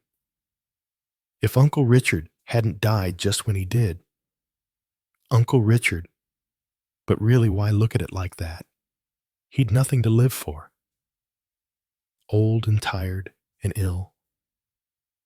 His son dead.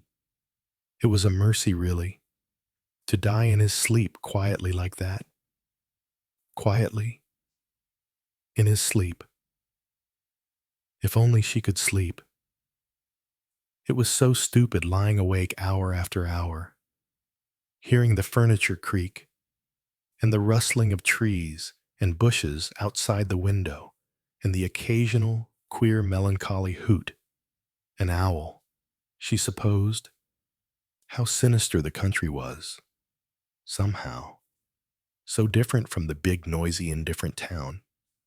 One felt so safe there, surrounded by people, never alone. Whereas here, houses where a murder had been committed were sometimes haunted. Perhaps this cottage would come to be known as the haunted cottage, haunted by the spirit of Cora Lansquenet. Aunt Cora? Odd, really. However, since she had arrived, she had felt as though Aunt Cora were quite close to her. within reach, all nerves and fancy. Cora Lansquenet was dead. Tomorrow, she would be buried. There was no one in the cottage except Susan herself and Miss Gilchrist. Then why did she feel that there was someone in this room, someone close beside her?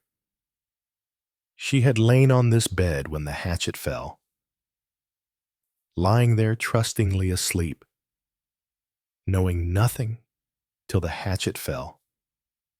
And now she wouldn't let Susan sleep. The furniture creaked again. Was that a stealthy step? Susan switched on the light. Nothing. Nerves. Nothing but nerves. Relax. Close your eyes. Surely that was a groan, or a faint moan. Someone in pain, someone dying. I mustn't imagine things. I mustn't. Susan whispered to herself. Death was the end. There was no existence after death. Under no circumstances could anyone come back, Or was she reliving a scene from the past? A dying woman groaning. There it was again. Stronger. Someone groaning in acute pain. But this was real. Once again, Susan switched on the light, sat up in bed and listened. The groans were real groans, and she was hearing them through the wall. They came from the room next door. Susan jumped out of bed, flung on a dressing gown, and crossed to the door. She went out onto the landing, tapped for a moment on Miss Gilchrist's door, and then went in. Miss Gilchrist's light was on. She was sitting up in bed. She looked ghastly. Her face was distorted with pain. Miss Gilchrist, what's the matter? Are you ill? Yes. I don't know what. She tried to get out of bed, was seized with a fit of vomiting, and then collapsed back on the pillows. She murmured, Please, ring up doctor. Must have eaten something. I'll get you some bicarbonate. We can get the doctor in the morning if you're not better. Miss Gilchrist shook her head. No. Get doctor now. I feel dreadful. Do you know his number? Or shall I look in the book? Miss Gilchrist gave her the number. She was interrupted by another fit of retching. Susan's call was answered by a sleepy male voice. Who Gilchrist in Meads Lane? Yes, I know. I'll be right along. He was as good as his word. 10 minutes later, Susan heard his car draw up outside, and she went to open the door to him. She explained the case as she took him upstairs. I think, she said, she must have eaten something that disagreed with her, but she seems pretty bad. The doctor had had the air of one keeping his temper in leash, and who has had some experience of being called out unnecessarily on more than one occasion. But as soon as he examined the moaning woman, his manner changed. He gave various curt orders to Susan, and presently came down and telephoned. Then he joined Susan in the sitting room. I've sent for an ambulance. Must get her into hospital. She's really bad then. Yeah, I've given her a shot of morphia to ease the pain. But it looks... He broke off. What's she eaten? We had macaroni au gratin for supper and a custard pudding. Coffee afterwards. You have the same things, yes. And you're all right? No pain or discomfort? No. She's taken nothing else? No tinned fish or sausages? No. We had lunch at the King's Arms. After the inquest. Yes, of course. You're Mrs. Lansquenet's niece, yes. That was a nasty business. Hope they catch the man who did it. Yes, indeed. The ambulance came. Miss Gilchrist was taken away, and the doctor went with her. He told Susan he would ring her up in the morning. When he had left, she went upstairs to bed. This time she fell asleep as soon as her head touched the pillow. The funeral was well attended. Most of the village had turned out. Susan and Mr. Entwistle were the only mourners, but various wreaths had been sent by the other members of the family. Mr. Entwistle asked where Miss Gilchrist was, and Susan explained the circumstances in a hurried whisper. Mr. Entwistle raised his eyebrows. Rather an odd occurrence. Oh, she's better this morning. They rang up from the hospital. People do get these bilious turns. Some make more fuss than others. Mr. Entwistle said no more. He was returning to London immediately after the funeral.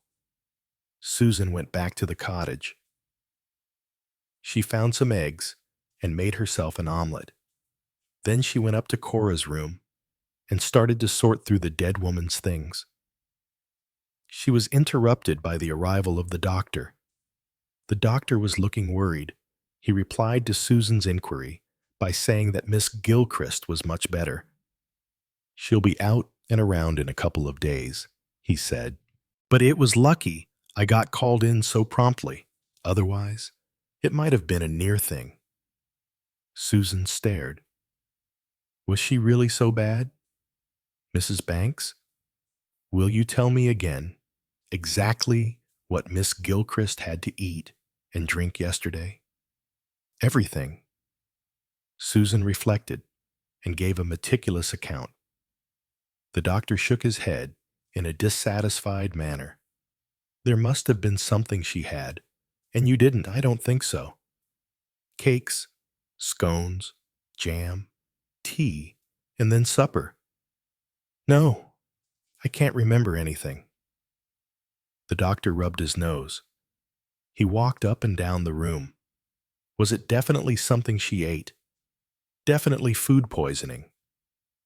The doctor threw her a sharp glance. Then he seemed to come to a decision. It was arsenic, he said. Arsenic. Susan stared.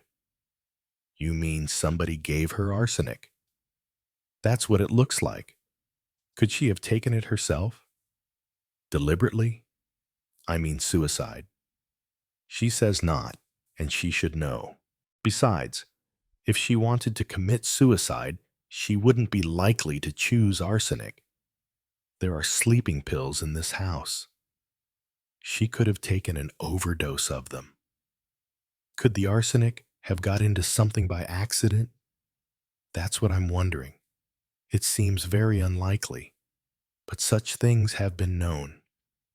But if you and she ate the same things? Susan nodded. She said, it all seems impossible. Then she gave a sudden gasp. Why? Of course, the wedding cake. What's that wedding cake? Susan explained. The doctor listened with close attention. Odd. And you say she wasn't sure who sent it? Any of it left, or is the box? It came in lying around. I don't know. I'll look.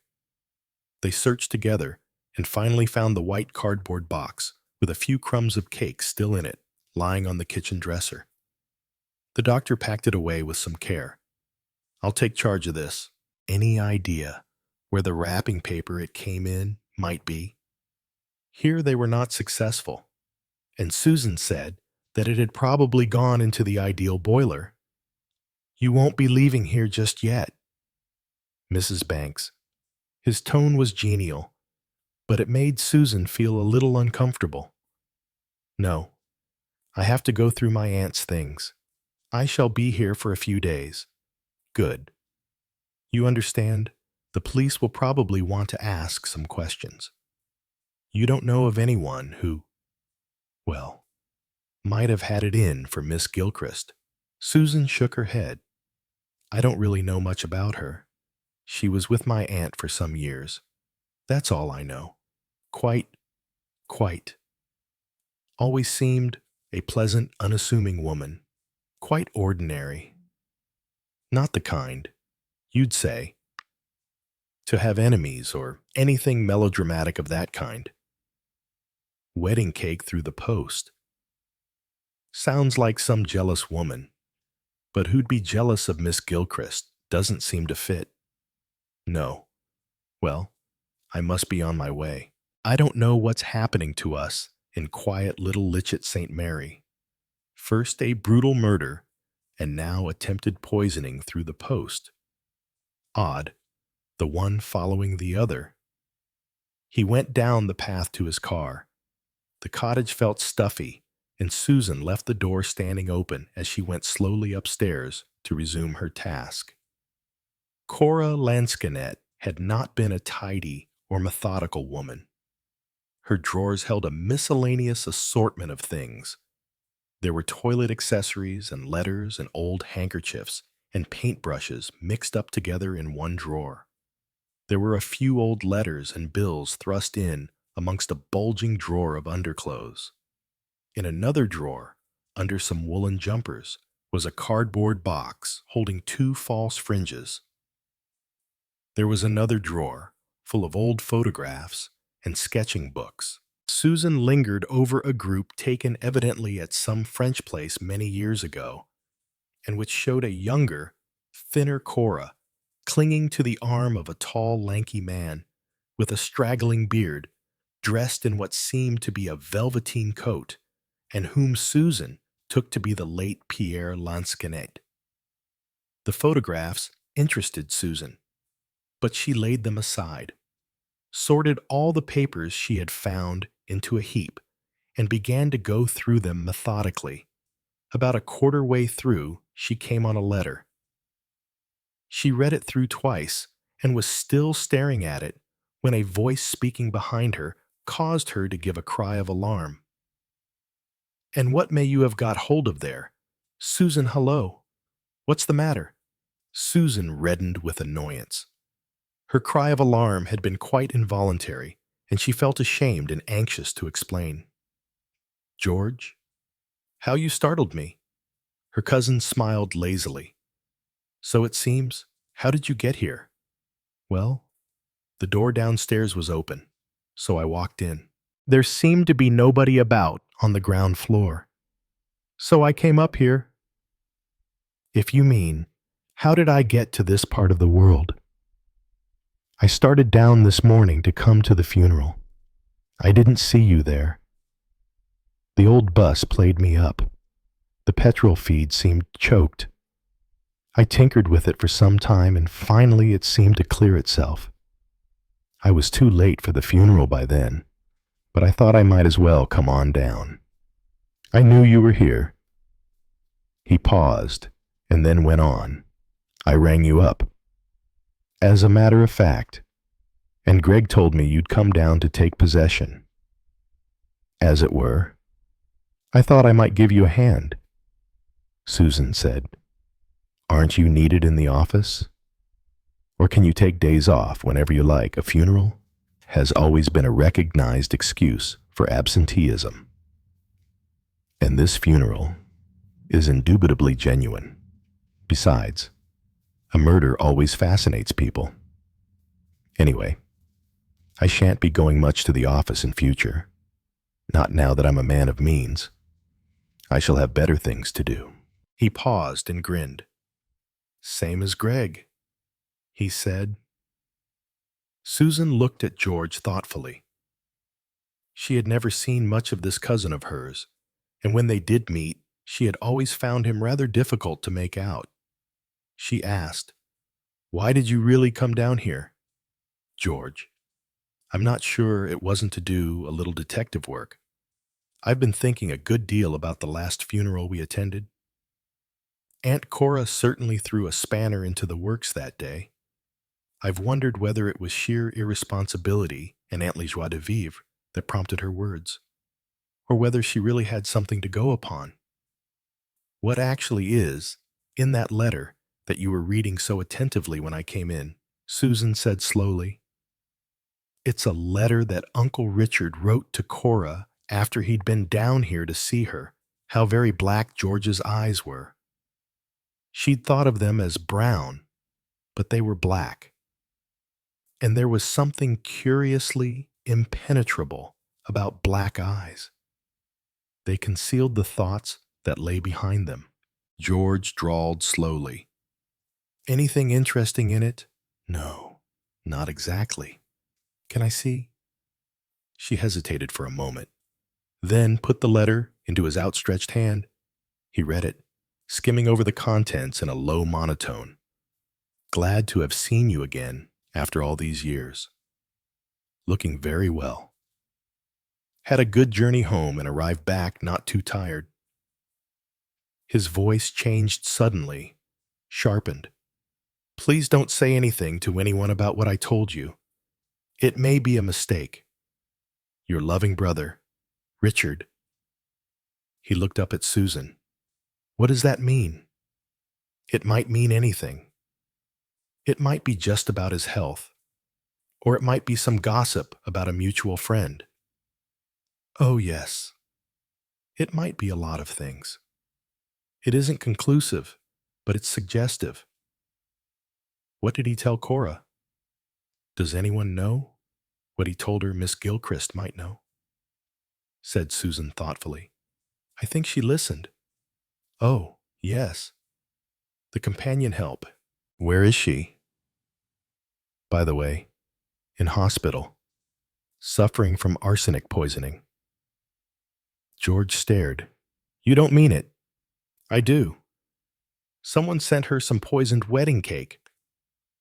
George sat down on one of the bedroom chairs and whistled. It looks, he said, as though Uncle Richard was not mistaken. On the following morning, Inspector Morton called at the cottage. He was a quiet, middle-aged man with a soft country burr in his voice. His manner was quiet and unhurried, but his eyes were shrewd. You realize what this is about. Mrs. Banks, he said, Dr. Proctor has already told you about Miss Gilchrist. The few crumbs of wedding cake that he took from here have been analyzed and show traces of arsenic. So somebody deliberately wanted to poison her. That's what it looks like. Miss Gilchrist herself doesn't seem able to help us. She keeps repeating that it's impossible, that nobody would do such a thing. But somebody did. You can't throw any light on the matter. Susan shook her head. I'm simply dumbfounded. She said, Can't you find out anything from the postmark or the handwriting you've forgotten? The wrapping paper was presumably burnt, and there's a little doubt whether it came through the post at all. Young Andrews, the driver of the postal van, doesn't seem able to remember delivering it. He's got a big round, and he can't be sure. But there it is. There's a doubt about it. But what's the alternative? The alternative, Mrs. Banks, is that an old piece of brown paper was used that already had Miss Gilchrist's name and address on it and a canceled stamp, and that the package was pushed through the letterbox or deposited inside the door by hand to create the impression that it had come by post. He added dispassionately, It's quite a clever idea, you know, to choose wedding cake. Lonely middle-aged women are sentimental about wedding cake, pleased at having been remembered. A box of sweets, or something of that kind, might have awakened suspicion. Susan said slowly, Miss Gilchrist speculated a good deal about who could have sent it, but she wasn't at all suspicious.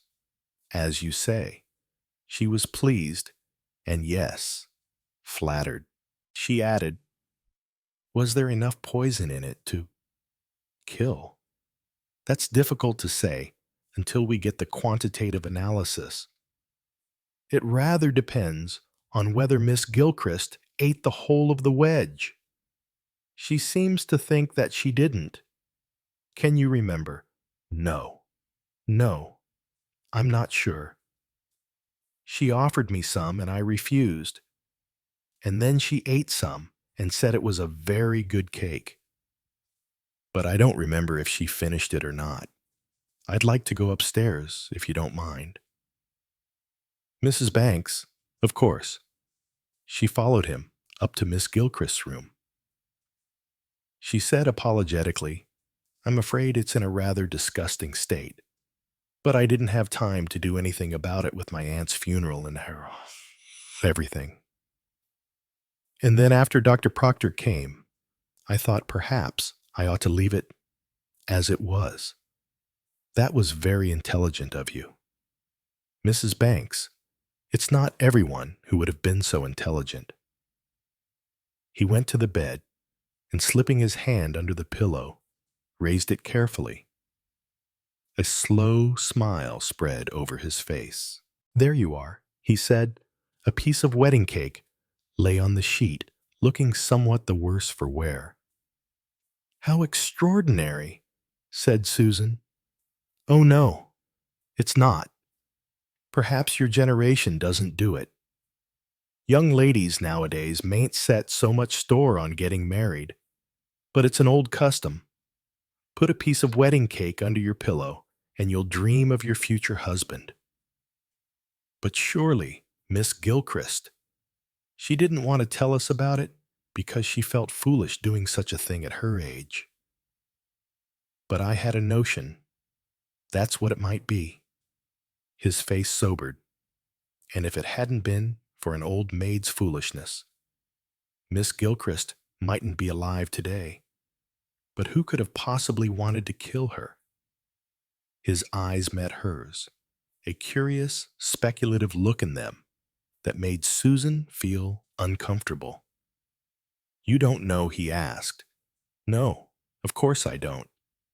"It seems then as though we shall have to find out," said Inspector Morton. Chapter 12. Two elderly men sat together in a room whose furnishings were of the most modern kind. There were no curves in the room. Everything was square. Almost the only exception was Hercule Poirot himself, who was full of curves. His stomach was pleasantly rounded, his head resembled an egg in shape, and his mustaches curved upwards in a flamboyant flourish. He was sipping a glass of syrup and looking thoughtfully at Mr. Goby. Mr. Goby was small and spare and shrunken. He had always been refreshingly nondescript in appearance, and he was now so nondescript as practically not to be there at all. He was not looking at Poirot, because Mr. Goby never looked at anybody. Such remarks as he was now making seemed to be addressed to the left-hand corner of the chromium-plated fireplace curb. Mr. Goby was famous for the acquiring of information. Very few people knew about him, and very few employed his services, but those few were usually extremely rich. They had to be, for Mr. Goby was very expensive. His speciality was the acquiring of information quickly. At the flick of Mr. Goby's double-jointed thumb, hundreds of patient questioning, plodding men and women, old and young, of all apparent stations in life, were dispatched to question and probe and achieve results. Mr. Goby had now practically retired from business, but he occasionally obliged a few old patrons. Hercule Poirot was one of these. "I've got what I could for you," Mr. Goby told the fire curb in a soft, confidential whisper. "I sent the boys out. They do what they can. Good lads all of them, but not what they used to be in the old days. They don't come that way nowadays. Not willing to learn. That's what it is. Think they know everything after they've only been a couple of years on the job. And they work to time. Shocking the way they work to time." He shook his head sadly and shifted his gaze to an electric plug socket. "It's the government," he told it, "and all this education racket. It gives them ideas. They come back and tell us what they think. They can't think. Most of them. Anyway, all they know is things out of books. That's no good in our business. Bring in the answers. That's all that's needed. No thinking. Mr. Goby flung himself back in his chair and winked at a lampshade. Mustn't crab the government. Though don't know really what we'd do without it. I can tell you that nowadays you can walk in most anywhere with a notebook and pencil, dressed right, and speaking BBC, and ask people all the most intimate details of their daily lives and all their back history, and what they had for dinner on November 23rd, because that was a test day for middle-class incomes, or whatever it happens to be, making it a grade above to butter them up. Ask them any mortal thing you can, and 9 times out of 10, they'll come across pat. And even the 10th time, though they may cut up rough, they won't doubt for a minute that you're what you say you are, and that the government really wants to know. For some completely unfathomable reason, I can tell you, Poirot, said Mr. Goby, still talking to the lampshade, that it's the best line we've ever had. Much better than taking the electric meter or tracing a fault in the telephone. Yes. Or than calling as nuns, or the Girl Guides, or the Boy Scouts asking for subscriptions. Though we use all those too, yes. Government snooping is God's gift to investigators, and long may it continue. Poirot did not speak. Mr. Goby had grown a little garrulous with advancing years, but he would come to the point in his own good time. Said Mr. Goby, and took out a very scrubby little notebook. He licked his finger and flicked over the pages. Here we are, Mr. George Crossfield. We'll take him first. Just the plain facts. You won't want to know how I got them. He's been in Queer Street for quite a while now. Horses, mostly, and gambling.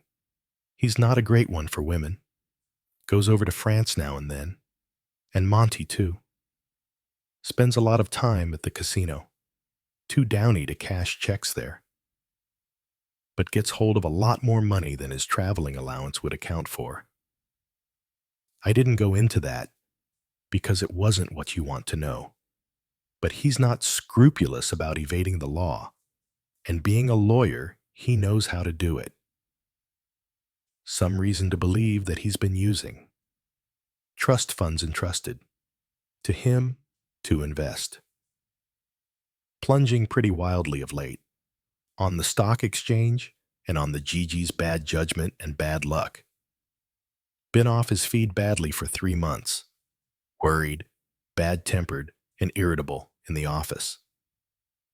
But since his uncle's death, that's all changed. He's like the breakfast eggs if we had 'em. Sunny side up now. As to particular information asked for, statement that he was at Hurst Park races on day in question, almost certainly untrue. Almost invariably, places bets with one or other of 2 bookies on the course. They didn't see him that day. Possible that he left Paddington by train for destination unknown. Taxi driver who took fare to Paddington made doubtful identification of his photograph. But I wouldn't back on it. He's a very common type. Nothing outstanding about him. No success with porters, etc. At Paddington. Certainly didn't arrive at Cholsey Station, which is nearest for Litchett St. Mary. Small station. Strangers noticeable. Could have got out at Reading and taken bus. Buses there crowded. Frequent, and several routes go within a mile or so of Litchett St. Mary, as well as the bus service that goes right into the village. He wouldn't take that, not if he meant business. All in all, he's a downy card. Wasn't seen in Litchett St. Mary, but he needn't have been. Other ways of approach than through the village. was in the OUDS at Oxford. By the way, if he went to the cottage that day, he mayn't have looked quite like the usual George Crossfield. I'll keep him in my book. Shall I? There's a black market angle I'd like to play up. You may keep him in, said Hercule Poirot. Mr. Goby licked his finger and turned another page of his notebook. Mr. Michael Shane. He's thought quite a lot of in the profession. Has an even better idea of himself than other people have. Wants to star and wants to star quickly. Fond of money and doing himself well. Very attractive to women. They fall for him right and left. He's partial to them himself. But business comes first, as you might say. He's been running around with Sorrel Dainton, who was playing the lead in the last show he was in. He only had a minor part, but made quite a hit in it. And Miss Dainton's husband doesn't like him. His wife doesn't know about him, and Miss Dainton doesn't know much about anything. It seems, not much of an actress, I gather, but easy on the eye. Crazy about her husband. Some rumor of a bust-up, likely between them not long ago. But that seems out now. Out since Mr. Richard Abernethie's death. Mr. Goby emphasized the last point by nodding his head significantly at a cushion on the sofa. On the day in question. Mr. Shane says he was meeting a Mr. Rosenheim and a Mr. Oscar Lewis to fix up some stage business. He didn't meet them. Sent them a wire to say he was terribly sorry he couldn't make it. What he did do was to go to the Emeraldo car people, who hire out drive-yourself cars. He hired a car about 12 o'clock and drove away in it. He returned it about 6 in the evening. According to the speedometer, it had been driven just about the right number of miles for what we're after. No confirmation from Litchett St. Mary. No strange car seems to have been observed there that day. Lots of places it could be left unnoticed a mile or so away. And there's even a disused quarry a few hundred yards down the lane from the cottage. 3 market towns within walking distance where you can park in side streets without the police bothering about you. All right. We keep Mr. Shane in, most certainly. Now, Mrs. Shane, Mr. Goby rubbed his nose and told his left cuff about Mrs. Shane. She says she was shopping, just shopping. Mr. Goby raised his eyes to the ceiling. Women who are shopping, just scatty. That's what they are. And she'd heard she'd come into money the day before. Naturally, there'd be no holding her. She has 1 or 2 charge accounts, but they're overdrawn, and they've been pressing her for payment, and she didn't put any more on the sheet. It's quite on the cards that she went in here and there and everywhere, trying on clothes, looking at jewelry, pricing this, that, and the other, and as likely as not buying anything. She's easy to approach. I'll say that. I had one of my young ladies who's knowledgeable on the theatrical line do a hookup. Stopped by her table in a restaurant and exclaimed the way they do. Darling, I haven't seen you since Way Down Under. You were wonderful in that. Have you seen Hubert lately? That was the producer, and Mrs. Shane was a bit of a flop in the play. But that makes it go all the better. They're chatting theatrical stuff at once, and my girl throws the right names about. And then she says, I believe I caught a glimpse of you at so-and-so, on so-and-so, giving the day, and most ladies fall for it and say, oh no, I was, whatever it may be. But not Mrs. Shane. Just looks vacant, and says, "Oh, I dare say. What can you do with a lady like that?" Mr. Goby shook his head severely at the radiator. "Nothing," said Hercule Poirot with feeling. "Do I not have cause to know it? Never shall I forget the killing of Lord Edgware. I was nearly defeated. Yes, I, Hercule Poirot, by the extremely simple cunning of a vacant brain. The very simple-minded have often the genius to commit an uncomplicated crime and then leave it alone. Let us hope that our murderer, if there is a murderer in this affair, is intelligent and superior and thoroughly pleased with himself and unable to resist painting the lily. Enfin, but continue." Once more, Mr. Goby applied himself to his little book. Mr. and Mrs. Banks, who said they were at home all day. She wasn't. Anyway, went round to the garage, got out her car, and drove off in it about 1 o'clock. Destination unknown. Back about 5. Can't tell about mileage because she's had it out every day since, and it's been nobody's business to check. As to Mr. Banks, we've dug up something curious. To begin with, I'll mention that on the day in question, we don't know what he did. He didn't go to work. Seems he'd already asked for a couple of days off on account of the funeral. And since this end, he's chucked his job, with no consideration for the firm. Nice. Well-established small pharmacy it is. They're not too keen on Master Banks. Seems he used to get into rather queer, excitable states. Well, as I say, we don't know what he was doing on the day of Mrs. L's death. He didn't go with his wife. It could be that he stopped in their little flat all day. There's no porter there, and nobody knows whether tenants are in or out. But his back history is interesting. Up till about 4 months ago, just before he met his wife, he was in a mental home, not certified, just what they call a mental breakdown.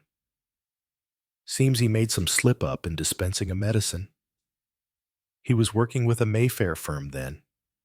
The woman recovered, and the firm were all over themselves apologizing. And there was no prosecution, after all. These accidental slips do occur, and most decent people are sorry for a poor young chap who's done it, so long as there's no permanent harm done. That is, the firm didn't sack him, but he resigned, said it had shaken his nerve. But afterwards, it seems, he got into a very low state and told the doctor he was obsessed by guilt, that it had all been deliberate. The woman had been overbearing and rude to him when she came into the shop, had complained that her last prescription had been badly made up, and that he had resented this and had deliberately added a near-lethal dose of some drug or other. He said, she had to be punished for daring to speak to me like that, and then wept and said he was too wicked to live, and a lot of things like that. The medicos have a long word for that sort of thing, guilt complex or something, and don't believe it was deliberate at all, just carelessness, but that he wanted to make it important and serious. Ça se peut, said Hercule Poirot. Pardon anyway. He went into this sanatorium, and they treated him and discharged him as cured. And he met Miss Abernethie as she was then. And he got a job in this respectable but rather obscure little chemist's shop. Told them he'd been out of England for 1.5 years, and gave them his former reference from some shop in Eastbourne. Nothing against him in that shop, but a fellow dispenser said he had a very queer temper and was odd in his manner sometimes. There's a story about a customer saying once as a joke, "Wish you'd sell me something to poison my wife, ha ha," and Banks says to him, very soft and quiet, "I could. It would cost you £200. The man felt uneasy and laughed it off. May have been all a joke, but it doesn't seem to me that Banks is the joking kind. Mon ami, said Hercule Poirot. "It really amazes me how you get your information, medical and highly confidential. Most of it." Mr. Goby. Mr. Goby's eyes swiveled right round the room, and he murmured, looking expectantly at the door, that there were ways. "Now we come to the country department. Mr. and Mrs. Timothy Abernethie. Very nice place they've got, but sadly needing money spent on it. Very straitened they seem to be. Very straitened. Taxation and unfortunate investments. Mr. Abernethie enjoys ill health, and the emphasis is on the enjoyment. Complains a lot and has everyone running and fetching and carrying, eats hearty meals, and seems quite strong physically if he likes to make the effort. There's no one in the house after the daily woman goes, and no one's allowed into Mr. Abernethie's room unless he rings his bell. He was in a very bad temper the morning of the day after the funeral, swore at Mrs. Jones, ate only a little of his breakfast, and said he wouldn't have any lunch. He'd had a bad night. He said the supper she had left out for him was unfit to eat, and a good deal more. He was alone in the house and unseen by anybody from 9:30 that morning until the following morning. And Mrs. Abernethie. She started off from Enderby by car, at the time you mentioned, arrived on foot at a small local garage in a place called Cathstone, and explained her car had broken down a couple of miles away. A mechanic drove her out to it, made an investigation, and said they'd have to tow it in, and it would be a long job. Couldn't promise to finish it that day. The lady was very put out, but went to a small inn, arranged to stay the night, and asked for some sandwiches, as she said she'd like to see something of the countryside. It's on the edge of the moorland country. She didn't come back to the inn till quite late that evening. My informant said he didn't wonder. It's a sordid little place. And the times she got the sandwiches at 11. If she'd walked to the main road, a mile, she could have hitchhiked into Walcaster and caught a special South Coast Express which stops at Reading West. I won't go into details of buses, etc. It could just have been done if you could make the attack fairly late in the afternoon. I understand the doctor stretched the time limit to possibly 4:30. Mind you, said Mr. Goby, I shouldn't say it was likely. She seems to be a nice lady, liked by everybody. She's devoted to her husband, treats him like a child. Yes, the maternal complex. She's strong and hefty, chops the wood, and often hauls in great baskets of logs. Pretty good with the inside of a car, too. I was coming to that. What exactly was wrong with the car? Do you want the exact details? M. Poirot. Heaven forbid. I have no mechanical knowledge.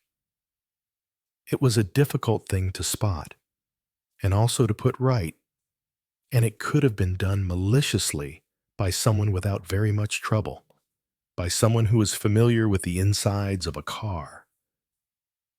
C'est magnifique, said Poirot with bitter enthusiasm. All so convenient, all so possible. Bon Dieu. Can we eliminate nobody? And Mrs. Leo Abernethie. She's a very nice lady, too. Mr. Abernethie deceased was very fond of her. She came there to stay about a fortnight before he died, after he had been to Litchett St. Mary to see his sister. No, just before. Her income is a good deal reduced since the war. She gave up her house in England and took a small flat in London. She has a villa in Cyprus and spends part of the year there. She has a young nephew whom she is helping to educate, and there seems to be one or two young artists whom she helps financially from time to time. St. Helen of the blameless life, said Poirot, shutting his eyes.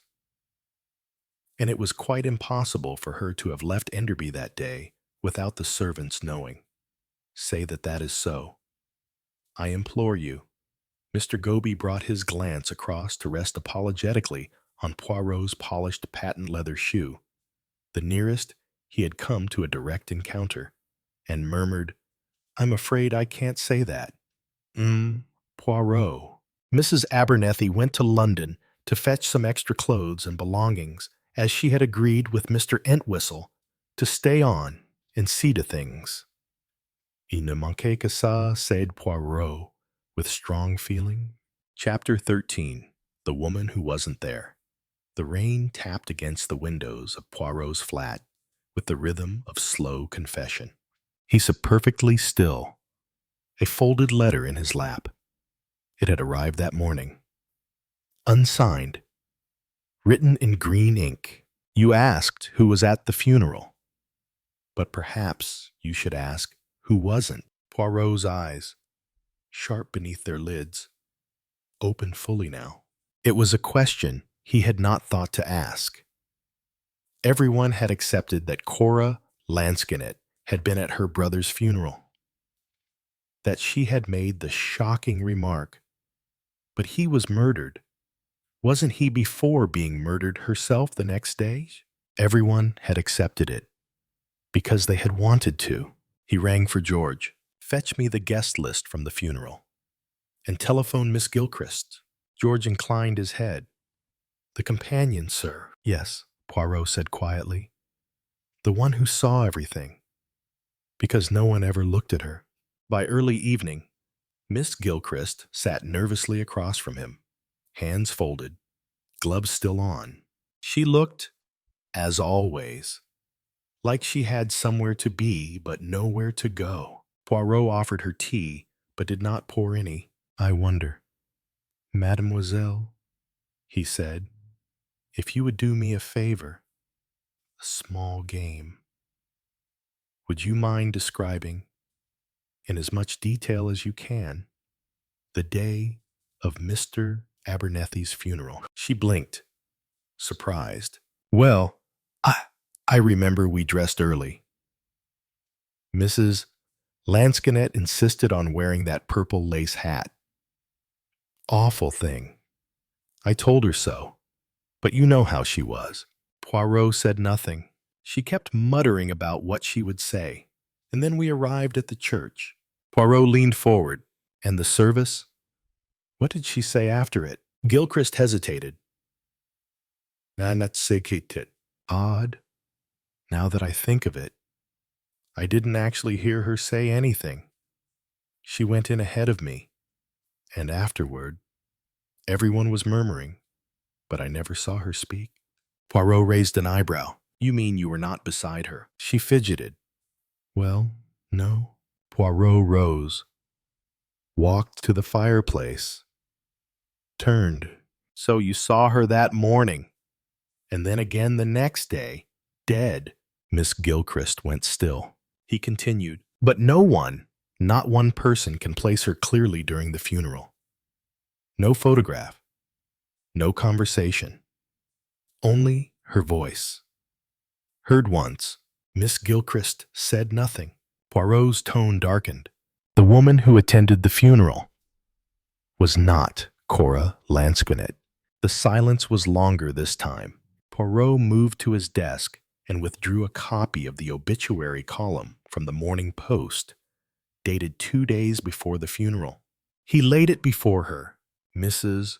Cora Lansquenet, widow of the late Gaston Lansquenet, returned recently from Italy. Oh, he tapped the ink with a gloved finger. Someone saw this. Someone who knew Cora would return. Someone who also knew no one in the family had seen her for over a year. He looked up, and someone who needed a way back into that family. Miss Gilchrist stared at the photo on the wall. Her lips parted. Poirot said, quietly now. The woman who stood in that church was you. She didn't deny it. Not immediately. Her voice, when it came, was steady. I looked like her. Enough. I knew what she would wear. I'd packed the hat myself. I kept her voice in my head. Distant, sly, whispery, easy to imitate. Poirot nodded. But why? Miss Gilchrist's eyes glistened. Because I'd spent 20 years making tea and fixing stockings. I wanted to be seen. Poirot's voice sharpened. And so you killed her. Miss Gilchrist stood now, fists trembling. No, I didn't mean to. I went in the next day. She was sitting by the window. I said something. I don't remember what. She laughed at me, called me mad. Her voice cracked.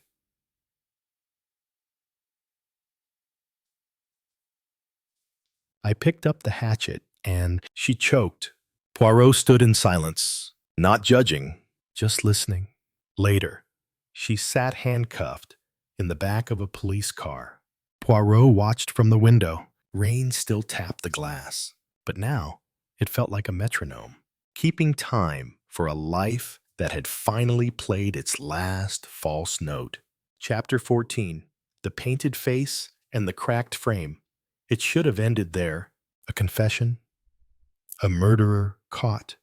Case closed. But Poirot had long ago learned that a confession was not the same as truth. It was merely a version someone could live with. And Miss Gilchrist had not been living. She'd been performing.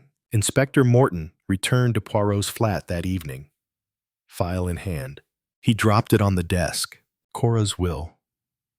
Updated 2 months before her death.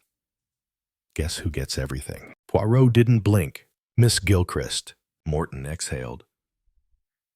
She must have known Cora was about to change it back, that she was getting close to reconciling with the family. She couldn't let that happen. Poirot nodded. The motive is obvious, the method too, but it still feels unfinished. Morton frowned. How so? Poirot tapped the desk. She impersonated Cora at the funeral. She staged the perfect disruption. And yet, she stayed. She could have fled, vanished with the inheritance. But she lingered. Morton shrugged. Criminals don't think straight, huh? Poirot stood. Walked to the window. No, but actresses do. The next morning, Poirot returned to the Lansquenet cottage. It had been sealed by the police, but he was allowed entry. He walked the room slowly. Everything was staged.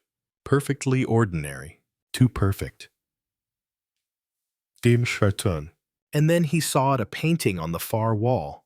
A small oil portrait. Unsigned. The face. Familiar. Cora. Of course. But the style was wrong. Too recent. Poirot leaned closer. The signature barely visible in the corner. G. Gilchrist. He smiled grimly. She hadn't just killed Cora. She'd painted herself into Cora's place. Poirot stepped into the bedroom next. Dust lingered in the air like breath held too long. In the dresser drawer, he found what he was looking for. A photograph, sepia-toned. It showed a younger Miss Gilchrist, bright-eyed, standing beside a woman in pearls. A plaque below read, Abernethie Women's Art Salon, 1921. Poirot's eyes narrowed. She hadn't just worked for the family, she had worshipped them. That afternoon, Poirot visited Helen Abernethie at the family estate. She welcomed him into the drawing room with weary grace. I suppose you've come to announce the final twist, she said wryly. Poirot gave a faint nod. I believe Miss Gilchrist did not merely covet your family's money. She coveted your history. Helen looked at him carefully. She wanted to be one of us. Poirot walked to the bookshelf. She lived among shadows. painted copies of better artists, served women who never knew her name. Until one day, she decided to make her own mark in blood. Helen said nothing. Poirot turned. She saw your family not as people, but as myth. And myths must be preserved or destroyed. Later, as Poirot prepared to leave, Helen asked quietly, "Do you think she ever believed it? That she was Cora?" Poirot paused at the door. Perhaps. But belief is not always delusion. Madame, sometimes it's ambition, refined over years, until it hardens into a kind of truth. That evening, he wrote in his journal, Miss Gilchrist did not murder out of madness. She murdered out of longing, not for wealth, for place, for identity, and she nearly succeeded in replacing a woman no one had truly seen in years, because the cruelest forgeries are the ones we never think to check. Chapter 15. That linoleum does look nice. Mrs. Jones, what a hand you have with lino. The teapot's on the kitchen table, so go and help yourself.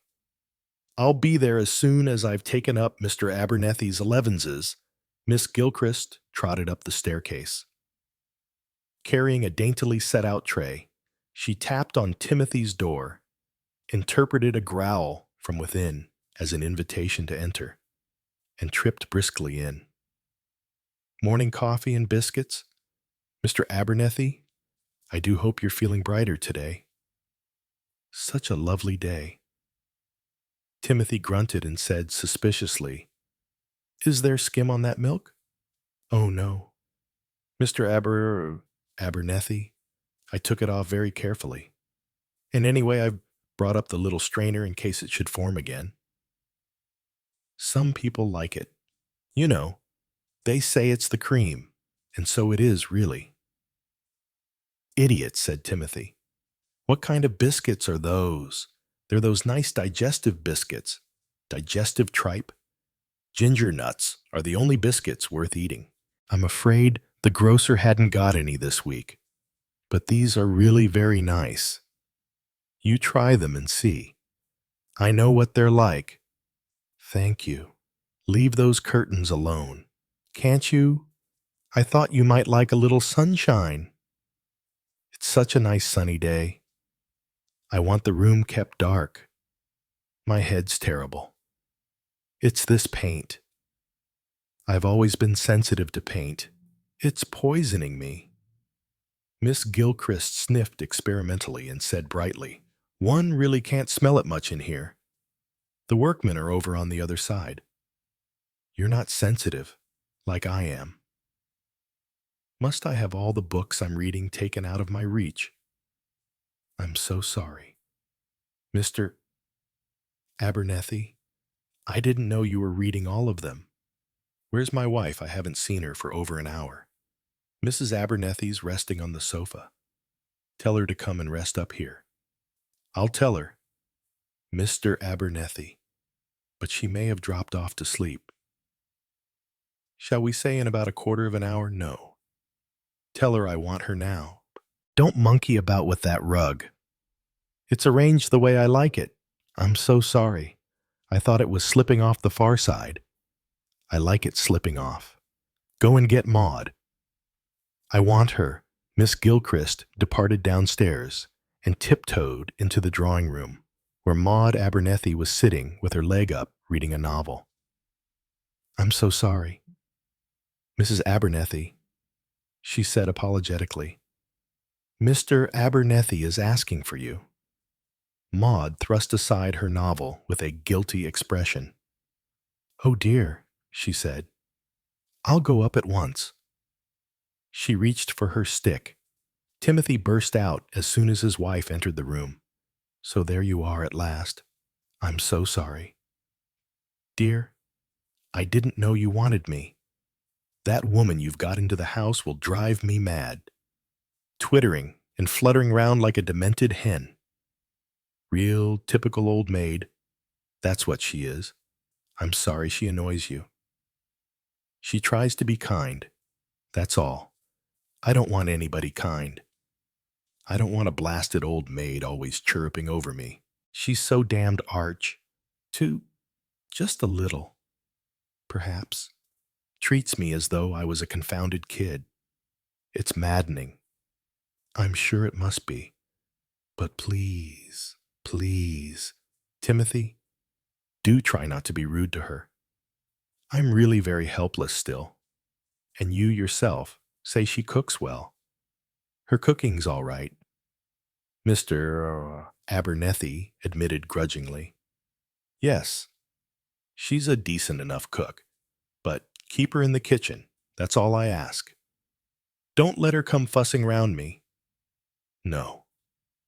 Dear, of course not. How are you feeling? Not at all well. I think you'd better send for Barton to come and have a look at me. This pain affects my heart. Feel my pulse. The irregular way it's beating. Maud felt it without comment. Timothy, shall we go to an hotel until the house painting is finished? It would be a great waste of money.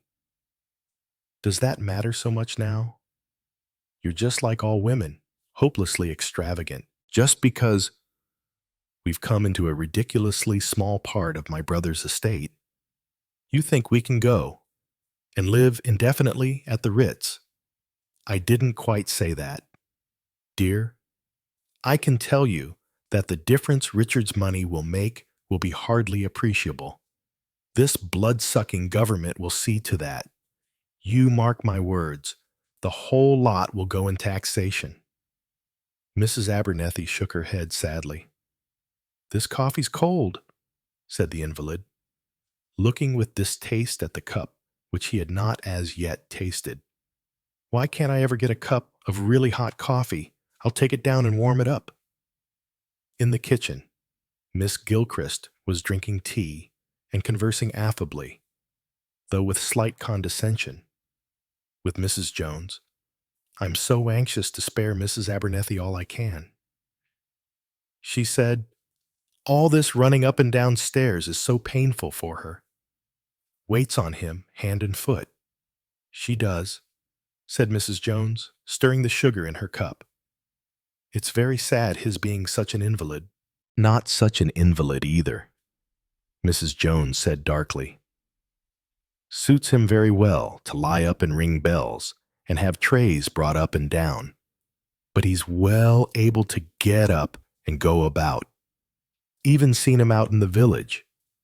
I have. When she's been away, walking as hearty as you please.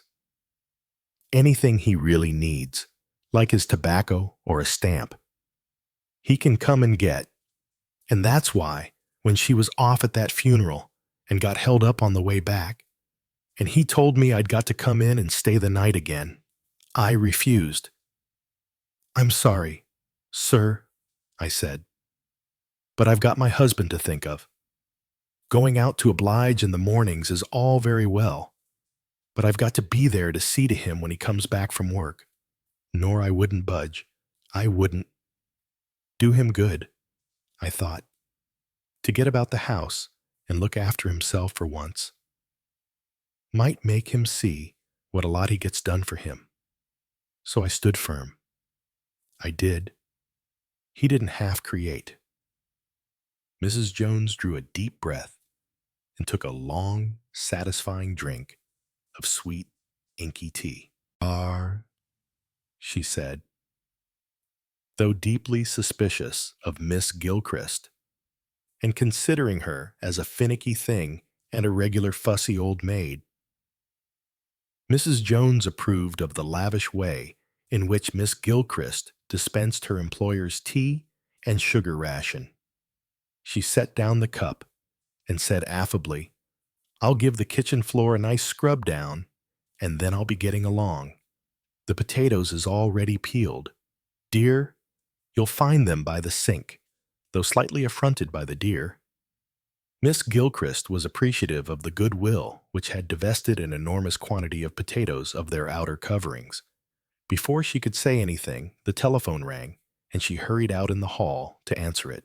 The telephone, in the style of 50-odd years ago, was situated inconveniently in a draughty passage behind the staircase. Maud Abernethie appeared at the top of the stairs while Miss Gilchrist was still speaking. The latter looked up and said, "It's Mrs. Leo, is it?" Abernethie speaking. "Tell her I'm just coming." Maud descended the stairs slowly and painfully. Miss Gilchrist murmured, "I'm so sorry you've had to come down again." "Mrs. Abernethie, has Mr. Abernethie finished his elevenses? I'll just nip up and get the tray." She trotted up the stairs as Mrs. Abernethie said into the receiver, "Helen, this is Maud here." The invalid received Miss Gilchrist with a baleful glare. As she picked up the tray, he asked fretfully, "Who's that on the telephone?" "Mrs. Leo Abernethie." "Oh, suppose they'll go gossiping for about an hour. Women have no sense of time when they get on the phone. Never think of the money they're wasting." Miss Gilchrist said brightly that it would be Mrs. Leo who had to pay. And Timothy grunted, "Just pull that curtain aside. Will you?" "No, not that one. The other one. I don't want the light slap in my eyes." "That's better. No reason, because I'm an invalid, that I should have to sit in the dark all day." He went on, "And you might look in that bookcase over there for a green. What's the matter now? What are you rushing off for?" "It's the front door." "Mr. Abernethie? I didn't hear anything." "You've got that woman downstairs, haven't you? Let her go and answer it." "Yes, Mr. Abernethie. What was the book you wanted me to find?" The invalid closed his eyes. "I can't remember now. You've put it out of my head. You'd better go." Miss Gilchrist seized the tray and hurriedly departed. Putting the tray on the pantry table, she hurried into the front hall, passing Mrs. Abernethie, who was still at the telephone. She returned in a moment to ask in a muted voice, "I'm so sorry to interrupt. It's a nun collecting the Heart of Mary Fund. I think she said she has a book, 50 crowns or 5 shillings most people seem to have given." Maud Abernethie said, "Just a moment, Helen," into the telephone, and to Miss Gilchrist, "I don't subscribe to Roman Catholics. We have our own church charities." Miss Gilchrist hurried away again. Maud terminated her conversation after a few minutes with the phrase, "I'll talk to Timothy about it." She replaced the receiver and came into the front hall. Miss Gilchrist was standing quite still by the drawing-room door. She was frowning in a puzzled way and jumped when Maud Abernethie spoke to her. "There's nothing the matter, is there, Miss Gilchrist?" "Oh, no." "Mrs. Abernethie, I'm afraid I was just wool gathering. So stupid of me when there's so much to be done." Miss Gilchrist resumed her imitation of a busy ant, and Maud Abernethie climbed the stairs slowly and painfully to her husband's room. That was Helen on the telephone. "It seems that the place is definitely sold, some institution for foreign refugees." She paused, whilst Timothy expressed himself forcefully on the subject of foreign refugees, with side issues as to the house in which he had been born and brought up. "No decent standards left in this country. My old home, I can hardly bear to think of it." Maud went on, "Helen, quite appreciates what we, will feel about it.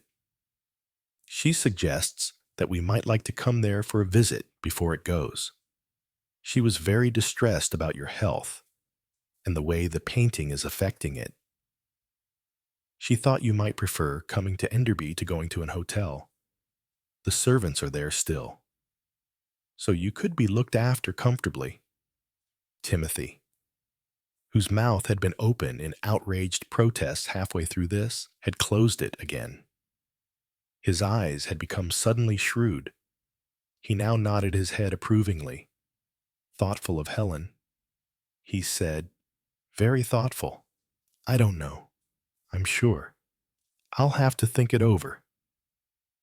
There's no doubt that this paint is poisoning me. There's arsenic in paint. I believe I seem to have heard something of the kind. On the other hand, the exertion of moving might be too much for me. It's difficult to know what would be the best. Perhaps you'd prefer an hotel. Dear, said Maud, a good hotel is very expensive. But where your health is concerned, Timothy interrupted. I wish I could make you understand, Maud, that we are not millionaires. Why go to an hotel when Helen has very kindly suggested that we should go to Enderby? Not that it's really for her to suggest the house isn't hers. I don't understand legal subtleties, but I presume it belongs to us equally until it's sold and the proceeds divided. Foreign refugees. It would have made old Cornelius turn as in his grave. Yes, he sighed. I should like to see the old place again before I die. Maud played her last card adroitly. I understand that Mr. Entwistle has suggested that the members of the family might like to choose certain pieces of furniture or china or something before the contents are put up for auction. Timothy heaved himself briskly upright. We must certainly go.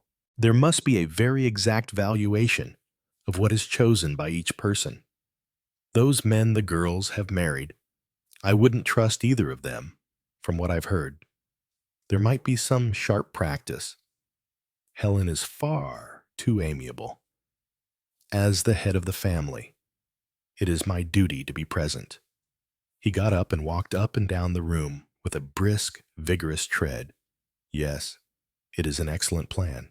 Write to Helen and accept. What I am really thinking about is you. My dear, it will be a nice rest and change for you. You have been doing far too much lately. The decorators can get on with the painting while we are away, and that Gillespie woman can stay here and look after the house. Gilchrist, said Maud. Timothy waved a hand and said that it was all the same. I can't do it, said Miss Gilchrist. Maud looked at her in surprise. Miss Gilchrist was trembling. Her eyes looked pleadingly into Maud's. It's stupid of me. I know. But I simply can't. Not stay here all alone in the house. If there was anyone who could come and sleep here too. She looked hopefully at the other woman, but Maud shook her head. Maud Abernethie knew only too well how difficult it was to get anyone in the neighborhood to live in. Miss Gilchrist went on, a kind of desperation in her voice. I know you'll think it nervy and foolish, and I wouldn't have dreamed once that I'd ever feel like this. I've never been a nervous woman, or fanciful. But now, it all seems different. I'd be terrified. Yes, literally terrified to be all alone here. Of course, said Maud. It's stupid of me. After what happened at Litchett St. Mary, I suppose that's it. It's not logical. I know, and I didn't feel it at first. I didn't mind being alone in the cottage after. After it had happened, the feeling's grown up gradually. You'll have no opinion of me at all, Mrs. Abernethie. But even since I've been here, I've been feeling it. Frightened. You know, not of anything in particular, but just frightened. It's so silly, and I really am ashamed. It's just as though all the time I was expecting something awful to happen. Even that nun coming to the door startled me. Oh dear, I am in a bad way. I suppose it's what they call delayed shock, said Maud vaguely. Is it? I don't know. Oh dear. I'm so sorry to appear so ungrateful. And after all your kindness, what you will think. Maud soothed her. We must think of some other arrangement, she said. Chapter 16. George Crossfield paused irresolutely for a moment as he watched a particular feminine back disappear through a doorway. Then he nodded to himself and went in pursuit. The doorway in question was that of a double-fronted shop, a shop that had gone out of business. The plate glass windows showed a disconcerting emptiness within. The door was closed, but George rapped on it. A vacuous-faced young man with spectacles opened it and stared at George. Excuse me, said George, but I think my cousin just came in here. The young man drew back, and George walked in. Hello? Susan, he said. Susan, who was standing on a packing case and using a foot rule, turned her head in some surprise. Hello, George. Where did you spring from? I saw your back. I was sure it was yours. How clever of you. I suppose backs are distinctive. Much more so than faces. Add a beard and pads in your cheeks and do a few things to your hair, and nobody will know you when you come face to face with them. But beware of the moment when you walk away. I'll remember. Can you remember? 7 feet 5 inches until I've got time to write it down. Certainly. What is this? Bookshelves numbered cubicle space. 8 feet 9 and 3, 7. The young man with the spectacles, who had been fidgeting from one foot to the other, coughed apologetically. Excuse me, Mrs. Banks, but if you want to be here for some time, I do. Rather, said Susan, if you leave the keys, I'll lock the door and return them to the office when I go past. Will that be all right? Yes, thank you. If it weren't that we're short-staffed this morning. Susan accepted the apologetic intent of the half-finished sentence, and the young man removed himself to the outer world of the street. I'm glad we've got rid of him, said Susan. House agents are a bother. They will keep talking just when I want to do sums. Ah, said George, murder in an empty shop. How exciting it would be for the passers-by to see the dead body of a beautiful young woman displayed behind plate glass. How they would goggle, like goldfish. There wouldn't be any reason for you to murder me, George. Well, I should get a 4th part of your share of our esteemed uncle's estate. If one were sufficiently fond of money, that should be a reason. Susan stopped taking measurements and turned to look at him. Her eyes opened a little. You look a different person. George, it's really extraordinary, different. How different? Like an advertisement. This is the same man that you saw overleaf, but now he has taken Uppington's health salts. She sat down on another packing case and lit a cigarette.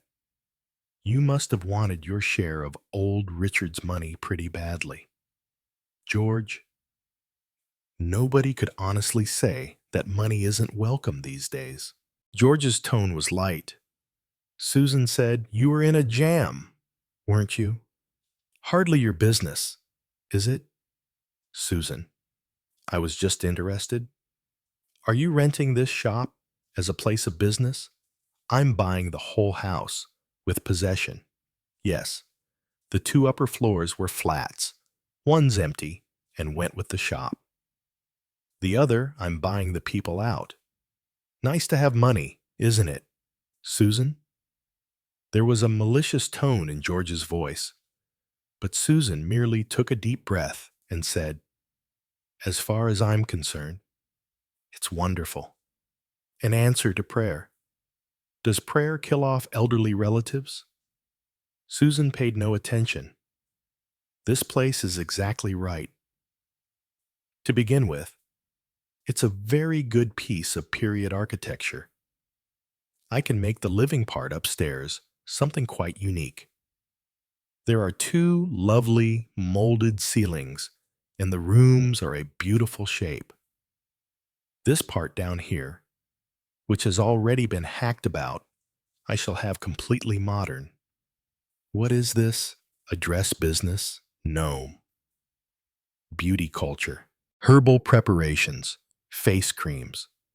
The full racket. The racket as before. It pays. It always pays. What you need to put it over is personality. I can do it. George looked at his cousin appreciatively. He admired the slanting planes of her face, the generous mouth, the radiant coloring. Altogether, an unusual and vivid face. And he recognized in Susan that odd, indefinable quality, the quality of success. "Yes," he said, "I think you've got what it takes. Susan, you'll get back your outlay on this scheme, and you'll get places with it. It's the right neighborhood, just off Main Shopping Street, and you can park a car right in front of the door." Again, George nodded. "Yes, Susan, you're going to succeed. Have you had this in mind for a long time, over a year? Why didn't you put it up to old Richard? He might have staked you." "I did put it up to him, and he didn't see his way. I wonder why. I should have thought he'd have recognized the same metal that he himself was made of." Susan did not answer, and into George's mind there leapt a swift bird's-eye view of another figure. A thin, nervous, suspicious-eyed young man. "Where does, what's his name, Greg, come in on all this?" he asked. "He'll give up dishing out pills and powders. I take it. Of course, there will be a laboratory built out at the back. We shall have our own formulas for face creams and beauty preparations." George suppressed a grin. He wanted to say, "So baby is to have his playpen," but he did not say it. As a cousin, he did not mind being spiteful, but he had an uneasy sense that Susan's feeling for her husband was a thing to be treated with care. It had all the qualities of a dangerous explosive. He wondered, as he had wondered on the day of the funeral, about that queer fish, Gregory. Something odd about the fellow.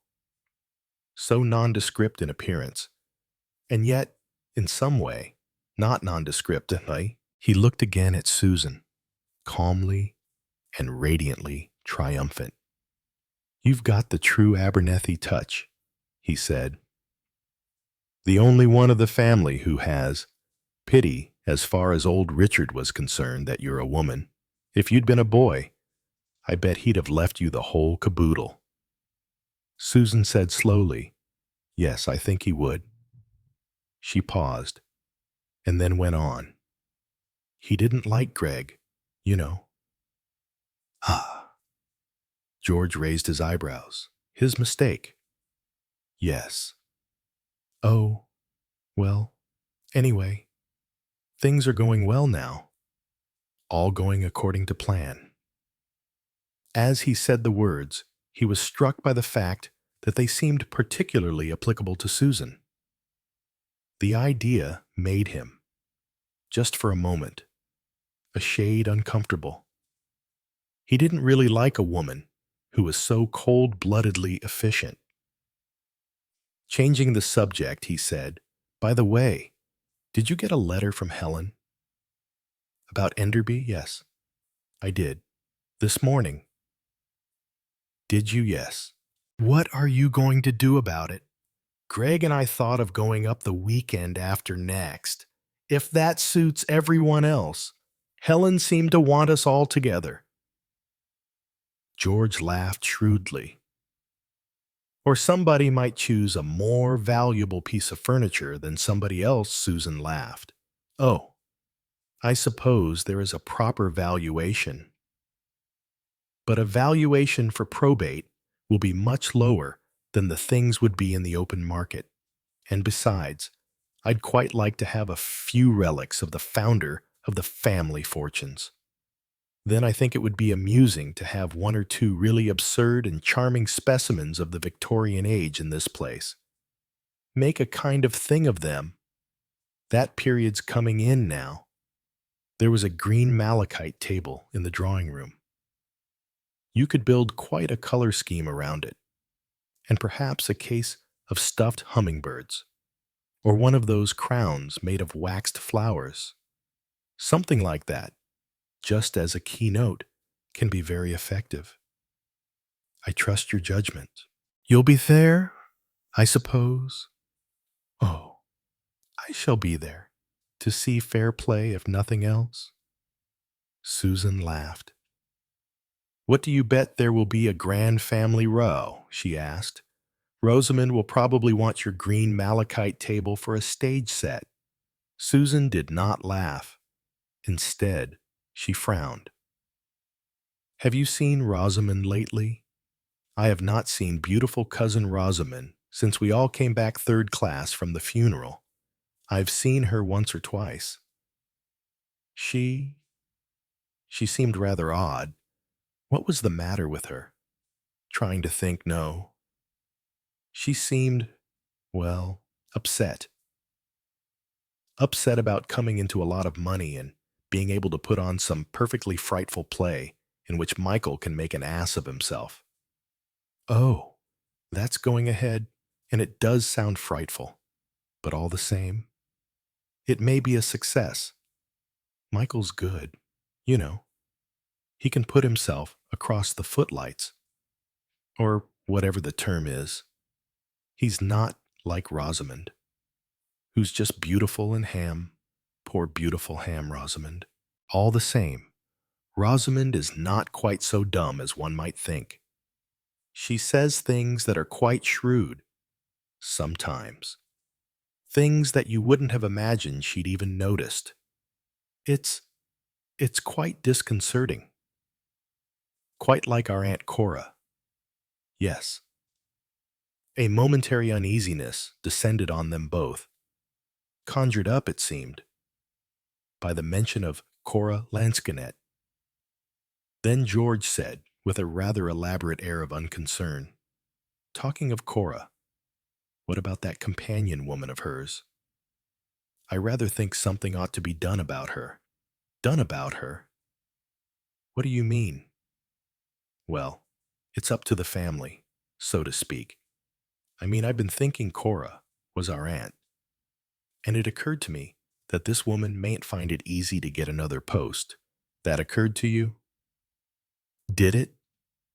"Yet, people are so careful of their skins. I don't say they'd actually think that this Gilchrist female would take a hatchet to them, but at the back of their minds, they'd feel that it might be unlucky. People are superstitious. How odd that you should have thought of all that." "George, how would you know about things like that?" George said dryly. "You forget that I'm a lawyer. I see a lot of the queer, illogical side of people. What I'm getting at is that I think we might do something about the woman. Give her a small allowance or something, to tide her over, or find some office post for her if she's capable of that sort of thing. I feel rather as though we ought to keep in touch with her." "You needn't worry," said Susan, Her voice was dry and ironic. I've seen to things. She's gone to Timothy and Maud. George looked startled. I say, Susan, is that wise? It was the best thing I could think of. At the moment, George looked at her curiously. You're very sure of yourself, aren't you?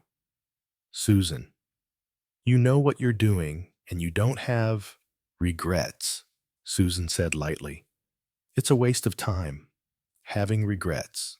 Chapter 17. Michael tossed the letter across the table to Rosamond. What about it? Oh, we'll go. Don't you think so? Michael said slowly. It might be as well. There might be some jewelry. Of course, all the things in the house are quite hideous. Stuffed birds and wax flowers. Yes. Bit of a mausoleum.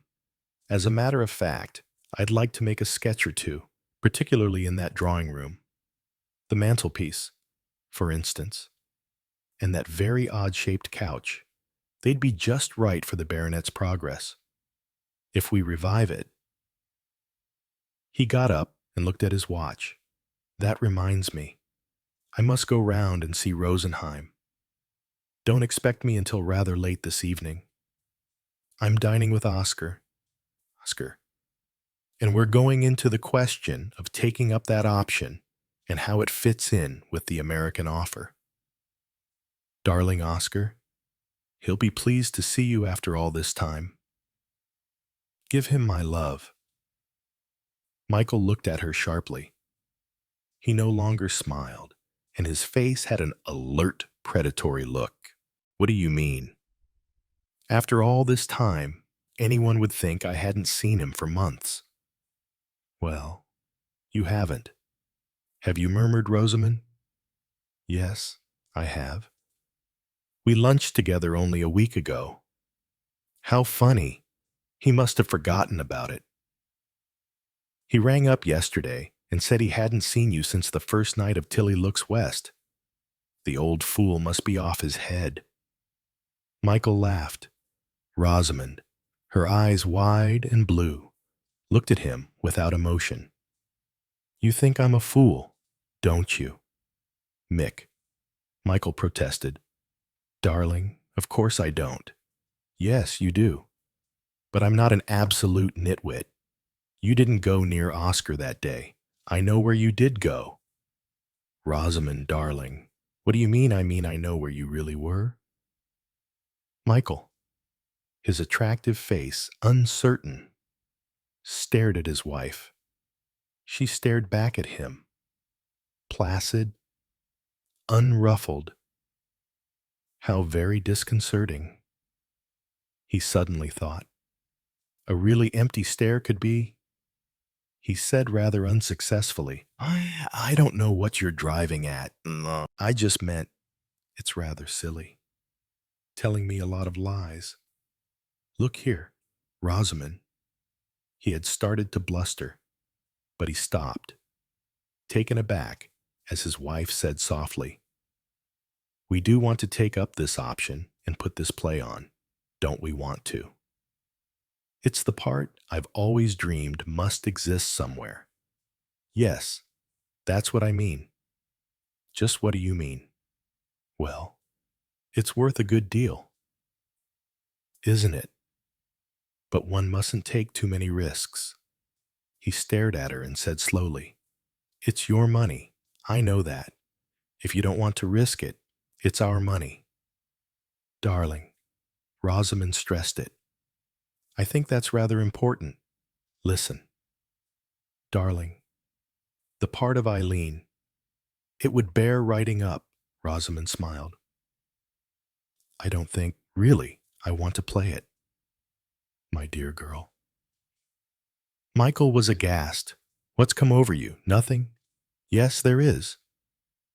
You've been different lately. Moody. Nervous. What is it? Nothing. I only want you to be careful. Mick, careful about what I'm always careful. No, I don't think you are. You always think you can get away with things and that everyone will believe whatever you want them to.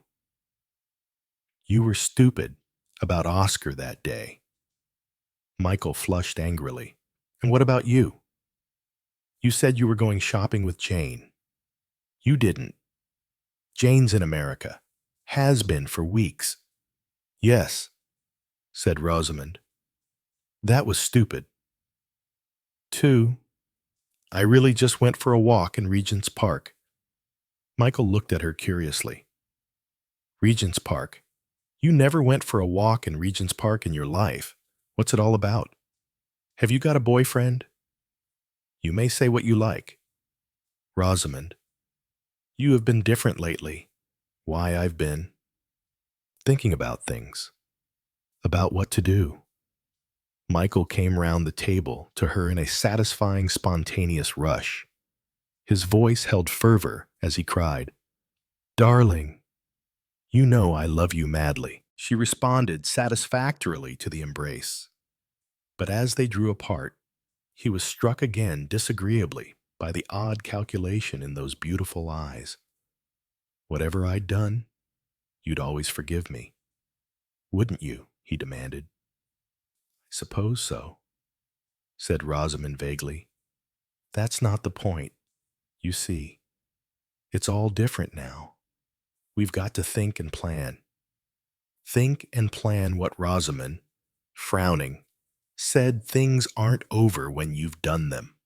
It's really a sort of beginning, and then one's got to arrange what to do next, and what's important and what is not. Rosamond. She sat, her face perplexed, her wide gaze on a middle distance in which Michael, apparently, did not feature. At the third repetition of her name, she started slightly and came out of her reverie. What did you say I asked you what you were thinking about? Oh, yes. I was wondering if I'd go down to, what is it, Litchett St. Mary, and see that Miss Somebody, the one who was with Aunt Cora. But why? Well, she'll be going away soon, won't she? To relatives or someone. I don't think we ought to let her go away until we've asked her. Asked her what? Asked her who killed Aunt Cora? Michael stared. You mean, you think she knows? Rosamond said, rather absently. Oh, yes, I expect so. She lived there. You see, but she'd have told the police. Oh, I don't mean she knows that way. I just mean that she's probably quite sure, because of what Uncle Richard said when he went down there. He did go down there, you know. Susan told me so, but she wouldn't have heard what he said. Oh, yes, she would. Darling. Rosamond sounded like someone arguing with an unreasonable child. Nonsense. I can hardly see old Richard Abernethie discussing his suspicions of his family before an outsider. Well, of course, she'd have heard it through the door. Eavesdropping. You mean I expect so? In fact, I'm sure. It must be so deadly dull. Shut up. 2 women in a cottage and nothing ever happening except washing up in the sink and putting the cat out and things like that. Of course she listened and read letters. Anyone would. Michael looked at her with something faintly approaching dismay. Would you? He demanded bluntly. I wouldn't go and be a companion in the country. Rosamond shuddered. I'd rather die. I meant, would you read letters and all that Rosamond said calmly, if I wanted to know? Yes, everybody does. Don't you think so? The limpid gaze met his. One just wants to know, said Rosamond. One doesn't want to do anything about it. I expect that's how she feels, Miss Gilchrist. I mean, but I'm certain she knows. Michael said in a stifled voice, Rosamond, who do you think killed Cora? And old Richard? Once again, That limpid blue gaze met his. "Darling, don't be absurd. You know as well as I do, but it's much, much better never to mention it. So we won't." Chapter 18. From his seat by the fireplace in the library, Hercule Poirot looked at the assembled company. His eyes passed thoughtfully over Susan, sitting upright, looking vivid and animated, over her husband, sitting near her, his expression rather vacant, and his fingers twisting a loop of string. They went on to George Crossfield, debonair and distinctly pleased with himself, talking about card sharpers on Atlantic cruises to Rosamond, who said mechanically, "How extraordinary." "Darling," but why in a completely uninterested voice, went on to Michael, with his very individual type of haggard good looks and his very apparent charm, to Helen, poised and slightly remote, to Timothy, comfortably settled in the best armchair with an extra cushion at his back, and Maud, sturdy and thick-set, in devoted attendance, and finally to the figure sitting with a tinge of apology just beyond the range of the family circle. The figure of Miss Gilchrist wearing a rather peculiar dressy blouse. Presently, he judged, she would get up, murmur an excuse and leave the family gathering and go up to her room. Miss Gilchrist, he thought, knew her place. She had learned it the hard way. Hercule Poirot sipped his after-dinner coffee and between half-closed lids made his appraisal. He had wanted them there, all together, and he had got them. And what, he thought to himself, was he going to do with them now? He felt a sudden weary distaste for going on with the business. Why was that? He wondered. Was it the influence of Helen Abernethie? There was a quality of passive resistance about her that seemed unexpectedly strong. Had she, while apparently graceful and unconcerned, managed to impress her own reluctance upon him? She was averse to this raking up of the details of old Richard's death. He knew that. She wanted it left alone, left to die out into oblivion. Poirot was not surprised by that. What did surprise him was his own disposition to agree with her. Mr. Entwistle's account of the family had, he realized, been admirable. He had described all these people shrewdly and well. With the old lawyer's knowledge and appraisal to guide him, Poirot had wanted to see for himself. He had fancied that, meeting these people intimately, he would have a very shrewd idea, not of how and when. Those were questions with which he did not propose to concern himself. Murder had been possible. That was all he needed to know. But of who? For Hercule Poirot had a lifetime of experience behind him, and as a man who deals with pictures can recognize the artist. So, Poirot believed he could recognize a likely type of the amateur criminal who will, if his own particular need arises, be prepared to kill. But it was not to be so easy, because he could visualize almost all of those people as a possible, though not a probable, murderer. George might kill, as the cornered rat kills. Susan calmly, efficiently, to further a plan.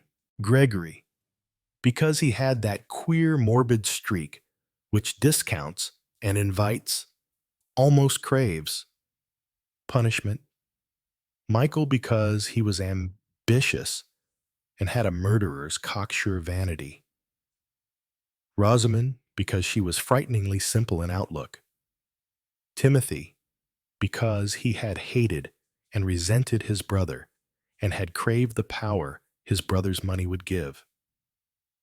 Maud, because Timothy was her child, and where her child was concerned, she would be ruthless. Even Miss Gilchrist, he thought, might have contemplated murder if it could have restored to her the willow tree in its ladylike glory. And Helen? He could not see Helen as committing murder. She was too civilized, too removed from violence. And she and her husband had surely loved Richard Abernethie. Poirot sighed to himself. There were to be no shortcuts to the truth. Instead, he would have to adopt a longer, but a reasonably sure method. There would have to be conversation, much conversation. For in the long run, either through a lie or through truth, people were bound to give themselves away. He had been introduced by Helen to the gathering and had set to work to overcome the almost universal annoyance caused by his presence, a foreign stranger in this family gathering. He had used his eyes and his ears. He had watched and listened, openly and behind doors. He had noticed affinities, antagonisms, the unguarded words that arose as always when property was to be divided. He had engineered adroitly tete-a-tetes, walks upon the terrace, and had made his deductions and observations. He had talked with Miss Gilchrist about the vanished glories of her tea shop and about the correct composition of brioches and chocolate eclairs, and had visited the kitchen garden with her to discuss the proper use of herbs in cooking. He had spent some long half hours listening to Timothy talking about his own health and about the effect upon it of paint. Poirot frowned. Somebody else had said something about paint. Mr. Entwistle. There had also been discussion of a different kind of painting.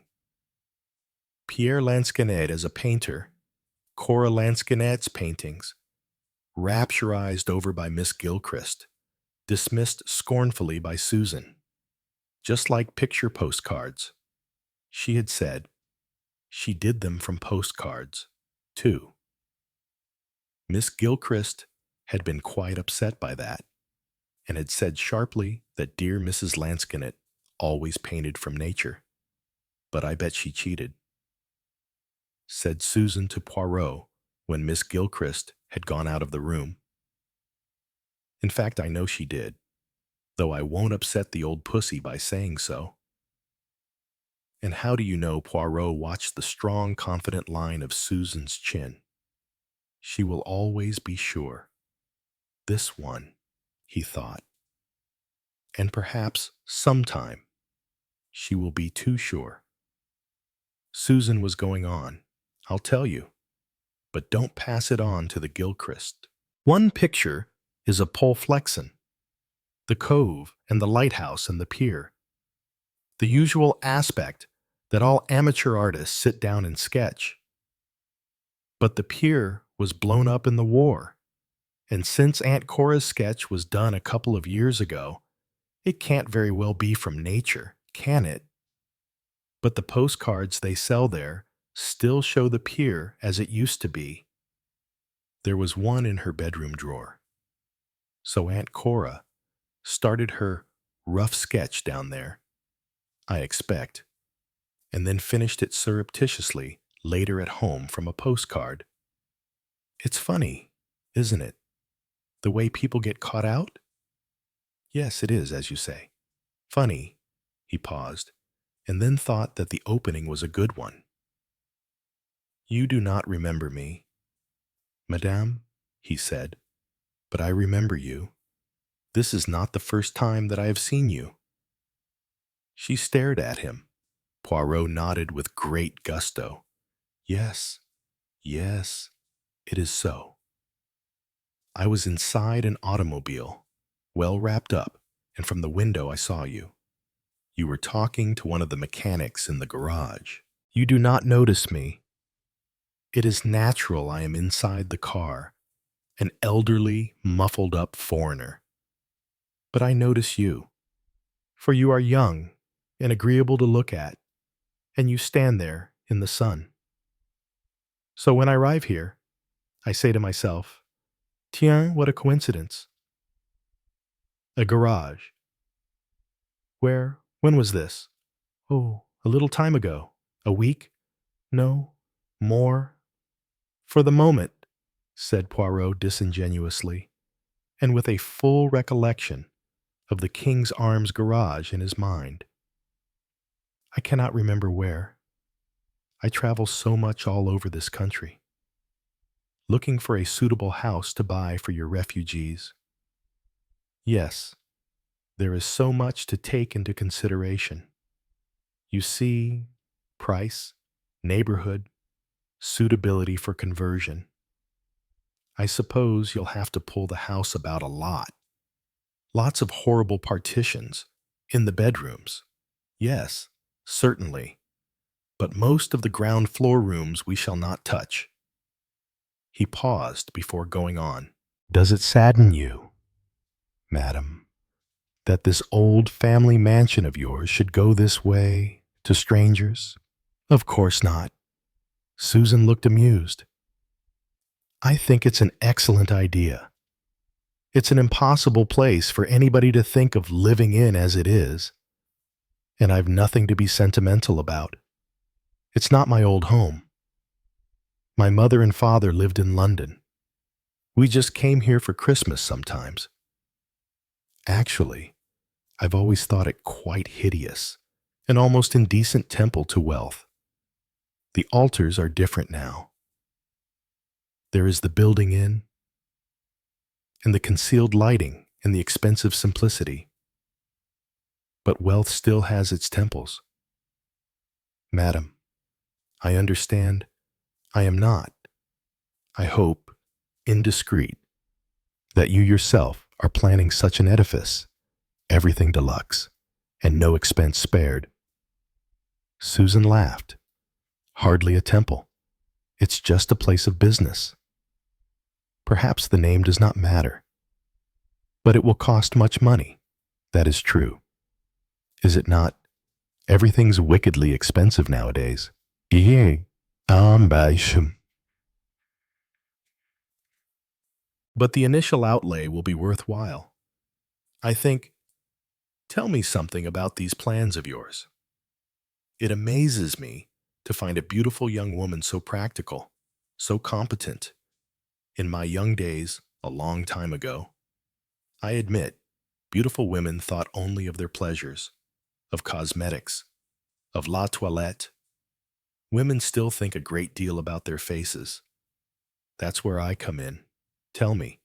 And she had told him with a wealth of detail, and with a great deal of unconscious self-revelation. He appreciated her business acumen, her boldness of planning, and her grasp of detail. A good bold planner, sweeping all side issues away, perhaps a little ruthless, as all those who plan boldly must be. Watching her, he had said, yes, you will succeed. You will go ahead.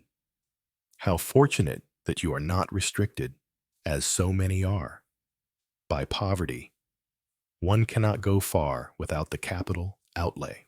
To have had these creative ideas and to have been frustrated by lack of means, that would have been unbearable. I couldn't have borne it, but I'd have raised money somehow or other, got someone to back me. Ah, of course. Your uncle, whose house this was rich. Even if he had not died, he would, as you express it, have staked you.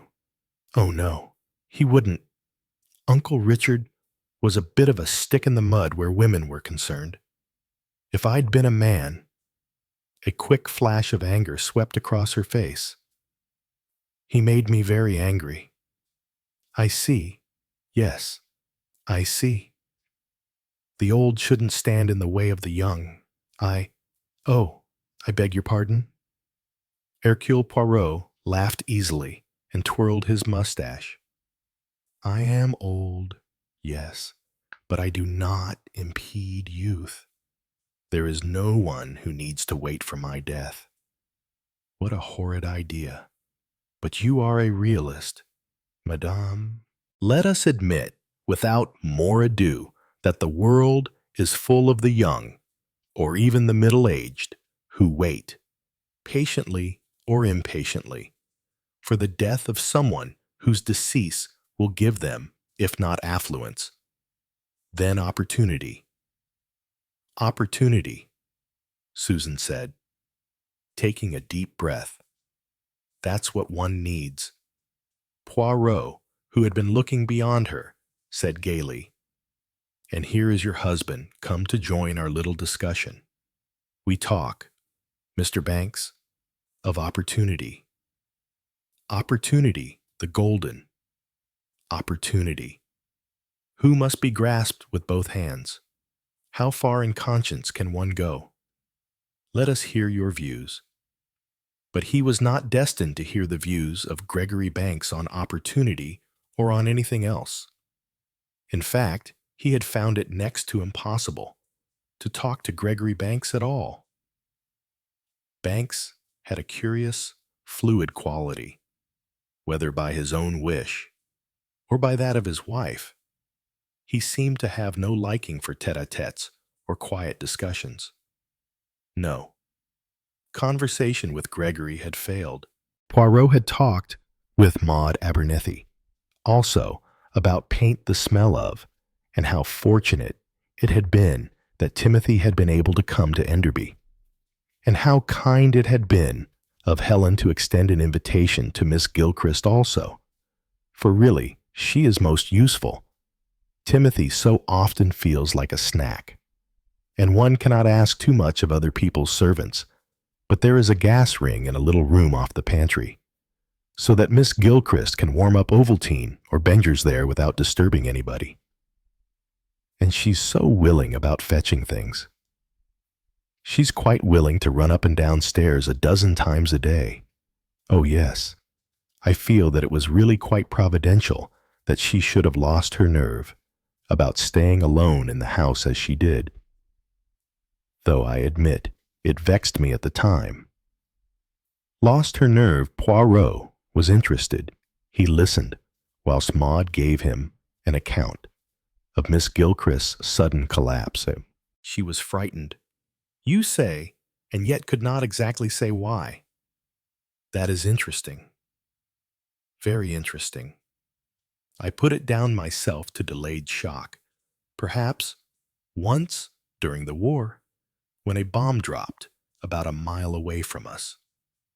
I remember Timothy. Poirot abstracted his mind from Timothy. Had anything particular happened that day, he asked. On what day? Maud looked blank. The day that Miss Gilchrist was upset. Oh, that? No, I don't think so. It seems to have been coming on, ever since she left Lechet St. Mary. Or so she said. She didn't seem to mind when she was there. And the result, Poirot thought, had been a piece of poisoned wedding cake. Not so very surprising that Miss Gilchrist was frightened after that. And even when she had removed herself to the peaceful country round Stansfield Grange, the fear had lingered, more than lingered, grown. Why grown? Surely, attending on an exacting hypochondriac like Timothy must be so exhausting that nervous fears would be likely to be swallowed up in exasperation. But something in that house had made Miss Gilchrist afraid. What did she know herself? Finding himself alone with Miss Gilchrist for a brief space before dinner, Poirot had sailed into the subject with an exaggerated foreign curiosity. Impossible, you comprehend, for me to mention the matter of murder to members of the family. But I am intrigued. Who would not be a brutal crime? A sensitive artist attacked in a lonely cottage. Terrible for her family, but terrible, also, I imagine, for you. Since Mrs. Timothy Abernethie gives me to understand that you were there at the time. Yes, I was.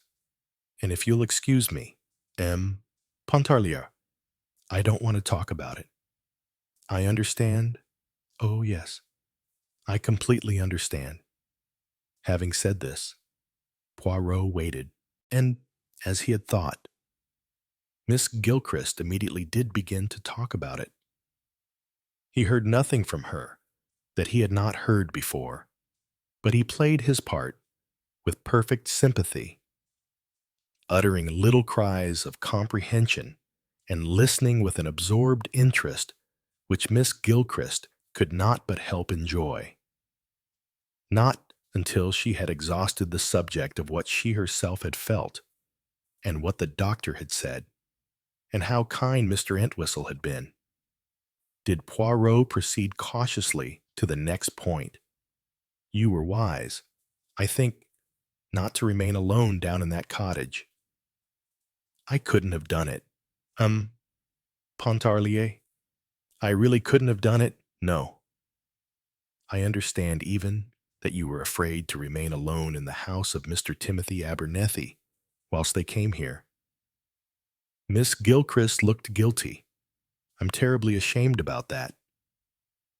So foolish, really. It was just a kind of panic I had. I really don't know why. But of course, one knows why. You had just recovered from a dastardly attempt to poison you. Miss Gilchrist here sighed and said she simply couldn't understand it. Why should anyone try to poison her? But obviously, my dear lady, because this criminal, this assassin, thought that you knew something that might lead to his apprehension by the police. But what could I know? Some dreadful tramp or semi-crazed creature. If it was a tramp, it seems to me unlikely. Oh, please. Pontarlier. Miss Gilchrist became suddenly very upset. Don't suggest such things. I don't want to believe it. You do not want to believe what I don't want to believe that it wasn't. I mean, that it was. She paused, confused. And yet, said Poirot shrewdly, you do believe? Oh, I don't. But I think you do. That is why you are frightened. You are still frightened, are you not? Oh, no. Not since I came here. So many people. And such a nice family atmosphere. Oh, no. Everything seems quite all right here. It seems to me, you must excuse my interest.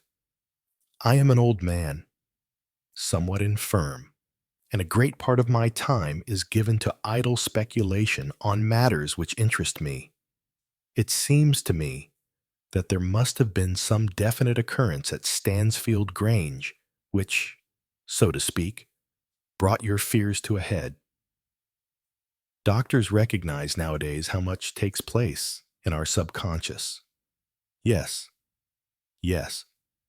I know they say so. And I think your subconscious fears might have been brought to a point by some small, concrete happening, something, perhaps, quite extraneous, serving, shall we say, as a focal point.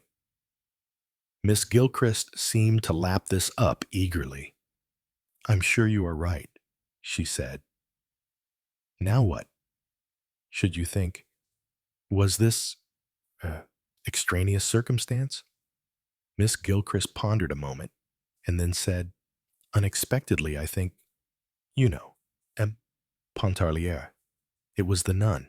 Before Poirot could take this up, Susan and her husband came in, closely followed by Helen.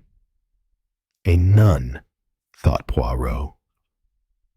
Now where, in all this, have I heard something about a nun? He resolved to lead the conversation on to nuns sometime in the course of the evening. Chapter 19. The family had all been polite to Maître Pontarlier, the representative of Anarcho, and how right he had been to have chosen to designate himself by initials.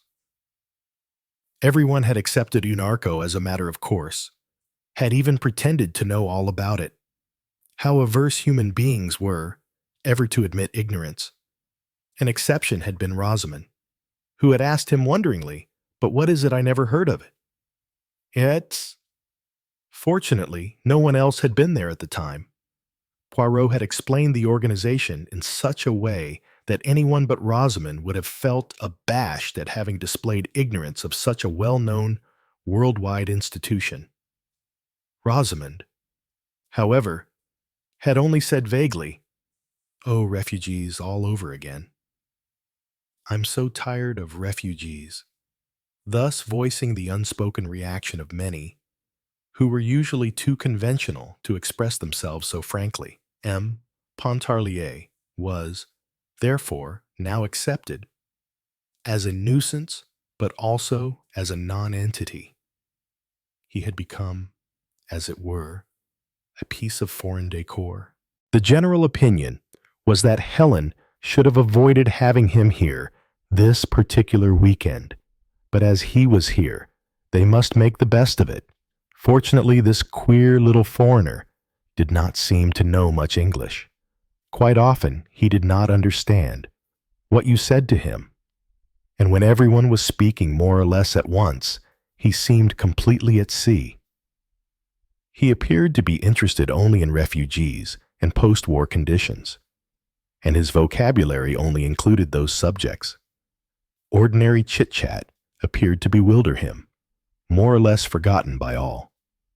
Hercule Poirot leant back in his chair, sipped his coffee, and observed, as a cat may observe, the twitterings and comings and goings of a flock of birds.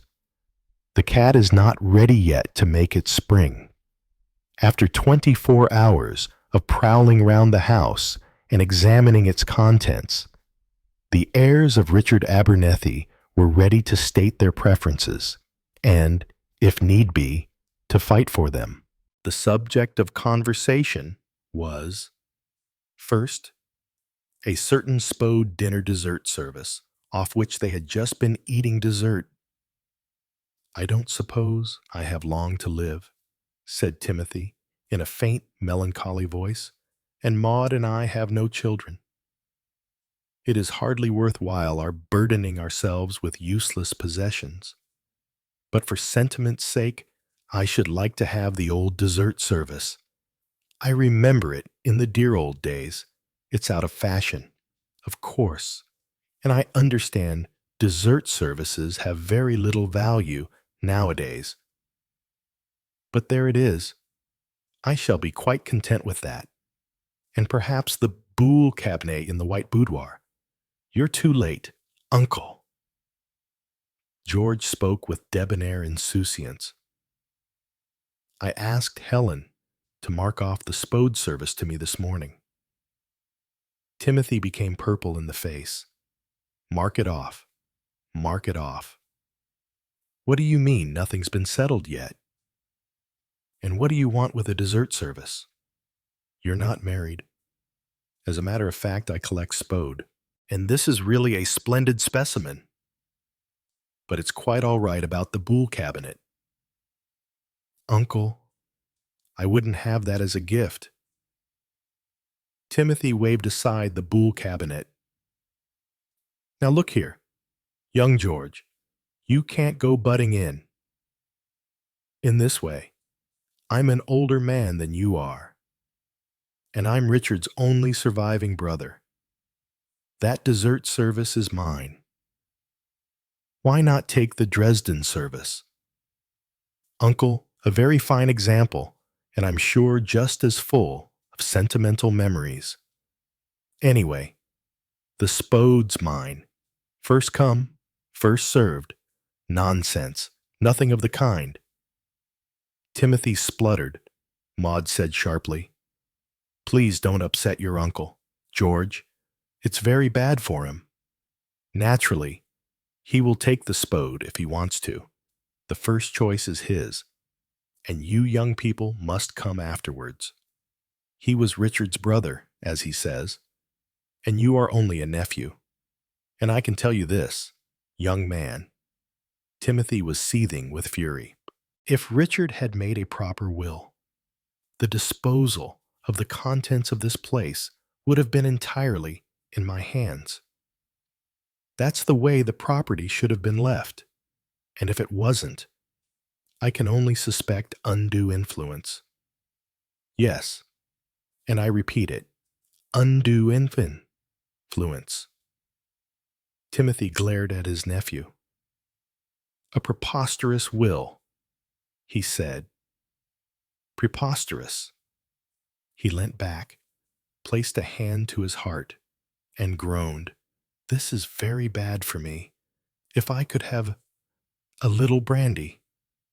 Miss Gilchrist hurried to get it and returned with the restorative in a small glass. Here you are. Mr. Abernethie, please don't excite yourself. Are you sure you oughtn't to go up to bed? Don't be a fool. Timothy swallowed the brandy. Go to bed. I intend to protect my interests. Really, George, I'm surprised at you, said Maud. What your uncle says is perfectly true. His wishes come first. If he wants the Spode dessert service, he shall have it. It's quite hideous anyway, said Susan. Hold your tongue. Susan, said Timothy. The thin young man who sat beside Susan raised his head. In a voice that was a little shriller than his ordinary tones, he said, Don't speak like that to my wife. He half rose from his seat. Susan said quickly, It's all right, Greg, I don't mind, but I do. Helen said, I think it would be graceful on your part. George, to let your uncle have the dessert service. Timothy spluttered indignantly. There's no letting about it. But George, with a slight bow to Helen, said, Your wish is law. Aunt Helen, I abandon my claim. You didn't really want it. Anyway, did you? Said Helen. He cast a sharp glance at her, then grinned. The trouble with you, Aunt Helen, is that you're too sharp by half. You see more than you're meant to see. Don't worry. Uncle Timothy, the Spode is yours. Just my idea of fun. Fun. Indeed. Maud Abernethie was indignant. Your uncle might have had a heart attack. Don't you believe it, said George cheerfully. Uncle Timothy will probably outlive us all. He's what is known as a creaking gate. Timothy leaned forward balefully. I don't wonder, he said, that Richard was disappointed in you. What's that? The good humor went out of George's face.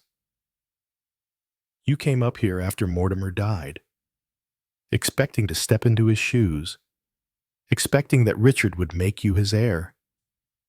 Didn't you? But my poor brother soon took your measure. He knew where the money would go if you had control of it. I'm surprised that he even left you a part of his fortune. He knew where it would go. Horses, gambling, Monte Carlo, foreign casinos, perhaps worse. He suspected you of not being straight. Didn't he, George? A white dint appearing each side of his nose. Said quietly, Hadn't you better be careful of what you are saying? I wasn't well enough to come here for the funeral, said Timothy slowly. But Maud told me what Cora said. Cora always was a fool, but there may have been something in it, and if so, I know who I'd suspect. Timothy Maud stood up, solid, calm, a tower of forcefulness. You have had a very trying evening. You must consider your health. I can't have you getting ill again. Come up with me. You must take a sedative and go straight to bed. Timothy and I, Helen, will take the Spode dessert service And the Boule cabinet as mementos of Richard. There is no objection to that. I hope. Her glance swept round the company. Nobody spoke, and she marched out of the room supporting Timothy with a hand under his elbow, waving aside Miss Gilchrist, who was hovering half-heartedly by the door.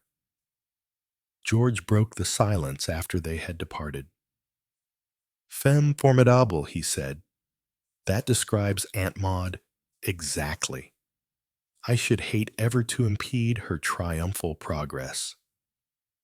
Miss Gilchrist sat down again rather uncomfortably and murmured, Mrs. Abernethie is always so kind.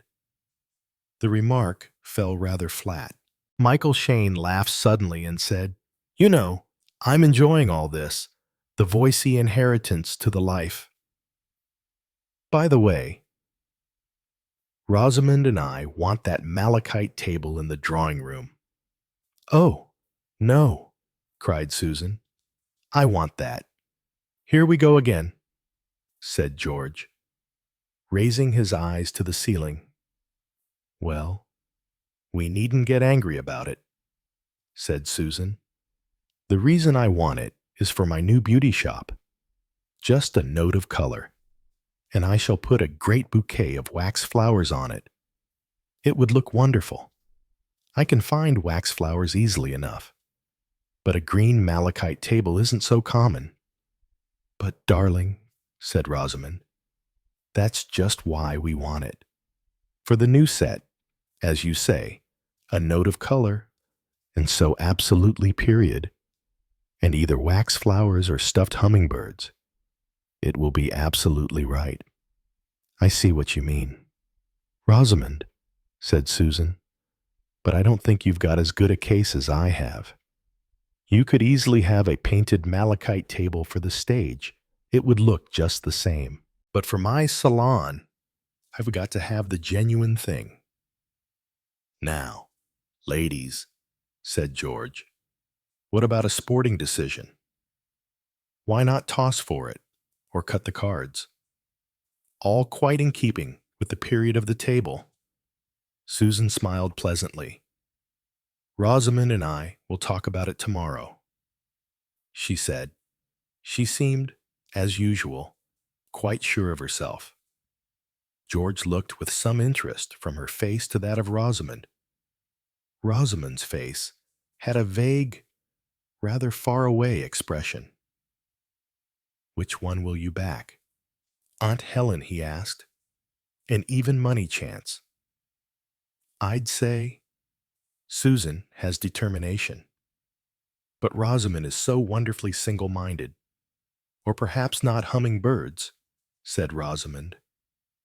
One of those big Chinese vases would make a lovely lamp with a gold shade.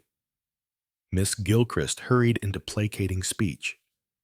This house is full of so many beautiful things, she said.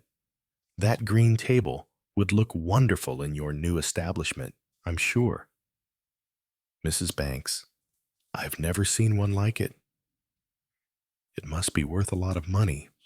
It will be deducted from my share of the estate. Of course, said Susan. I'm so sorry. I didn't mean Miss Gilchrist was covered with confusion. It may be deducted from our share of the estate, Michael pointed out, with the wax flowers thrown in. They look so right on that table. Miss Gilchrist murmured, really artistic, sweetly pretty. But nobody was paying any attention to Miss Gilchrist's well-meant trivialities. Greg said, speaking again in that high nervous voice, Susan wants that table. There was a momentary stir of unease, as though, by his words, Greg had set a different musical key. Helen said quickly, and what do you really want? George leaving out the Spode service? George grinned, and the tension relaxed, rather ashamed to bait old Timothy. He said, but he really is quite unbelievable. He's had his own way in everything so long that he's become quite pathological about it. You have to humor an invalid. Mr. Crossfield, said Miss Gilchrist, Ruddy old hypochondriac. That's what he is, said George. Of course he is. Susan agreed. I don't believe there's anything whatever the matter with him. Do you? Rosamond. What anything the matter with Uncle Timothy? No, no, I shouldn't think so. Rosamond was vague. She apologized. I'm sorry. I was thinking about what lighting would be right for the table. You see, said George, a woman of one idea. Your wife's a dangerous woman. Michael, I hope you realize it. I realize it, said Michael rather grimly. George went on with every appearance of enjoyment. The battle of the table. To be fought tomorrow, politely, but with grim determination. We ought all to take sides. I back Rosamond, who looks so sweet and yielding and isn't. Husbands presumably back their own wives, Miss Gilchrist. On Susan's side, obviously. Oh, really? Mr. Crossfield, I wouldn't venture to. Aunt Helen George paid no attention to Miss Gilchrist's flutterings. You have the casting vote. Oh, I forgot. M. Pontarlier. Pardon. Hercule Poirot looked blank. George considered explanations, but decided against it. The poor old boy hadn't understood a word of what was going on. He said, just a family joke? Yes, yes. I comprehend. Poirot smiled amiably. So yours is the casting vote. Aunt Helen, whose side are you on? Helen smiled. Perhaps I want it myself. George. She changed the subject deliberately, turning to her foreign guest. I'm afraid this is all very dull for you. M. Pontarlier. Not at all, madame. I consider myself privileged to be admitted to your family life. He bowed. I would like to say, I cannot quite express my meaning. My regret that this house had to pass out of your hands into the hands of strangers. It is without doubt a great sorrow. No, indeed, we don't regret at all. Susan assured him, you are very amiable. Madame, it will be, let me tell you, perfection here for my elderly sufferers of persecution. What a haven. What peace, I beg you to remember that. When the harsh feelings come to you, as assuredly they must. I hear that there was also the question of a school coming here. Not a regular school, a convent, run by religieuses, by nuns. I think you say, you would have preferred that. Perhaps not at all, said George. The Sacred Heart of Mary, continued Poirot. Fortunately, owing to the kindness of an unknown benefactor, we were able to make a slightly higher offer. He addressed Miss Gilchrist directly. You do not like nuns. I think Miss Gilchrist flushed and looked embarrassed. Oh, really? Mr. Pontarlier, you mustn't. It's nothing personal. But I never do see that it's right to shut yourself up from the world in that way. Not necessary. And really almost selfish, though not teaching ones. Of course. Or the ones that go about amongst the poor, because I'm sure they're thoroughly unselfish women and do a lot of good. I simply can't imagine wanting to be a nun, said Susan. It's very becoming, said Rosamond. You remember, when they revived the miracle last year? Sonia Wells looked absolutely too glamorous for words. What beats me, said George, is why it should be pleasing to the Almighty to dress oneself up in medieval dress. For after all, that's all a nun's dress is.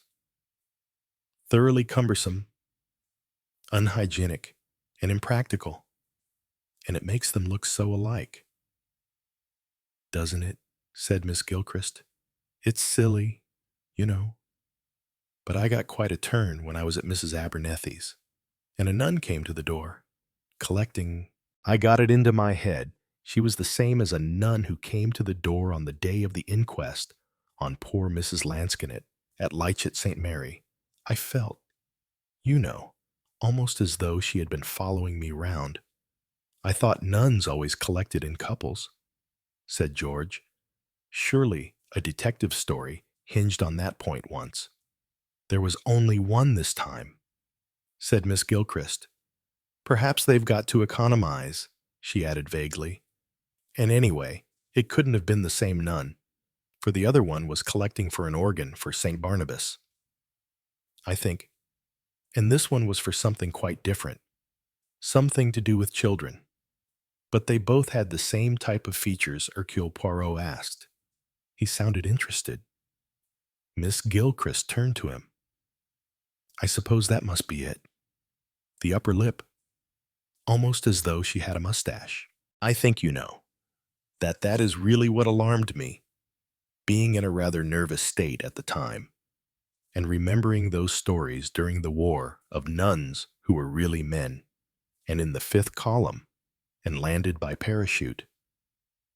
Of course, it was very foolish of me. I knew that afterwards. A nun would be a good disguise," said Susan thoughtfully. "It hides your feet."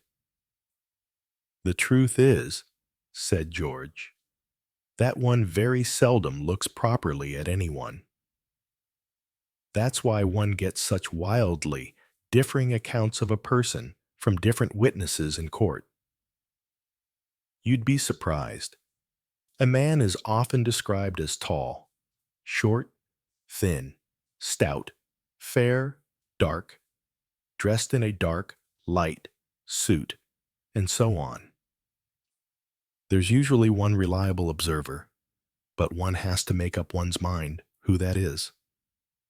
"Another queer thing," said Susan, "is that you sometimes catch sight of yourself in a mirror unexpectedly and don't know who it is.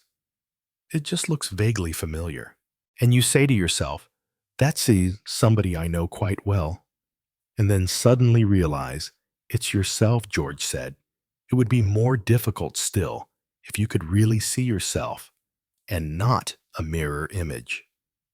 "Why?" asked Rosamond, looking puzzled. "Because, don't you see, nobody ever sees themselves as they appear to other people. They always see themselves in a glass, that is, as a reversed image. But does that look any different?" "Oh, yes," said Susan quickly. "It must, because people's faces aren't the same both sides. Their eyebrows are different, and their mouths go up one side, and their noses aren't really straight. You can see with a pencil. Who's got a pencil? Somebody produced a pencil, and they experimented, holding a pencil each side of the nose and laughing to see the ridiculous variation in angle. The atmosphere now had lightened a good deal. Everybody was in a good humor. They were no longer the heirs of Richard Abernethie, gathered together for a division of property. They were a cheerful and normal set of people gathered together for a weekend in the country. Only Helen Abernethie remained silent and abstracted. With a sigh, Hercule Poirot rose to his feet and bade his hostess a polite good night. "And perhaps, madame, I had better say goodbye.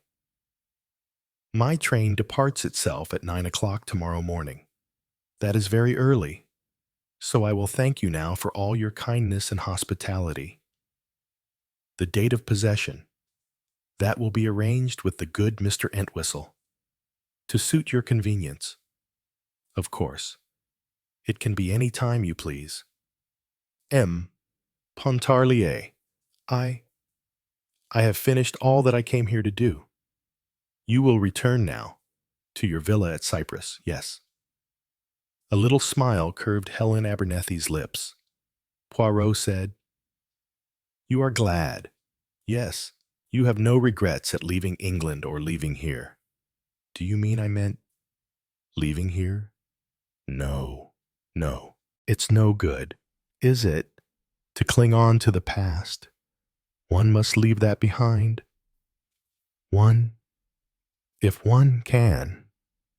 Blinking his eyes innocently, Poirot smiled apologetically, round on the group of polite faces that surrounded him.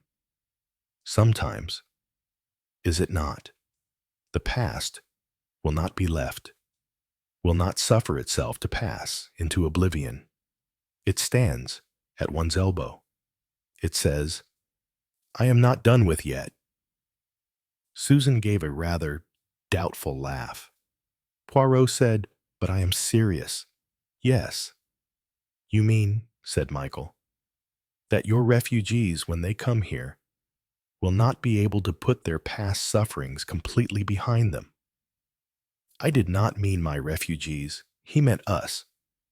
Darling, said Rosamond, he means Uncle Richard and Aunt Cora and the hatchet and all that. She turned to Poirot. Didn't you? Poirot looked at her with a blank face. Then he said, why do you think that, madam? Because you're a detective, aren't you? That's why you're here. Narco, or whatever you call it, is just nonsense, isn't it? Chapter 20.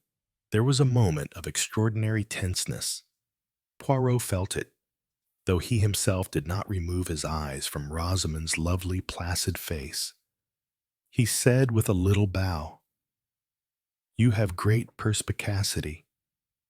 Madam, not really, said Rosamond. You were pointed out to me once in a restaurant, I remembered.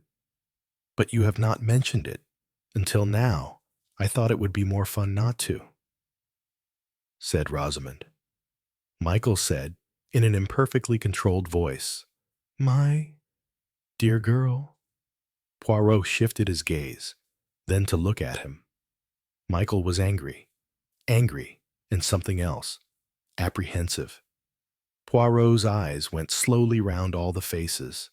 Susan's, angry and watchful. Gregory's dead and shut in. Miss Gilchrist's, foolish, her mouth wide open. George, wary. Helen, dismayed and nervous. All those expressions were normal ones under the circumstances. He wished he could have seen their faces a split second earlier, when the words a detective fell from Rosamond's lips. For now, inevitably, it could not be quite the same. He squared his shoulders and bowed to them. His language and his accent became less foreign. Yes, he said, I am a detective, George Crossfield said, the white dents showing once more each side of his nose. Who sent you here? I was commissioned to inquire into the circumstances of Richard Abernethie's death. By whom? For the moment, that does not concern you, but it would be an advantage, would it not, if you could be assured beyond any possible doubt that Richard Abernethie died a natural death. Of course, he died a natural death. Who says anything else? Cora Lansquenet said so. And Cora Lansquenet is dead herself. A little wave of uneasiness seemed to sigh through the room like an evil breeze. She said it here, in this room, said Susan. But I didn't really think. Didn't you? Susan George Crossfield turned his sardonic glance upon her. Why pretend any more? You won't take ma Pontarlier in.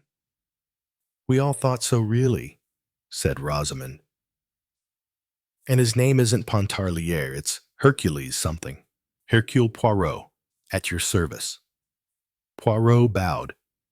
There were no gasps of astonishment or of apprehension. His name seemed to mean nothing at all to them. They were less alarmed by it than they had been by the single word detective. May I ask what conclusions you have come to ask, George? He won't tell you. Darling, said Rosamond, or if he does tell you, what he says won't be true. Alone of the company, she appeared to be amused. Hercule Poirot looked at her thoughtfully. Hercule Poirot did not sleep well that night. He was perturbed, and he was not quite sure why he was perturbed. Elusive snatches of conversation, various glances, odd movements, all seemed fraught with a tantalizing significance in the loneliness of the night. He was on the threshold of sleep, but sleep would not come. Just as he was about to drop off, something flashed into his mind and woke him up again. Paint. Timothy and paint. Oil paint. The smell of oil paint, connected somehow with Mr. Entwistle. Paint and Cora. Cora's paintings. Picture postcards. Cora was deceitful about her painting. No. Back to Mr. Entwistle. Something Mr. Entwistle had said. Or was it Lanscombe? A nun who came to the house on the day that Richard Abernethie died. A nun with a mustache. A nun at Stansfield Grange and at Litchett St. Mary. Altogether too many nuns, Rosamond looking glamorous as a nun on the stage. Rosamond, saying that he was a detective, and everyone staring at her when she said it. That was the way that they must all have stared at Cora that day when she said, "But he was murdered, wasn't he?" What was it Helen Abernethie had felt to be wrong on that occasion? Helen Abernethie, leaving the past behind, going to Cyprus. Helen dropping the wax flowers with a crash when he had said, what was it he had said? He couldn't quite remember. He slept then, and as he slept, he dreamed. He dreamed of the green malachite table. On it was the glass-covered stand of wax flowers. Only the whole thing had been painted over with thick crimson oil paint. Paint the color of blood. He could smell the paint. And Timothy was groaning, was saying, "I'm dying, dying. This is the end." And Maud, standing by, tall and stern, with a large knife in her hand, was echoing him, saying yes. It's the end. The end. A deathbed, with candles and a nun praying out. If he could just see the nun's face, he would know. Hercule Poirot woke up, and he did know, yes.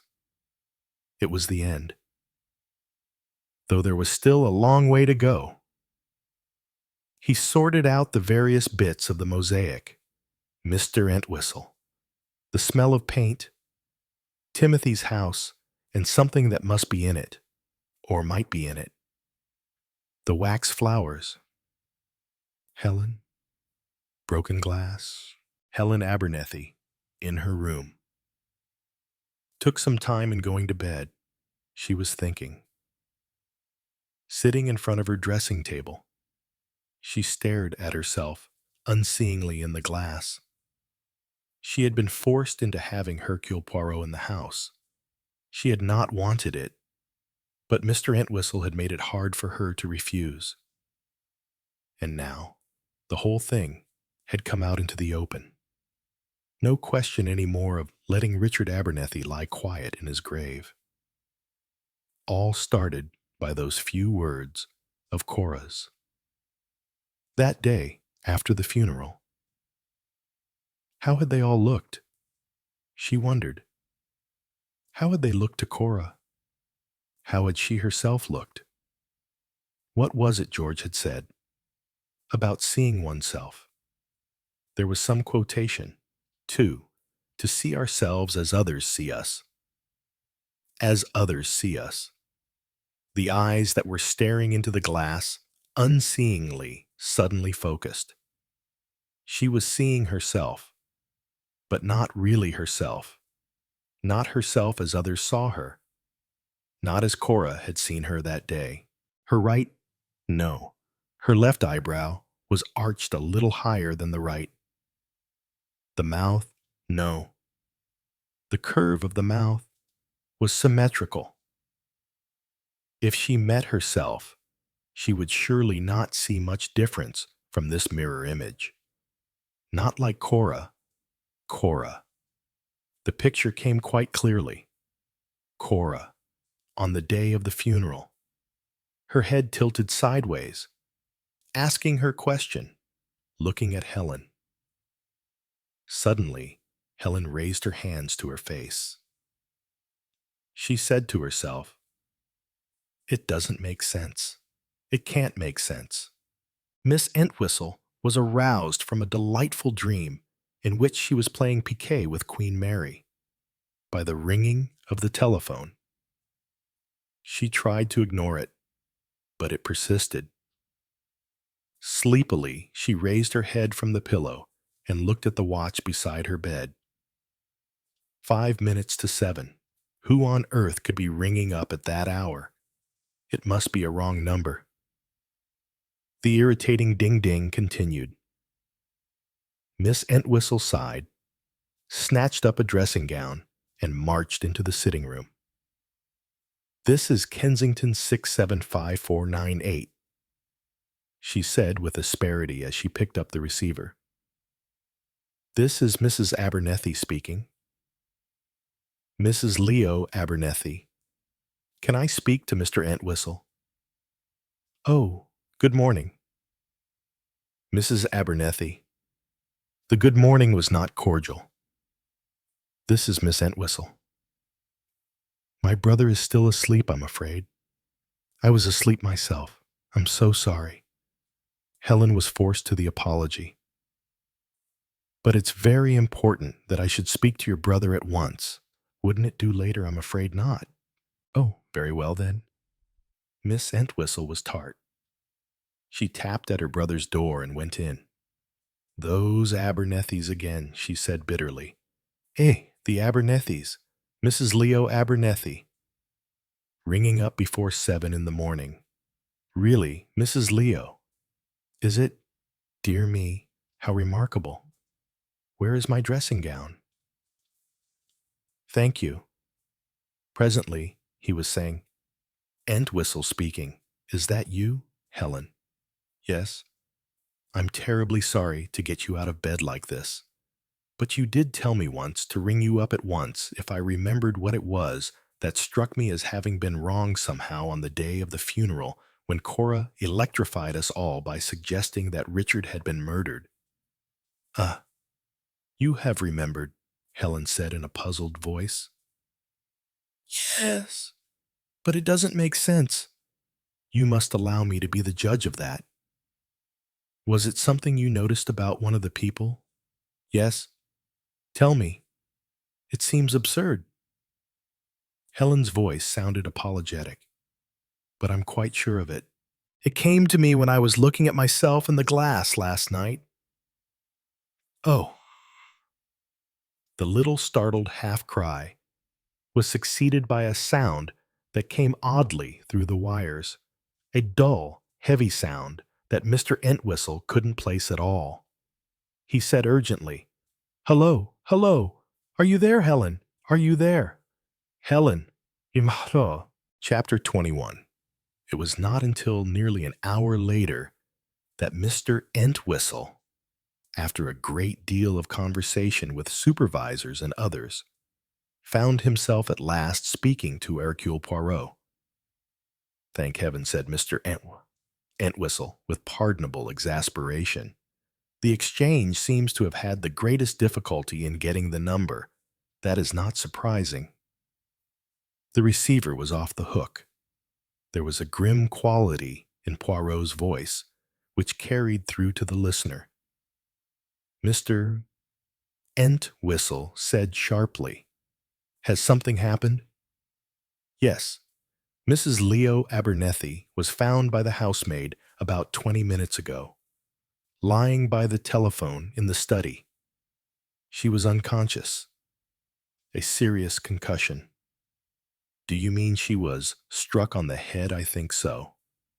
It is just possible that she fell and struck her head on a marble doorstop. But me, I do not think so. And the doctor, he does not think so either. She was telephoning to me at the time. I wondered when we were cut off so suddenly. So it was to you she was telephoning. What did she say? She mentioned to me some time ago that on the occasion when Cora Lansquinet suggested her brother had been murdered, she herself had a feeling of something being wrong. Odd. She did not quite know how to put it. Unfortunately, she could not remember why she had that impression. And suddenly, she did remember. Yes? And rang you up to tell you yes. Eh bien. There's no eh bien about it, said Mr. Entwistle testily. She started to tell me, but was interrupted. How much had she said nothing pertinent? You will excuse me, mon ami, but I am the judge of that, not you. What exactly did she say? She reminded me that I had asked her to let me know at once if she remembered what it was that had struck her as peculiar. She said she had remembered, but that it didn't make sense. I asked her if it was something about one of the people who were there that day, and she said, yes, it was. She said it had come to her when she was looking in the glass. Yes, that was all. She gave no hint as to which of the people concerned it was. I should hardly fail to let you know if she had told me that, said Mr. Entwistle acidly. I apologize, mon ami. Of course you would have told me. Mr. Entwistle said, we shall just have to wait until she recovers consciousness. Before we know. Poirot said gravely, that may not be for a very long time. Perhaps never. Is it as bad as that? Mr. Entwistle's voice shook a little. Yes, it is as bad as that. But that's terrible. Poirot. Yes, it is terrible. And it is why we cannot afford to wait, for it shows that we have to deal with someone who is either completely ruthless or so frightened that it comes to the same thing. But look here. Poirot, what about Helen? I feel worried. Are you sure she would be safe at Enderby? No. She would not be safe. So she is not at Enderby. Already, the ambulance has come and is taking her to a nursing home, where she will have special nurses and where no one, family or otherwise, will be allowed to see her. Mr. Entwistle sighed. You relieve my mind. She might have been in danger. She assuredly would have been in danger. Entwistle's voice sounded deeply moved. I have a great regard for Helen Abernethie. I always have had. A woman of very exceptional character. She may have had certain, what shall I say, reticences in her life. Ah, there were reticences. I have always had an idea that such was the case. Hence the villa in Cyprus. Yes, that explains a good deal. I don't want you to begin thinking. You cannot stop me thinking. But now, there is a little commission that I have for you. One moment. There was a pause. Then Poirot's voice spoke again. I had to make sure that nobody was listening. All is well. Now here is what I want you to do for me. You must prepare to make a journey. A journey, Mr. Entwistle. Entwistle sounded faintly dismayed. I see. You want me to come down to Enderby? Not at all. I am in charge here. No. You will not have to travel so far. Your journey will not take you very far from London. You will travel to Bury St. Edmunds. Ma foi, what names your English towns have, and there you will hire a car and drive to Forsdyke House. It is a mental home. Ask for Dr. Penrith and inquire of him particulars about a patient who was recently discharged. What patient? Anyway, surely, a Poirot broke in. The name of the patient is Gregory Banks. Find out for what form of insanity he was being treated. Do you mean that Gregory Banks is insane? Shh. Be careful what you say. And now, I have not yet breakfasted, and you too, I suspect, have not breakfasted. Not yet. I was too anxious. Quite so. Then, I pray you, eat your breakfast. Repose yourself. There is a good train to Bury St. Edmunds at 12 o'clock. If I have any more news, I will telephone you before you start. Be careful of yourself. Poirot, said Mr. Entwistle with some concern. That? Yes, me. I do not want to be hit on the head with a marble doorstop. You may be assured that I will take every precaution. And now, for the moment, goodbye. Poirot heard the sound of the receiver being replaced at the other end. Then he heard a very faint second click and smiled to himself. Somebody had replaced the receiver on the telephone in the hall. He went out there. There was no one about. He tiptoed to the cupboard at the back of the stairs and looked inside. At that moment, Lanscombe came through the service door carrying a tray with toast and a silver coffee pot. He looked slightly surprised to see Poirot emerge from the cupboard. Breakfast is ready in the dining room. Sir, he said. Poirot surveyed him thoughtfully. The old butler looked white and shaken. Courage, said Poirot, clapping him on the shoulder. All will yet be well. Would it be too much trouble to serve me a cup of coffee in my bedroom? Certainly, sir. I will send Janet up with it. Sir. Lanscombe looked disapprovingly at Hercule Poirot's back as the latter climbed the stairs. Poirot was attired in an exotic silk dressing gown with a pattern of triangles and squares. Foreigners, thought Lanscombe bitterly, foreigners in the house. And Mrs. Leo with concussion. I don't know what we're coming to. Nothing's the same since Mr. Richard died.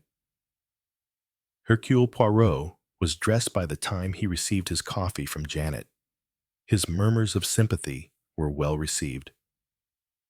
Since he stressed the shock her discovery must have given her. Yes, indeed, sir. What I felt when I opened the door of the study and came in with the Hoover and saw Mrs. Leo lying there, I never shall forget. There she lay, and I made sure she was dead. She must have been taken faint as she stood at the phone. And fancy her being up at that time in the morning. I've never known her do such a thing before. Fancy. Indeed, he added casually. No one else was up, I suppose. As it happens, sir, Mrs. Timothy was up and about. She's a very early riser always. Often goes for a walk before breakfast. She is of the generation that rises early, said Poirot, nodding his head.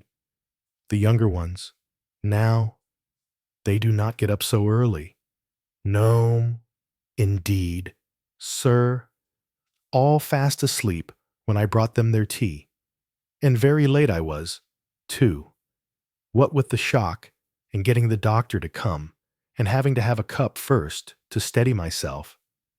She went off, and Poirot reflected on what she had said. Maud Abernethie had been up and about, and the younger generation had been in bed. But that, Poirot reflected, meant nothing at all. Anyone could have heard Helen's door open and close, and have followed her down to listen, and would afterwards have made a point of being fast asleep in bed. But if I'm right, thought Poirot. And after all, it is natural to me to be right. It is a habit I have. Then there is no need to go into who was here and who was there. First, I must seek a proof where I have deduced the proof may be. And then I make my little speech, and I sit back and see what happens. As soon as Janet had left the room, Poirot drained his coffee cup, put on his overcoat and his hat, left his room, ran nimbly down the back stairs, and left the house by the side door. He walked briskly the quarter-mile to the post office, where he demanded a trunk call. Presently, he was once more speaking to Mr. Entwistle. "Yes, it is I yet again. Pay no attention to the commission with which I entrusted you. C'était une blague. Someone was listening. Now, mon vieux, to the real commission. You must, as I said, take a train, but not to Bury St. Edmunds. I want you to proceed to the house of Mr. Timothy Abernethie. But Timothy and Maud are at Enderby." "Exactly. There is no one in the house but a woman by the name of Jones, who has been persuaded by the offer of considerable largesse to guard the house whilst they are absent. What I want you to do is to take something out of that house. My dear Poirot, I really can't stoop to burglary. It will not seem like burglary. You will say, to the excellent Mrs. Jones, who knows you, that you have been asked by Mr. or Mrs. Abernethie to fetch this particular object and take it to London.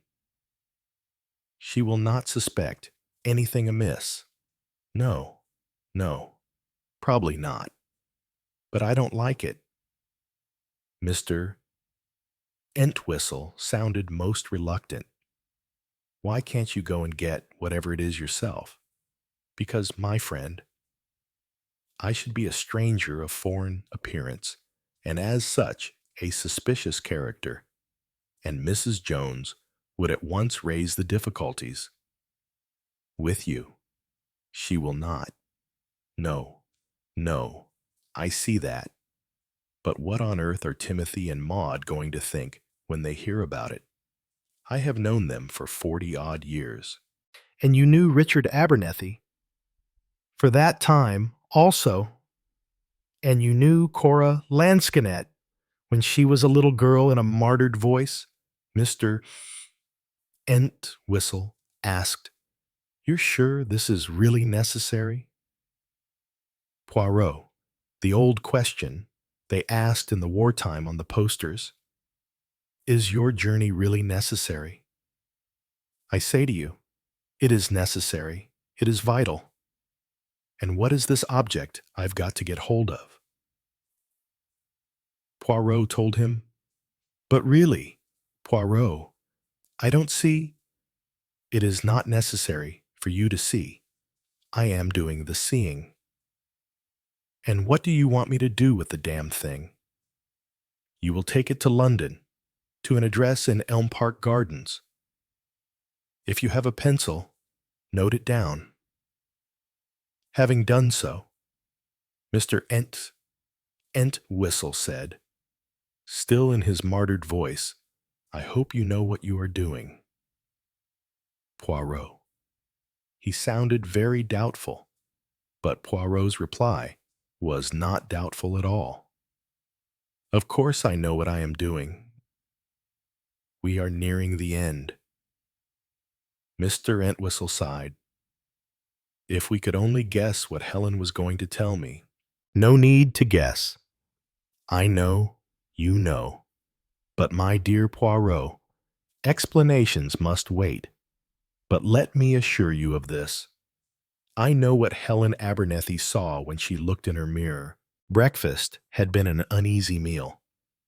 Neither Rosamond nor Timothy had appeared, but the others were there, and had talked in rather subdued tones and eaten a little less than they normally would have done. George was the first one to recover his spirits. His temperament was mercurial and optimistic. "I expect Aunt Helen will be all right," he said. "Doctors always like to pull a long face. After all, what's concussion? Often clears up completely in a couple of days. A woman I knew had concussion during the war," said Miss Gilchrist conversationally. "A brick or something hit her as she was walking down Tottenham Court Road. It was during flybomb time, and she never felt anything at all. Just went on with what she was doing and collapsed in a tram to Liverpool 12 hours later. And would you believe it? She had no recollection at all of going to the station and catching the train or anything. She just couldn't understand it when she woke up in hospital. She was there for nearly 3 weeks. What I can't make out," said Susan, "is what Helen was doing telephoning at that unearthly hour, and who she was telephoning to felt ill," said Maud with decision. "Probably woke up feeling queer and came down to ring up the doctor, then had a giddy fit and fell. That's the only thing that makes sense." "Bad luck hitting her head on that doorstop," said Michael. "If she'd just pitched over onto that thick pile carpet, she'd have been all right." The door opened, and Rosamond came in, frowning. "I can't find those wax flowers," she said. "I mean the ones that were standing on the malachite table the day of Uncle Richard's funeral." She looked accusingly at Susan. "You haven't taken them." "Of course I haven't." "Really, Rosamond? You're not still thinking about malachite tables with poor old Helen carted off to hospital with concussion? I don't see why I shouldn't think about them. If you've got concussion, you don't know what's happening, and it doesn't matter to you. We can't do anything for Aunt Helen. And Michael and I have got to get back to London by tomorrow lunchtime because we're seeing Jackie Ligo about opening dates for the Baronet's Progress. So I'd like to fix up definitely about the table, but I'd like to have a look at those wax as flowers again. There's a kind of Chinese vase on the table now. Nice, but not nearly so period. I do wonder where they are. Perhaps Lanscombe knows." Lanscombe had just looked in to see if they had finished breakfast. "We're all through." "Lanscombe," said George, getting up. "What's happened to our foreign friend?" "He is having his coffee and toast served upstairs, sir. Petit déjeuner for Narco." "Lanscombe, do you know where those wax flowers are that used to be on that green table in the drawing room?" asked Rosamond. "I understand Mrs. Leo had an accident with them, ma'am. She was going to have a new glass shade made, but I don't think she has seen about it yet." "Then where is the thing?" "It would probably be in the cupboard behind the staircase, ma'am. That is where things are usually placed when awaiting repair." "Shall I ascertain for you?" "I'll go and look myself. Come with me."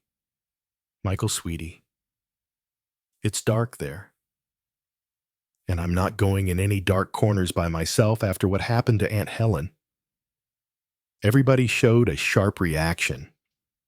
Maud demanded in her deep voice, "What do you mean, Rosamond? Well, she was coshed by someone, wasn't she?" Gregory Banks said sharply. "She was taken suddenly faint and fell." Rosamond laughed. "Did she tell you so?" "Don't be silly." "Greg, of course she was coshed," George said sharply. "You shouldn't say things like that." "Rosamond?" "Nonsense," said Rosamond. "She must have been... I mean, it all adds up. A detective in the house looking for clues, and Uncle Richard poisoned, and Aunt Cora killed with a hatchet, and Miss Gilchrist given poisoned wedding cake, and now Aunt Helen struck down with a blunt instrument. You'll see. It will go on like that. One after another of us will be killed, and the one that's left will be it, the murderer. I mean, but it's not going to be me. Who's killed? I mean, and why should anyone want to kill you? Beautiful Rosamond asked George lightly. Rosamond opened her eyes very wide. Oh, she said, because I know too much, of course. What do you know? Maud Abernethie and Gregory Banks spoke almost in unison. Rosamond gave her vacant and angelic smile. Wouldn't you all like to know? She said agreeably. Come on, Michael. Chapter 22. At 11 o'clock, Hercule Poirot called an informal meeting in the library. Everyone was there, and Poirot looked thoughtfully round the semicircle of faces. Last night, he said, Mrs. Shane announced to you that I was a private detective. For myself, I hoped to retain my camouflage, shall we say, a little longer. But no matter today, or at most the day after, I would have told you the truth. Please listen carefully now to what I have to say. I am in my own line, a celebrated person.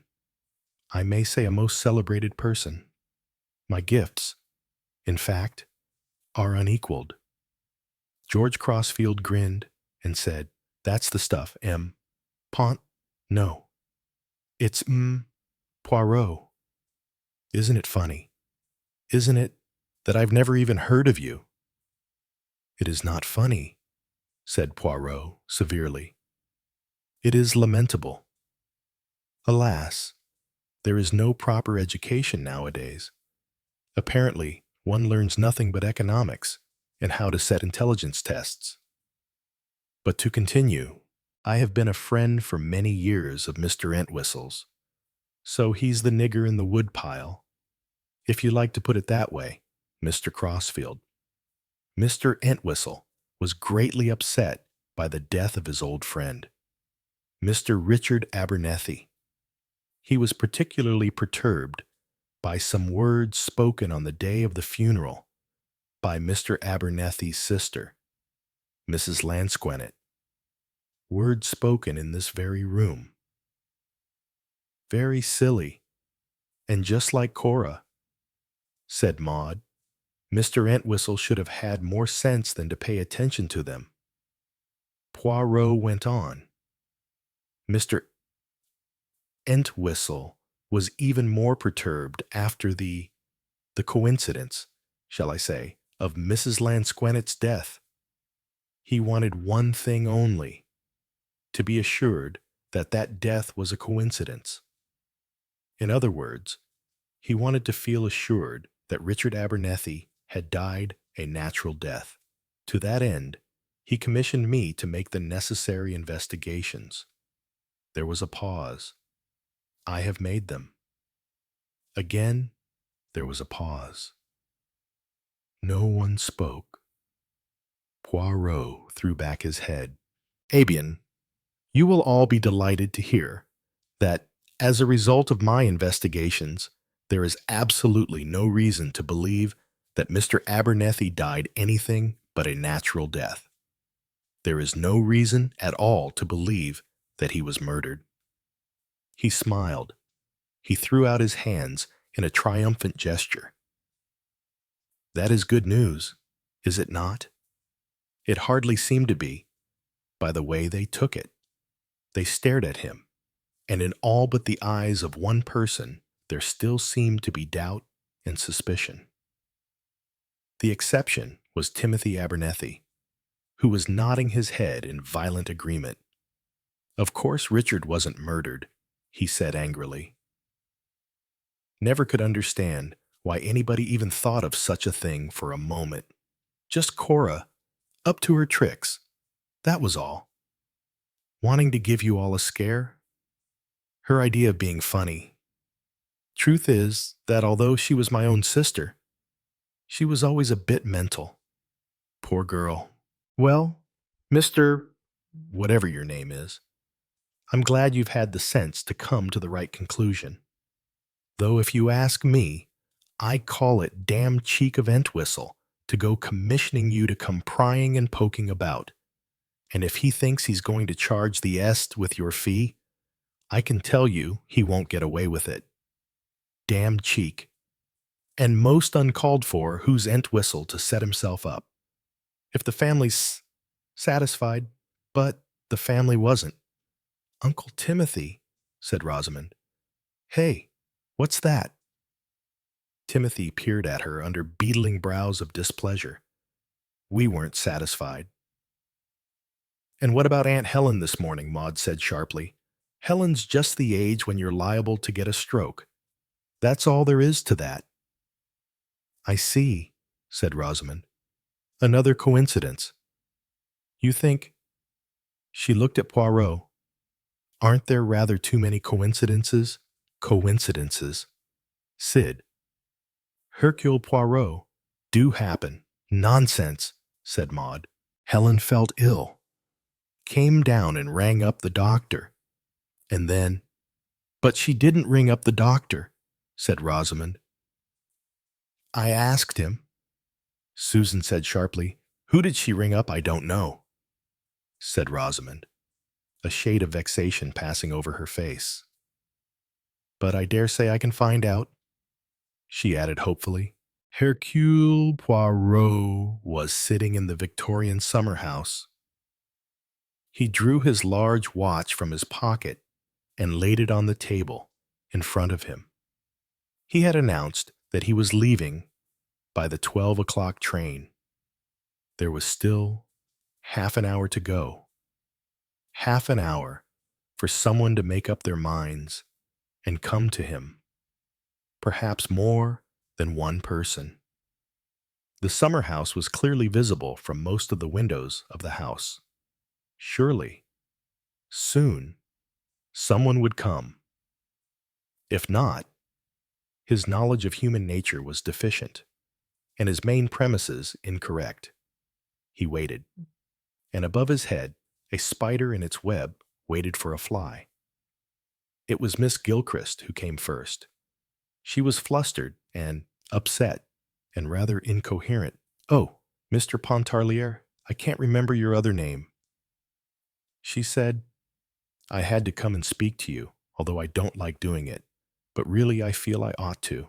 I mean, after what happened to poor Mrs. Leo this morning. And I think myself Mrs. Shane was quits, right? And not coincidence. And certainly not a stroke, as Mrs. Timothy suggested, because my own father had a stroke, and it was quite a different appearance. And anyway, the doctor said concussion quite clearly. She paused, took breath, and looked at Poirot with appealing eyes. Yes, said Poirot gently and encouragingly. You want to tell me something. As I say, I don't like doing it, because she's been so kind. She found me the position with Mrs. Timothy and everything. She's been really very kind. That's why I feel so ungrateful. And even gave me Mrs. Lansquenet's musquash jacket, which is really most handsome and fits beautifully because it never matters if fur is a little on the large side. And when I wanted to return her the amethyst brooch, she wouldn't hear of it. You are referring, said Poirot gently, to Mrs. Banks. Yes, you see. Miss Gilchrist looked down, twisting her fingers unhappily. She looked up and said with a sudden gulp, You see, I listened. You mean you happened to overhear a conversation? No. Miss Gilchrist shook her head with an air of heroic determination. I'd rather speak the truth, and it's not so bad telling you because you're not English. Hercule Poirot understood her without taking offense. You mean that to a foreigner it is natural that people should listen at doors and open letters, or read letters that are left about, oh, I'd never open anybody else's letters, said Miss Gilchrist in a shocked tone. Not that, but I did listen that day. The day that Mr. Richard Abernethie came down to see his sister.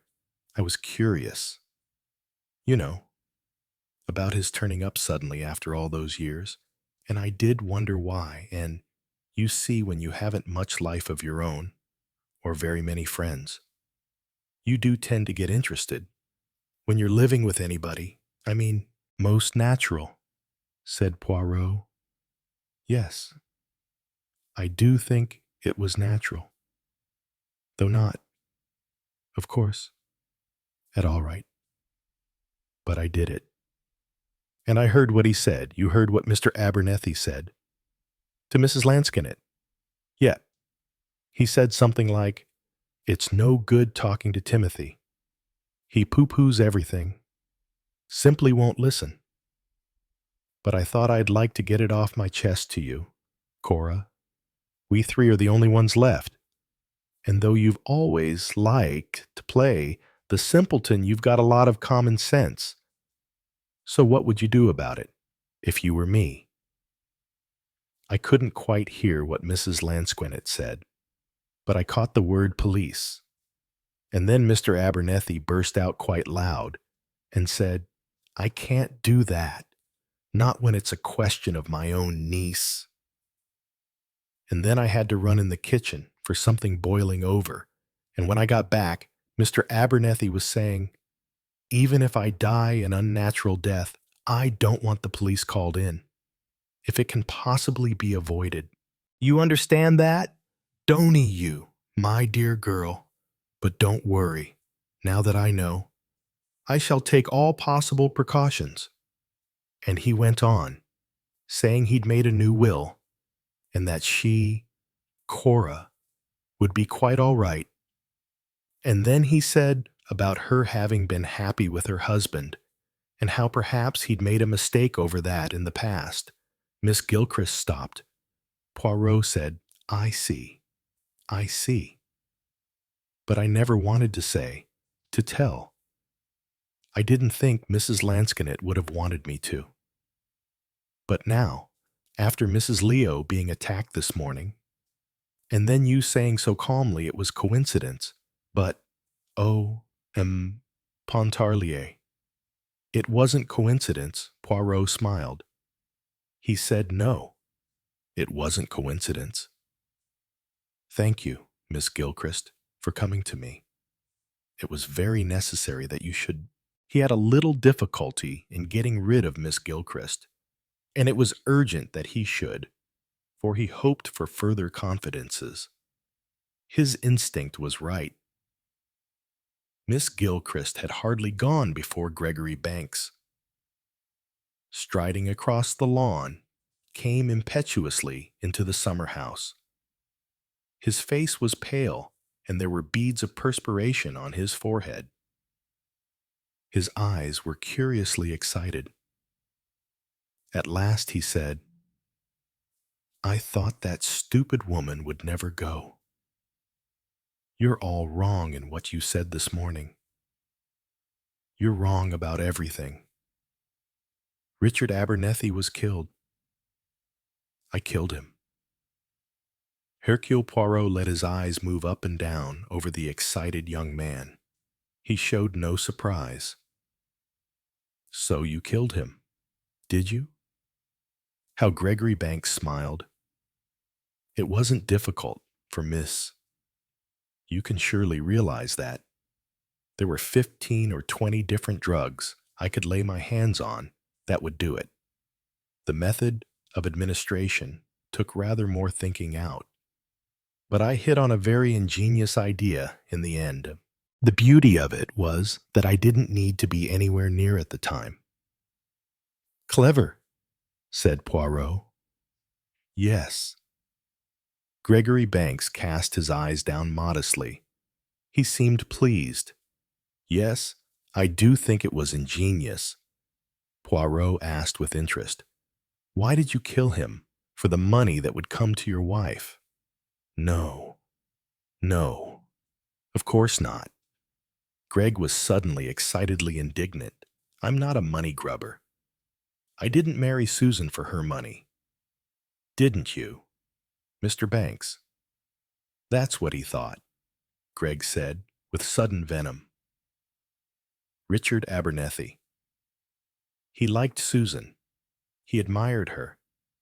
He was proud of her as an example of Abernethie blood. But he thought she'd married beneath her. He thought I was no good. He despised me. I dare say I hadn't the right accent. I didn't wear my clothes the right way. He was a snob, a filthy snob. I don't think so, said Poirot mildly. From all I've heard, Richard Abernethie was no snob. He was. The young man spoke with something approaching hysteria. He thought nothing of me. He sneered at me, always very polite, but underneath I could see that he didn't like me. Possibly. People can't treat me like that and get away with it. They've tried it before. A woman who used to come and have her medicines made up. She was rude to me. Do you know what I did? Yes, said Poirot. Gregory looked startled. So you know that, yes, she nearly died. He spoke in a satisfied manner. That shows you I'm not the sort of person to be trifled with. Richard Abernethie despised me. And what happened to him? He died. A most successful murder, said Poirot with grave congratulation. He added, but why come and give yourself away? To me, because you said you were through with it all. You said he hadn't been murdered. I had to show you that you're not as clever as you think you are. And besides. Yes, said Poirot. And besides, Greg collapsed suddenly onto the bench. His face changed. It took on a sudden ecstatic quality. It was wrong, wicked. I must be punished. I must go back there, to the place, if punishment, to atone. Yes, to atone, repentance, retribution. His face was alight now with a kind of glowing ecstasy. Poirot studied him for a moment or two curiously. Then he asked, how badly do you want to get away from your wife? Gregory's face changed. Susan is wonderful. Wonderful. Yeah, Susan is wonderful. That is a grave burden. Susan loves you devotedly. That is a burden. 2. Gregory sat looking in front of him. Then he said, rather in the manner of a sulky child, why couldn't she let me alone? He sprang up. She's coming now, across the lawn. I'll go now. But you'll tell her what I told you. Tell her I've gone to the police station to confess. Susan came in breathlessly. Where's Greg? He was here, I saw him. Yes. Poirot paused a moment before saying, he came to tell me that it was he who poisoned Richard Abernethie. What absolute nonsense. You didn't believe him, I hope. Why should I not believe him? He wasn't even near this place when Uncle Richard died. Perhaps not. Where was he when Cora Lansquenet died? In London. We both were. Hercule Poirot shook his head. No. That will not do. You, for instance, took out your car that day and were away all the afternoon.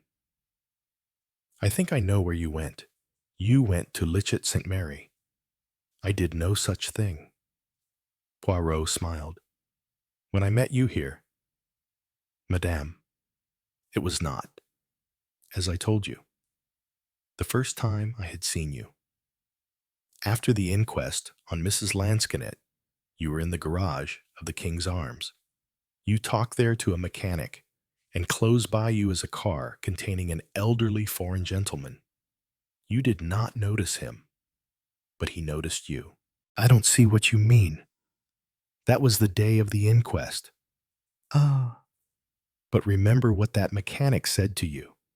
He asked you if you were a relative of the victim, and you said you were her niece. He was just being a ghoul. They're all ghouls. And his next words were, "Ah, wondered where I'd seen you before." Where did he see you before? Madame, it must have been in Litchett St. Mary, since in his mind, his seeing you before was accounted for by your being Mrs. Lanskinnett's niece. Had he seen you near her cottage, and when it was a matter, was it not? That demands inquiry, and the result of the inquiry is that you were there in Litchett St. Mary on the afternoon Cora Lanskinnet died. You parked your car in the same quarry where you left it the morning of the inquest. The car was seen, and the number was noted. By this time, Inspector Morton knows whose car it was. Susan stared at him. Her breath came rather fast, but she showed no signs of discomposure. You're talking nonsense. Poirot. And you're making me forget what I came here to say. I wanted to try and find you alone, to confess to me that it was you and not your husband who committed the murder. No, of course not.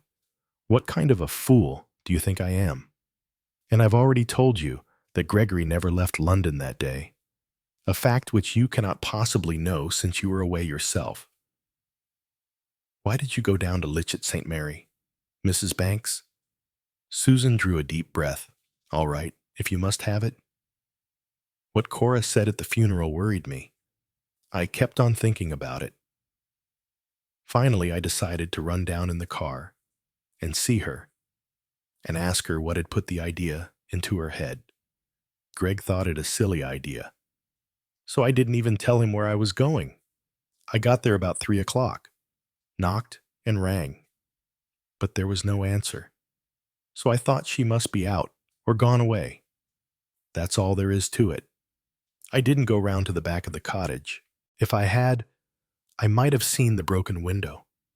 I just went back to London without the faintest idea there was anything wrong. Poirot's face was non-committal. He said, "Why does your husband accuse himself of the crime?" Because he's... A word trembled on Susan's tongue and was rejected. Poirot seized on it. You were going to say, because he is batty, speaking in jest. But the jest was too near the truth. Was it not Greg's all right? He is. He is. I know something of his history, said Poirot. He was for some months in Forsdyke House Mental Home before you met him. He was never certified. He was a voluntary patient. That is true. He is not, I agree, to be classed as insane, but he is, very definitely, unbalanced. He has a punishment complex, has had it, I suspect, since infancy. Susan spoke quickly and eagerly. You don't understand. Poirot. Greg has never had a chance. That's why I wanted Uncle Richard's money so badly. Uncle Richard was so matter-of-fact. He couldn't understand. I knew Greg had got to set up for himself. He had got to feel he was someone, not just a chemist's assistant, being pushed around. Everything will be different now. He will have his own laboratory. He can work out his own formulas. Yes, yes. You will give him the earth because you love him. Love him too much for safety or for happiness. But you cannot give to people what they are incapable of receiving. At the end of it all, he will still be something that he does not want to be. What's that Susan's husband? How cruel you are. And what nonsense you talk. Where Gregory Banks is concerned, you are unscrupulous. You wanted your uncle's money, not for yourself, but for your husband. How badly did you want it? Angrily. Susan turned and dashed away. I thought, said Michael Shane lightly, "that I just come along and say goodbye." He smiled, and his smile had a singularly intoxicating quality. Poirot was aware of the man's vital charm. He studied Michael Shane for some moments in silence. He felt as though he knew this man least well of all the house party, for Michael Shane only showed the side he wanted to show. "Your wife," said Poirot conversationally, "is a very unusual woman." Michael raised his eyebrows. "Do you think so?" "She's a lovely." "I agree, but not, or so I've found, conspicuous for brains. She will never try to be too clever." Poirot agreed, "but she knows what she wants." He sighed. "So few people do." Michael's smile broke out again, thinking of the malachite table. "Perhaps." Poirot paused and added, "and of what was on it." "The wax flowers." "You mean the wax flowers?" Michael frowned. "I don't always quite understand you." Poirot's. However, the smile was switched on again. "I'm more thankful than I can say that we're all out of the wood. It's unpleasant, to say the least of it, to go around with the suspicion that somehow or other one of us murdered poor old Uncle Richard." "That is how he seemed to you when you met him?" Poirot inquired. "Poor old Uncle Richard. Of course, he was very well preserved and all that, and in full possession of his faculties. Oh, yes.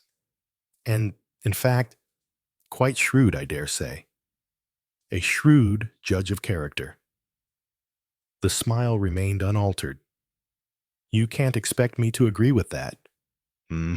Poirot. "He didn't approve of me. He thought you, perhaps, the unfaithful type Poirot suggested." Michael laughed. "What an old-fashioned idea. But it is true, isn't it? Now I wonder what you mean by that." Poirot placed the tips of his fingers together.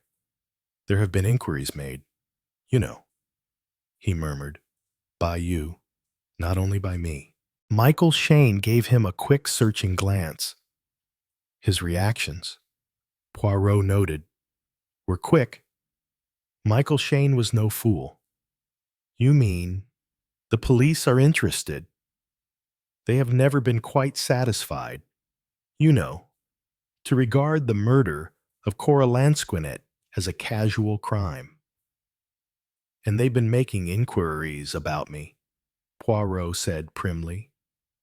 "They are interested in the movements of Mrs. Lansquenet's relations on the day that she was killed. That's extremely awkward." Michael spoke with a charming, confidential, rueful air. "Is it, Mr. Shane? More so than you can imagine," I told Rosamond. "You see, that I was lunching with a certain Oscar Lewis on that day, when, in actual fact, you were not. No. Actually, I motored down to see a woman called Sorrel Dainton, quite a well-known actress. I was with her in her last show. Rather awkward.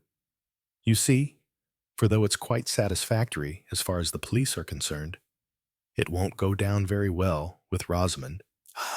Poirot looked discreet.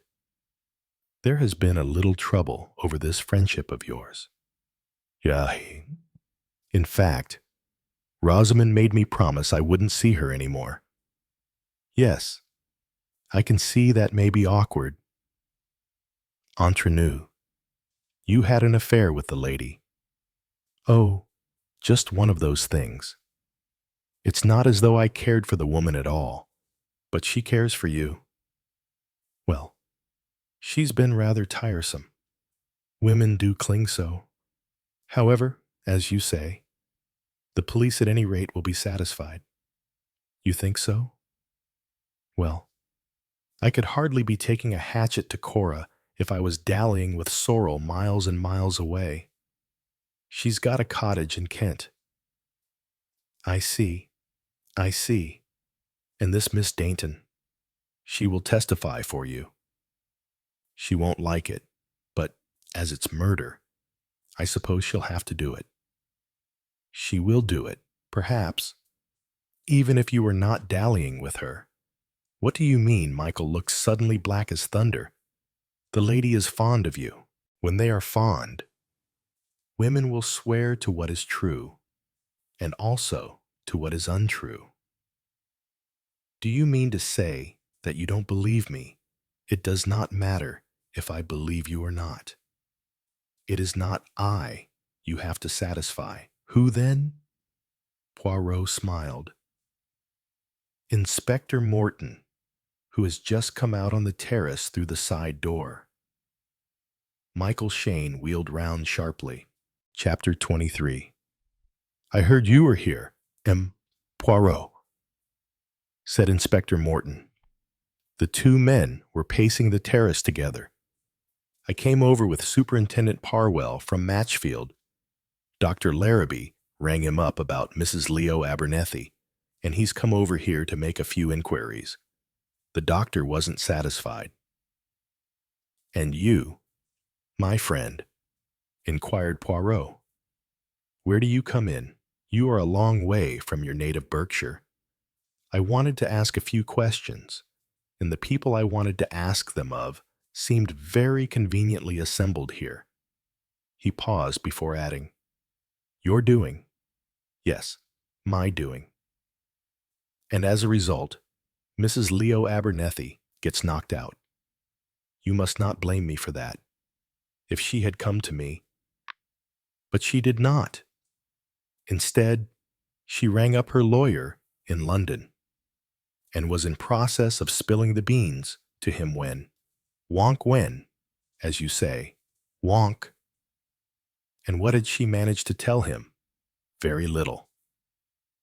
She had only got as far as telling him that she was looking at herself in the glass. Ah, well, said Inspector Morton, philosophically, women will do it. He looked sharply at Poirot.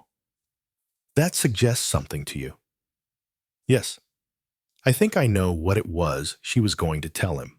Wonderful guesser, aren't you? You always were. Well, what was it? Excuse me. Are you inquiring into the death of Richard Abernethie, officially? No. Actually, of course.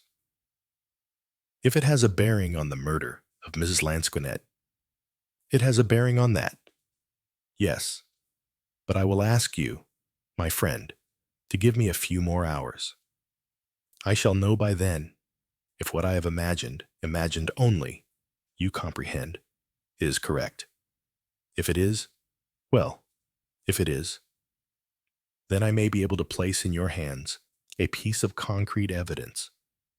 We could certainly do with it, said Inspector Morton with feeling.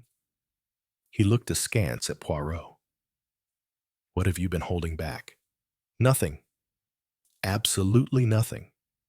Since the piece of evidence I have imagined may not in fact exist, I have only deduced its existence from various scraps of conversation.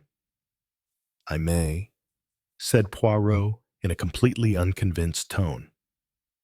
Be wrong, Morton smiled, but that doesn't often happen to you. No, though I will admit, yes, I am forced to admit that it has happened to me. I must say I'm glad to hear it. To be always right must be sometimes monotonous. I do not find it so, Poirot assured him. Inspector Morton laughed. And you're asking me to hold off with my questioning? No, not at all. Proceed as you had planned to do. I suppose you were not actually contemplating an arrest. Morton shook his head, much too flimsy for that. We'd have to get a decision from the public prosecutor first, and we're a long way from that. No, just statements from certain parties of their movements on the day in question. In one case with a caution, perhaps I see. Mrs. Banks smart, aren't you? Yes. She was there that day. Her car was parked in that quarry. She was not seen actually driving the car. No, the inspector added. It's bad, you know, that she's never said a word about being down there that day. She's got to explain that satisfactorily. She is quite skillful at explanations, said Poirot dryly. Yes, clever young lady. Perhaps a thought too clever. It is never wise to be too clever. That is how murderers get caught. Has anything more come up about George Crossfield? Nothing definite. He's a very ordinary type. There are a lot of young men like him going about the country in trains and buses or on bicycles. People find it hard to remember when a week or so has gone by if it was Wednesday or Thursday when they were at a certain place or noticed a certain person. He paused and went on. We've had one piece of rather curious information from the Mother Superior of some convent or other. 2 of her nuns had been out collecting from door to door. It seems that they went to Mrs. Lanskinnett's cottage on the day before she was murdered, but couldn't make anyone hear when they knocked and rang. That's natural enough. She was up north at the Abernethie funeral, and Gilchrist had been given the day off and had gone on an excursion to Bournemouth. The point is that they say there was someone in the cottage. They say they heard sighs and groans. I've queried whether it wasn't a day later, but the Mother Superior is quite definite that that couldn't be so. It's all entered up in some book. Was there someone searching for something in the cottage that day, who seized the opportunity of both the women being away, and did that somebody not find what he or she was looking for, and come back the next day? I don't set much store on the sighs, and still less on the groans. Even nuns are suggestible, and a cottage where murder has occurred positively asks for groans. The point is, was there someone in the cottage who shouldn't have been there? And if so, who was it? All the Abernethie crowd were at the funeral. Poirot asked a seemingly irrelevant question. These nuns who were collecting in that district, did they return at all at a later date to try again? As a matter of fact, they did come again, about a week later. Actually, on the day of the inquest. I believe that fits, said Hercule Poirot. That fits very well. Inspector Morton looked at him. Why this interest in nuns? They have been forced on my attention, whether I will or no. It will not have escaped your attention, Inspector, that the visit of the nuns was the same day that poisoned wedding cake found its way into that cottage. You don't think... Surely that's a ridiculous idea. My ideas are never ridiculous, said Hercule Poirot severely. And now, mon cher, I must leave you to your questions and to the inquiries into the attack on Mrs. Abernethie. I myself must go in search of the late Richard Abernethie's niece. Now, be careful what you go saying to Mrs. Banks. I do not mean Mrs. Banks. I mean Richard Abernethie's other niece. Poirot found Rosamond sitting on a bench overlooking a little stream that cascaded down in a waterfall and then flowed through rhododendron thickets. She was staring into the water. I do not, I trust, disturb an Ophelia, said Poirot as he took his seat beside her. You are, perhaps, studying the role I've never played in Shakespeare, said Rosamond. Except once in Repris, I was Jessica in The Merchant. A lousy part, yet not without pathos. I am never merry when I hear sweet music. What a load she carried. Poor Jessica. the daughter of the hated and despised Jew. What doubts of herself she must have had when she brought with her her father's ducats when she ran away to her lover. Jessica with gold was one thing. Jessica without gold might have been another. Rosamond turned her head to look at him. "I thought you'd gone," she said with a touch of reproach. She glanced down at her wristwatch. "It's past 12 o'clock. "I have missed my train," said Poirot. "Why?" "You think I missed it for a reason." "I suppose so. You're rather precise, aren't you? If you wanted to catch a train, I should think you'd catch it. Your judgment is admirable. Do you know, madam, I have been sitting in the little summer house hoping that you would, perhaps, pay me a visit there." Rosamond stared at him. "Why should I? You more or less said goodbye to us all in the library." "Quite so. And there was nothing you wanted to say to me?" "No." Rosamond shook her head. "I had a lot I wanted to think about. Important things." "I see. I don't often do much thinking," said Rosamond. "It seems a waste of time. But this is important. I think one ought to plan one's life just as one wants it to be. And that is what you are doing." "Well, yes. I was trying to make a decision about something. About your husband." In a way. Poirot waited a moment. Then he said, "Inspector Morton has just arrived here."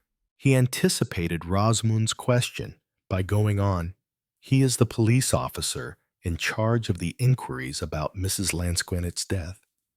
He has come here to get statements from you all about what you were doing on the day she was murdered." "I see. Alibis," said Rosamond cheerfully. Her beautiful face relaxed into an impish glee. "That will be hell for Michael," she said. "He thinks I don't really know he went off to be with that woman that day." "How did you know?" "It was obvious from the way he said he was going to lunch with Oscar. So frightfully casually. You know. And his nose twitching just a tiny bit, like it always does when he tells lies. How devoutly thankful I am. I am not married to you, madame. And then, of course, I made sure by ringing up Oscar," continued Rosamond.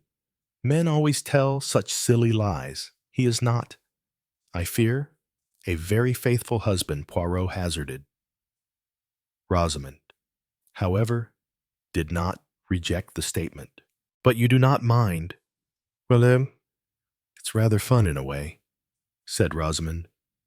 "I mean, having a husband that all the other women want to snatch away from you. I should hate to be married to a man that nobody wanted, like poor Susan.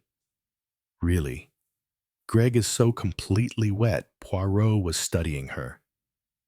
"And suppose someone did succeed in snatching your husband away from you." "They won't," said Rosamond. "Not now," she added. "You mean, not now that there's Uncle Richard's money. Michael falls for these creatures in a way. That Sorrel Dainton woman nearly got her hooks into him, wanted him for keeps. But with Michael, the show will always come first. He can launch out now in a big way, put his own shows on. Do some production as well as acting. He's ambitious, you know, and he really is good. Not like me. I adore acting, but I'm ham, though I look nice.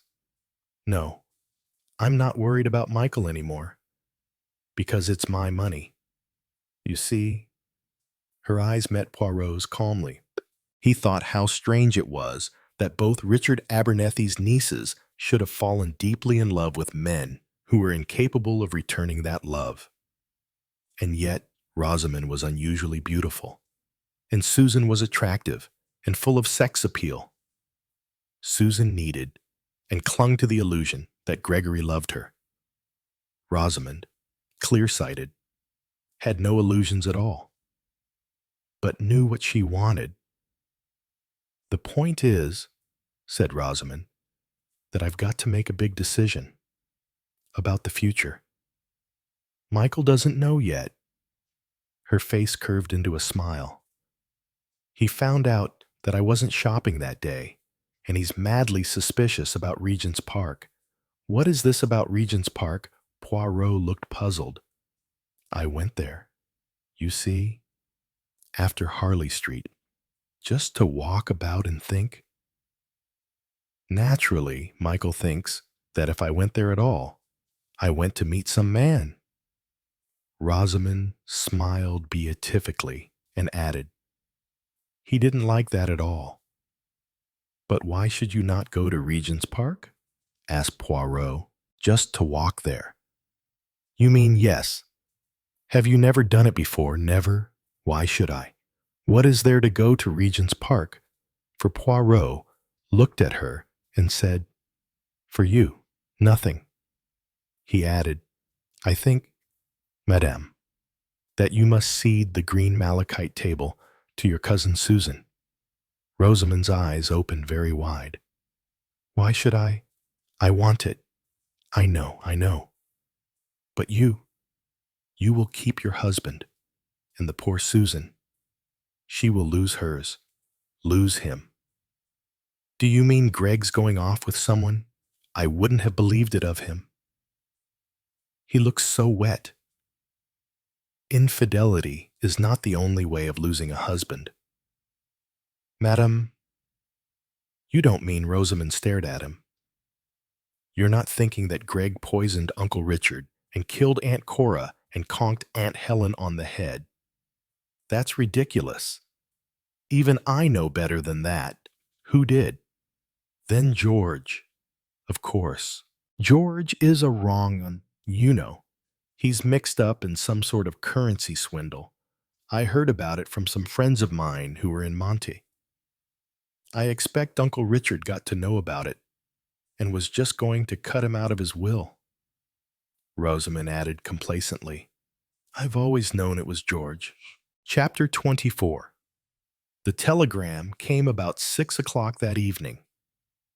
As specially requested, it was delivered by hand, not telephoned, and Hercule Poirot, who had been hovering for some time in the neighborhood of the front door, was at hand to receive it from Lanscombe as the latter took it from the telegraph boy. He tore it open with somewhat less than his usual precision. It consisted of 3 words and a signature. Poirot gave vent to an enormous sigh of relief. Then he took a pound note from his pocket and handed it to the dumbfounded boy. "There are moments," he said to Lanscombe, "when economy should be abandoned." "Very possibly, sir," said Lanscombe politely. "Where is Inspector Morton?" asked Poirot. "One of the police gentlemen." Lanscombe spoke with distaste and indicated subtly that such things as names for police officers were impossible to remember. "Has left. The other is, I believe, in the study." "Splendid," said Poirot. "I join him immediately." He once more clapped Lanscombe on the shoulder and said, "Courage." "We are on the point of arriving." Lanscombe looked slightly bewildered, since departures, and not arrivals, had been in his mind. He said, "You do not, then, propose to leave by the 9:30 train after all?" "Sir, do not lose hope," Poirot told him. Poirot moved away. Then, wheeling round, he asked, "I wonder, can you remember what were the first words Mrs. Lansquenet said to you when she arrived here on the day of your master's funeral?" "I remember very well, sir," said Lanscombe, his face lighting up. "Miss Cora, I beg pardon. Mrs. Lansquenet. I always think of her as Miss Cora, somehow, very naturally. She said to me, Hello, Lanscombe. It's a long time since you used to bring us out meringues to the huts. All the children used to have a hut of their own, down by the fence in the park.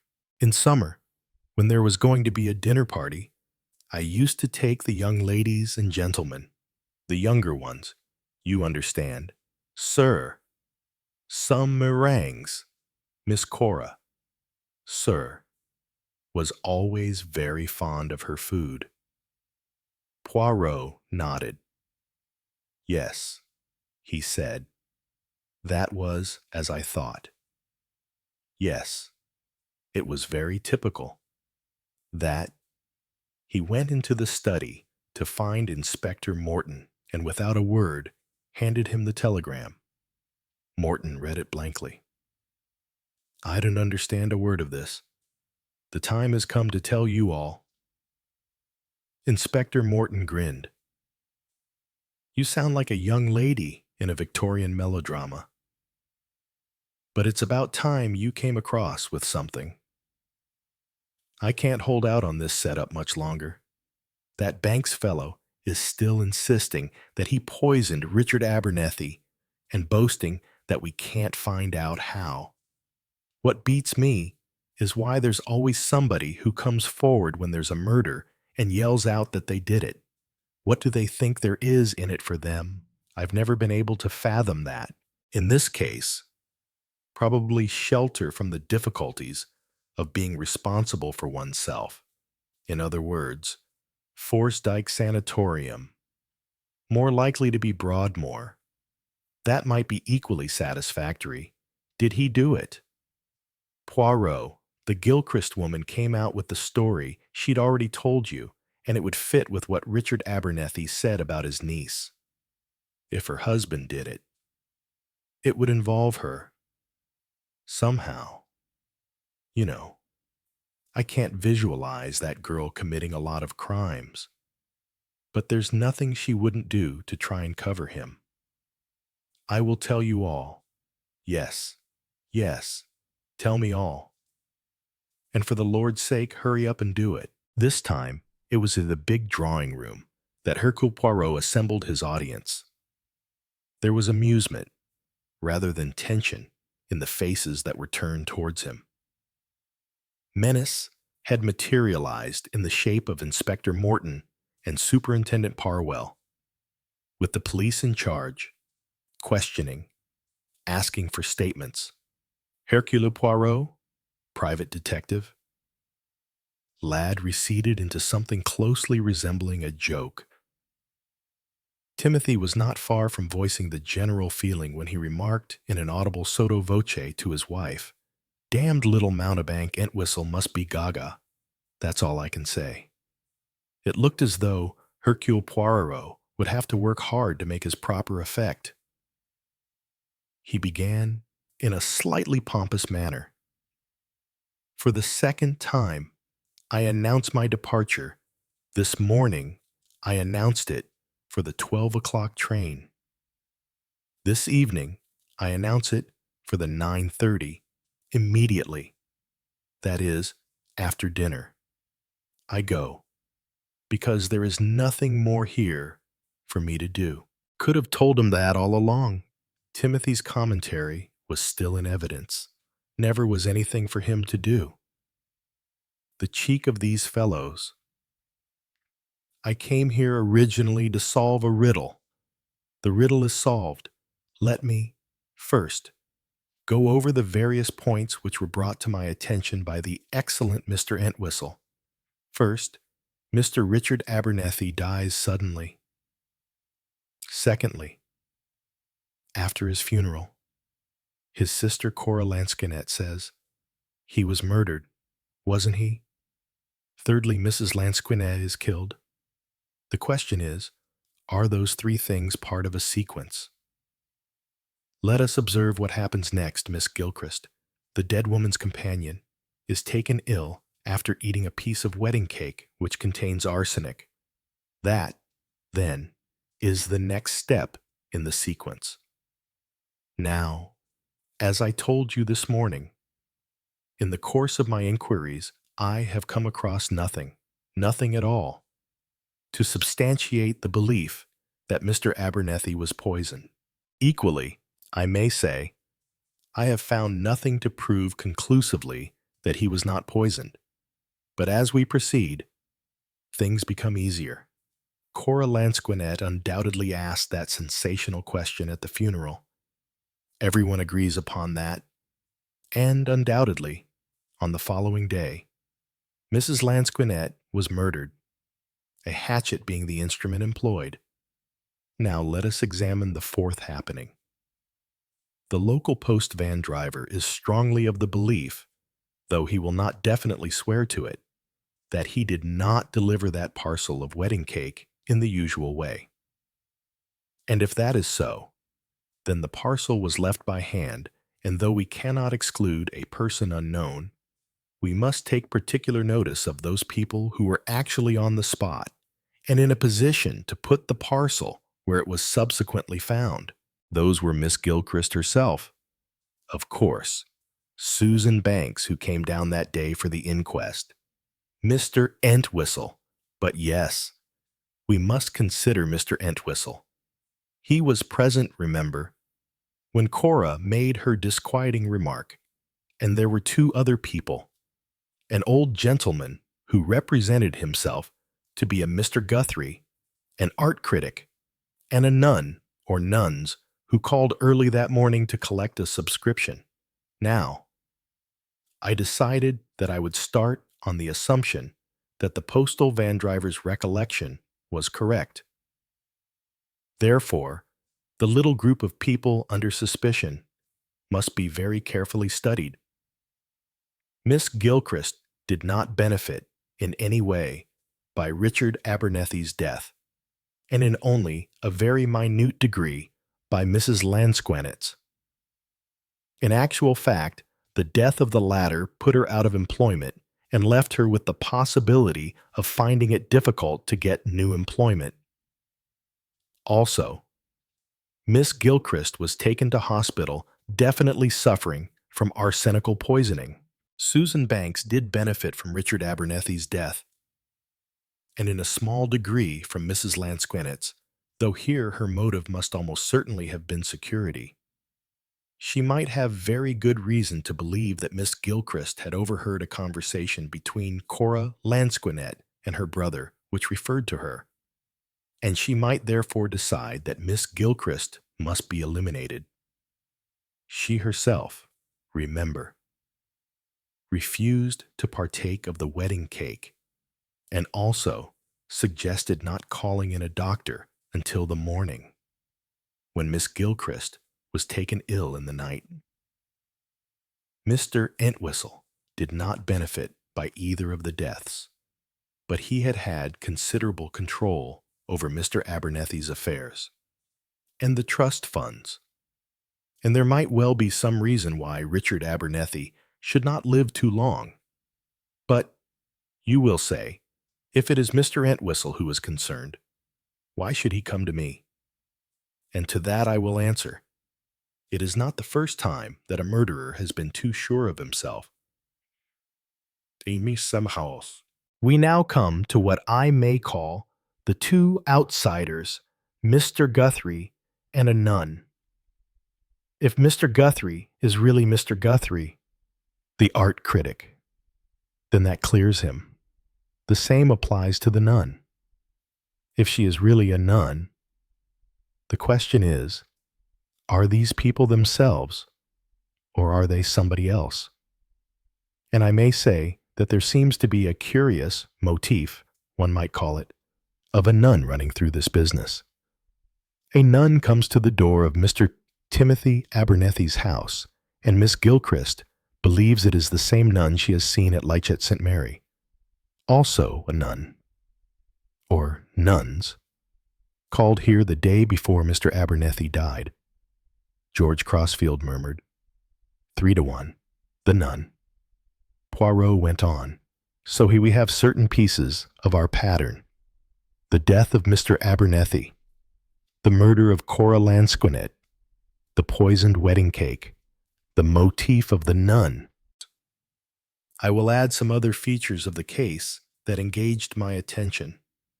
The visit of an art critic, a smell of oil paint, a picture postcard of Polflexen Harbor, and finally, a bouquet of wax flowers standing on that malachite table where a Chinese vase stands now. It was reflecting on these things that led me to the truth, and I am now about to tell you the truth. The first part of it I told you this morning. Richard Abernethie died suddenly, but there would have been no reason at all to suspect foul play had it not been for the words uttered by his sister Cora at his funeral. The whole case for the murder of Richard Abernethie rests upon those words. As a result of them, you all believed that murder had taken place, and you believed it. Not really because of the words themselves, but because of the character of Cora Lansquenet herself. For Cora Lansquenet had always been famous for speaking the truth at awkward moments. So the case for Richard's murder rested not only upon what Cora had said, but upon Cora herself. And now I come to the question that I suddenly asked myself. How well did you all know Cora Lansquenet? He was silent for a moment, and Susan asked sharply, "What do you mean?" Poirot went on. "Not well at all. That is the answer. The younger generation had never seen her at all. Or if so, only when they were very young children. There were actually only 3 people present that day who actually knew Cora. Lanscombe, the butler, who was old and very blind, Mrs. Timothy Abernethie, who had only seen her a few times round about the date of her own wedding, and Mrs. Leo Abernethie, who had known her quite well, but who had not seen her for over 20 years. So I said to myself, supposing it was not Cora Lansquenet who came to the funeral that day. "Do you mean that Aunt Cora? Wasn't Aunt Cora?" Susan demanded incredulously. "Do you mean that it wasn't Aunt Cora who was murdered, but someone else?"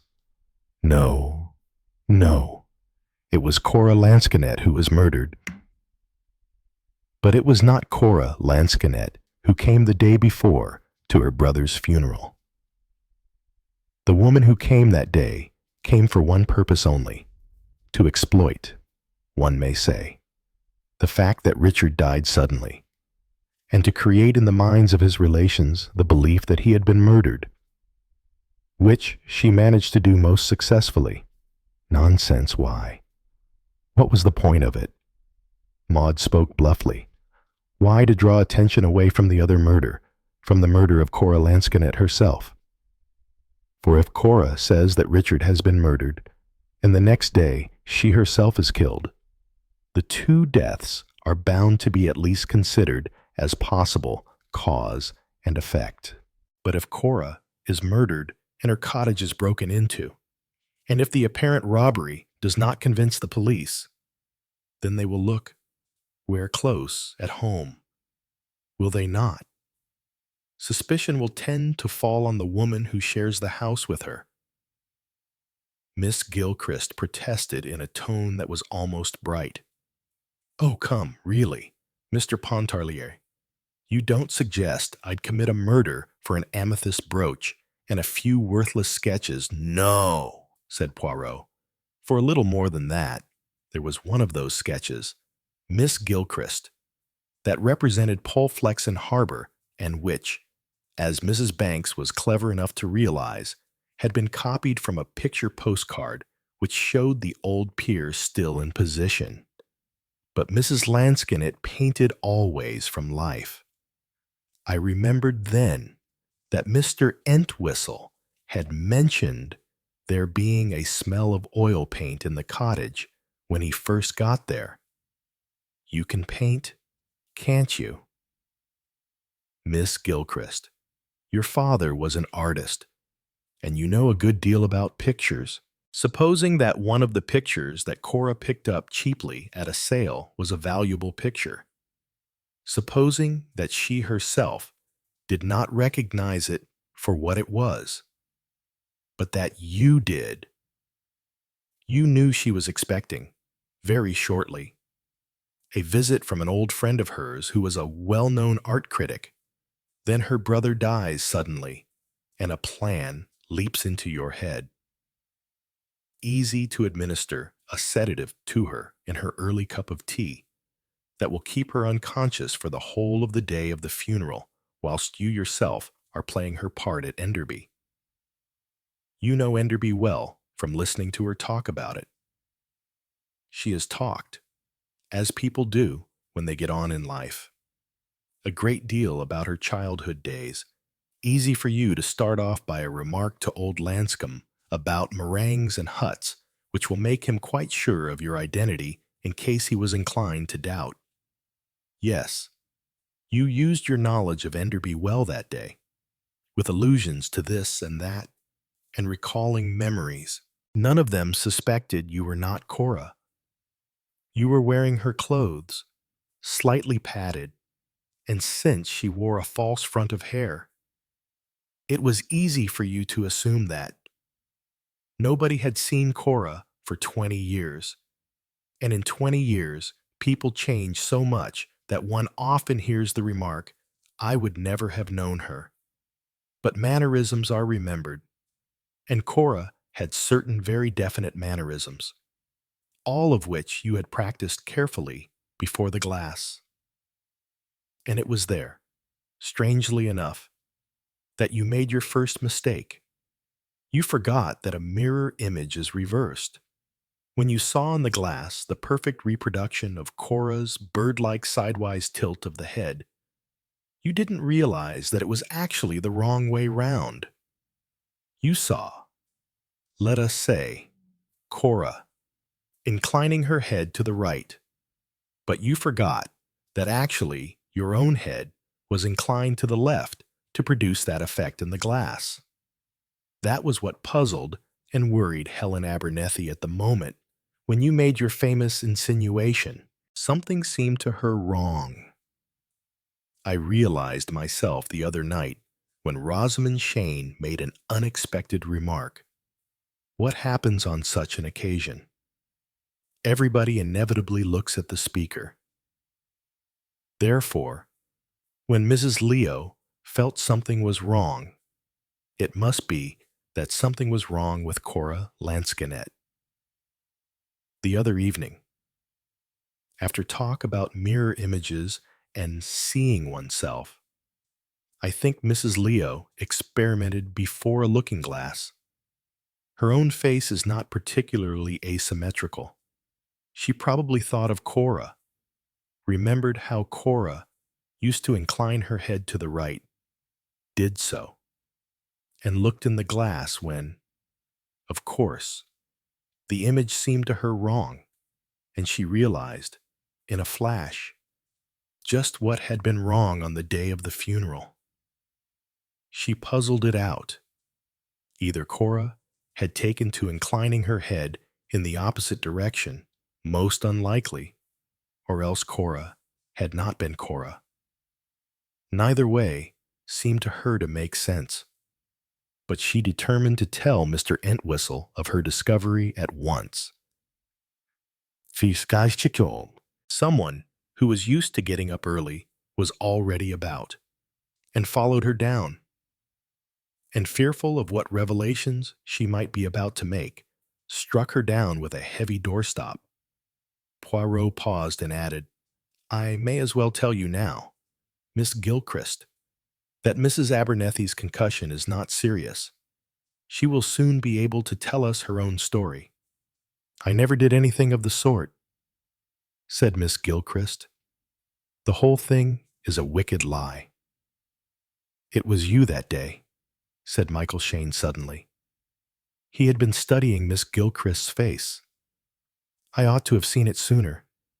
I felt in a vague kind of way I had seen you before somewhere. But of course one never looks much at." He stopped. "No, one doesn't bother to look at a mere companion." "Help," said Miss Gilchrist. Her voice shook a little. "A drudge, a domestic drudge, almost a servant. But go on, Poirot. Go on with this fantastic piece of nonsense. The suggestion of murder thrown out at the funeral was only the first step. Of course, said Poirot. You had more in reserve. At any moment, you were prepared to admit to having listened to a conversation between Richard and his sister. What he actually told her, no doubt, was the fact that he had not long to live. And that explains a cryptic phrase in the letter he wrote her after getting home. The nun was another of your suggestions. The nun, or rather nuns, who called at the cottage on the day of the inquest, suggested to you a mention of a nun who was following you round. And you used that when you were anxious to hear what Mrs. Timothy was saying to her sister-in-law at Enderby, and also because you wished to accompany her there and find out for yourself just how suspicions were going. Actually, to poison yourself, badly, but not fatally, with arsenic, is a very old device, and I may say that it served to awaken Inspector Morton's suspicions of you. But the picture said, Rosamond. What kind of a picture was it? Poirot slowly unfolded a telegram. This morning, I rang up Mr. Entwistle, a responsible person, to go to Stansfield Grange and, acting on authority from Mr. Abernethie himself. Here, Poirot gave a hard stare at Timothy to look amongst the pictures in Miss Gilchrist's room and select the one of Polflexen Harbor on pretext of having it reframed as a surprise for Miss Gilchrist. He was to take it back to London and call upon Mr. Guthrie, whom I had warned by telegram. The hastily painted sketch of Polflexen Harbor was removed and the original picture exposed. He held up the telegram and read, definitely a Vermeer. Guthrie. Suddenly, with electrifying effect, Miss Gilchrist burst into speech. I knew it was a Vermeer. I knew it. She didn't know. Talking about Rembrandts and Italian primitives, and unable to recognize a Vermeer when it was under her nose, always prating about art, and really knowing nothing about it. She was a thoroughly stupid woman, always maundering on about this place, about Enderby, and what they did there as children, and about Richard and Timothy and Laura and all the rest of them. Rolling in money always the best of everything those children had.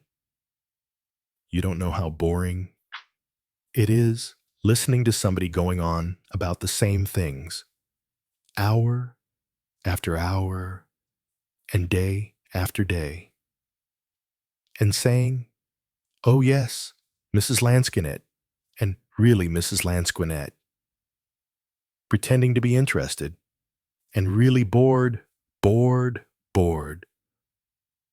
and nothing to look forward to. And then, a Vermeer I saw in the papers that a Vermeer sold the other day for over £5,000. You killed her, in that brutal way, for £5,000. Susan's voice was incredulous. £5,000, said Poirot, would have rented and equipped a tea shop. Miss Gilchrist turned to him. At least, she said, you do understand. It was the only chance I'd ever get. I had to have a capital sum. Her voice vibrated with the force and obsession of her dream. I was going to call it the Palm Tree and have little camels as menu holders. One can occasionally get quite nice china, export rejects, not that awful white utility stuff.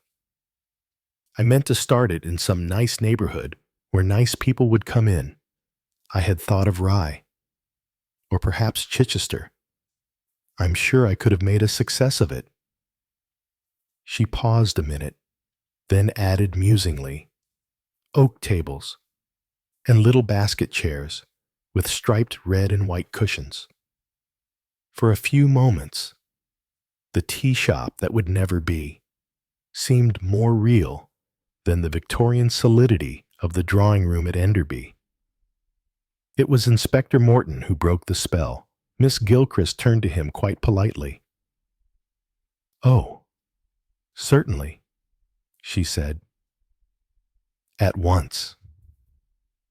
I don't want to give any trouble, I'm sure.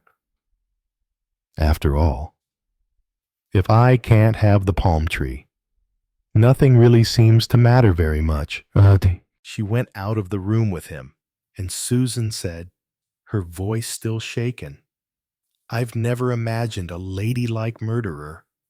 It's horrible." Chapter 25. "But I don't understand about the wax flowers," said Rosamond.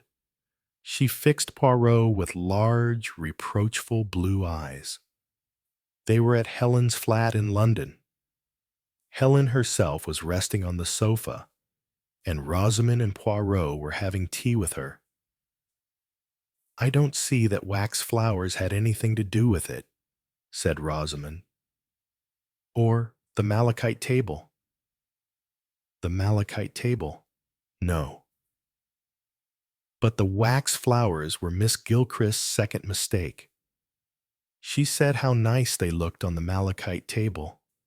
And you see, madam, she could not have seen them there, because they had been broken and put away before she arrived with the Timothy Abernethies. So she could only have seen them when she was there as Cora Lansquenet. That was stupid of her.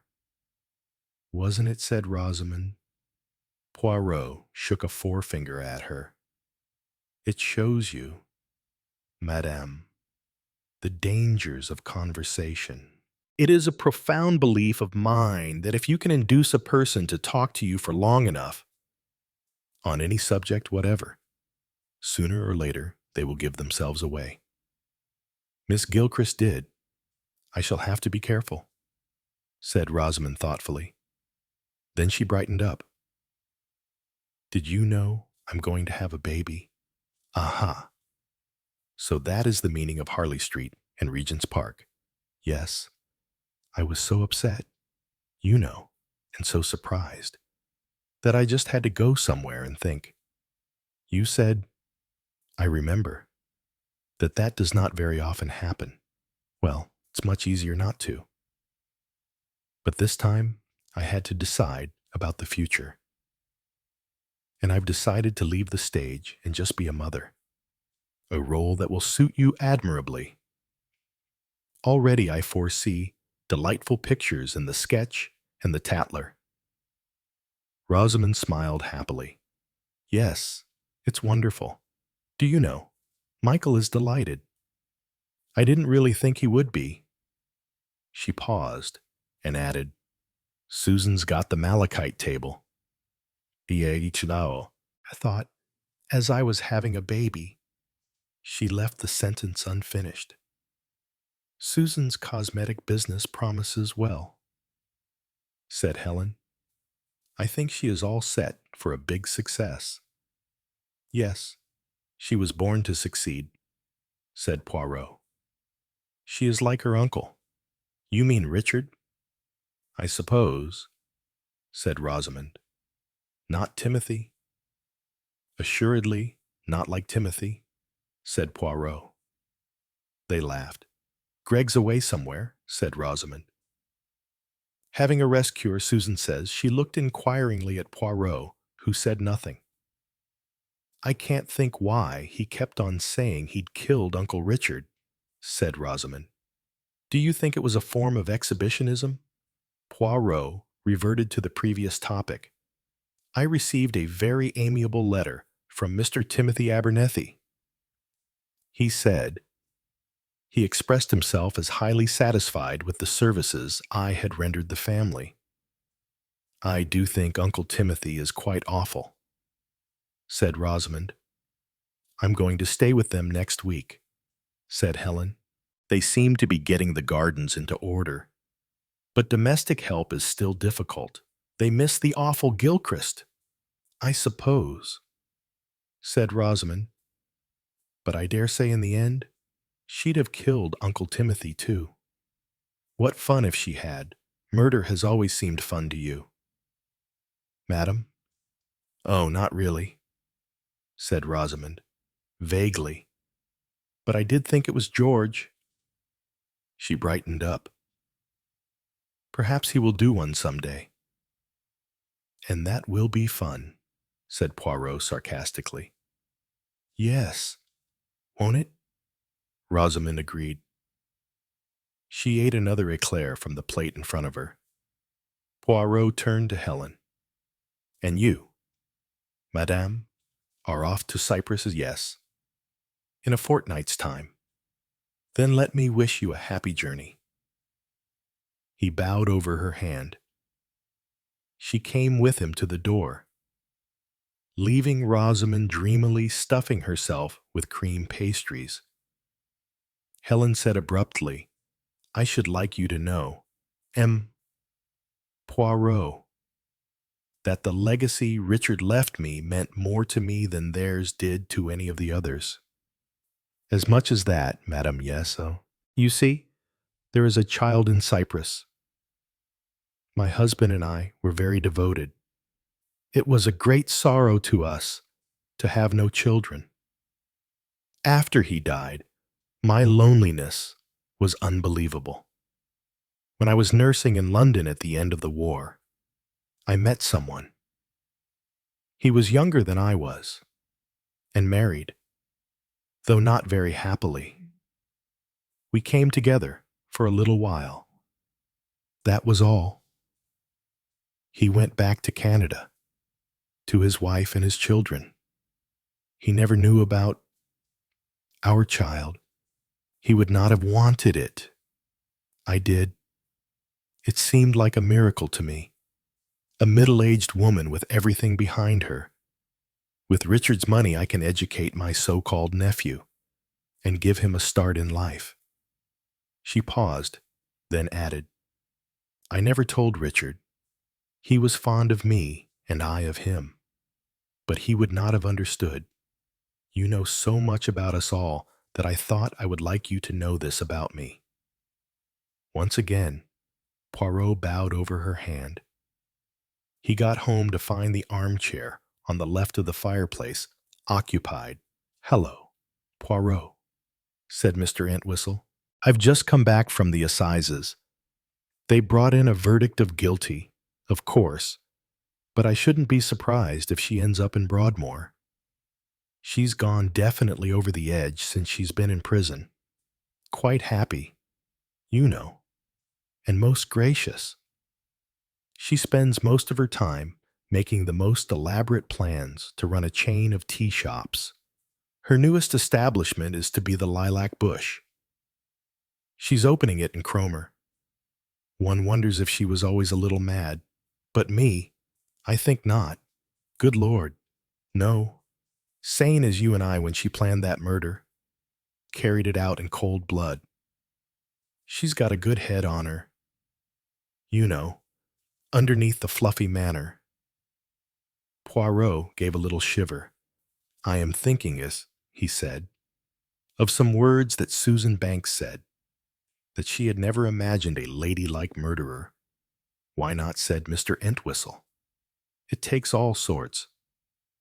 They were silent, and Poirot thought of the murderers he knew now. Epilogue.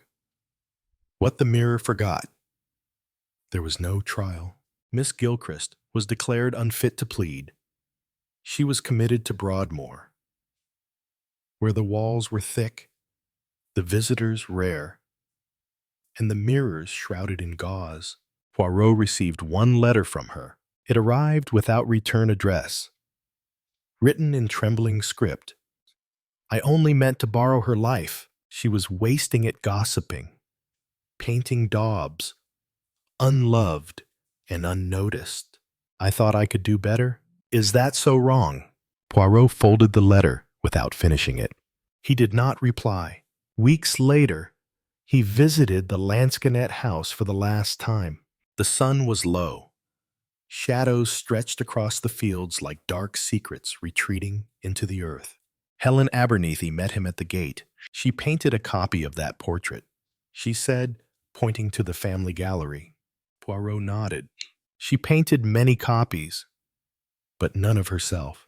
Helen paused. I sometimes wonder if she killed Cora to wear her skin or to erase her own. Poirot's eyes lingered on the window panes, reflecting sky and hedge, but no people. She wanted to be seen, but in the end, she disappeared more thoroughly than Cora ever did. That evening, Poirot sat alone in his flat. The fire was low. A single photograph lay on the table, the Abernethie family, taken decades earlier. All formal smiles and cold proximity. Cora stands off center, slightly turned, as if already halfway out of the frame. He studied her face, not the real Cora, the impression of her misremembered, misrepresented, misused. He murmured, a woman forgotten in her own family, and another who wanted to be her, simply to exist at all. Georges entered with tea. Poirot took it silently. After a long pause, he said, do you know what a mirror fears? Georges blinked. Monsieur. Poirot sipped. It fears being empty. No reflection, no shape, nothing to show, nothing to mean. He looked again at the photograph. Miss Gilchrist looked into her mirror every morning and saw no story. So she stole one. Georges said nothing. Poirot stirred his tea once. Let the spoon rest. Then quietly, Justice. Georges is only ever part of the answer. The wind picked up. And somewhere far from the tidy country house, the quiet courtroom, and the padded walls of Broadmoor, a portrait still hung, unlabeled, unseen, but painted with the precision of someone who never meant to be forgotten again.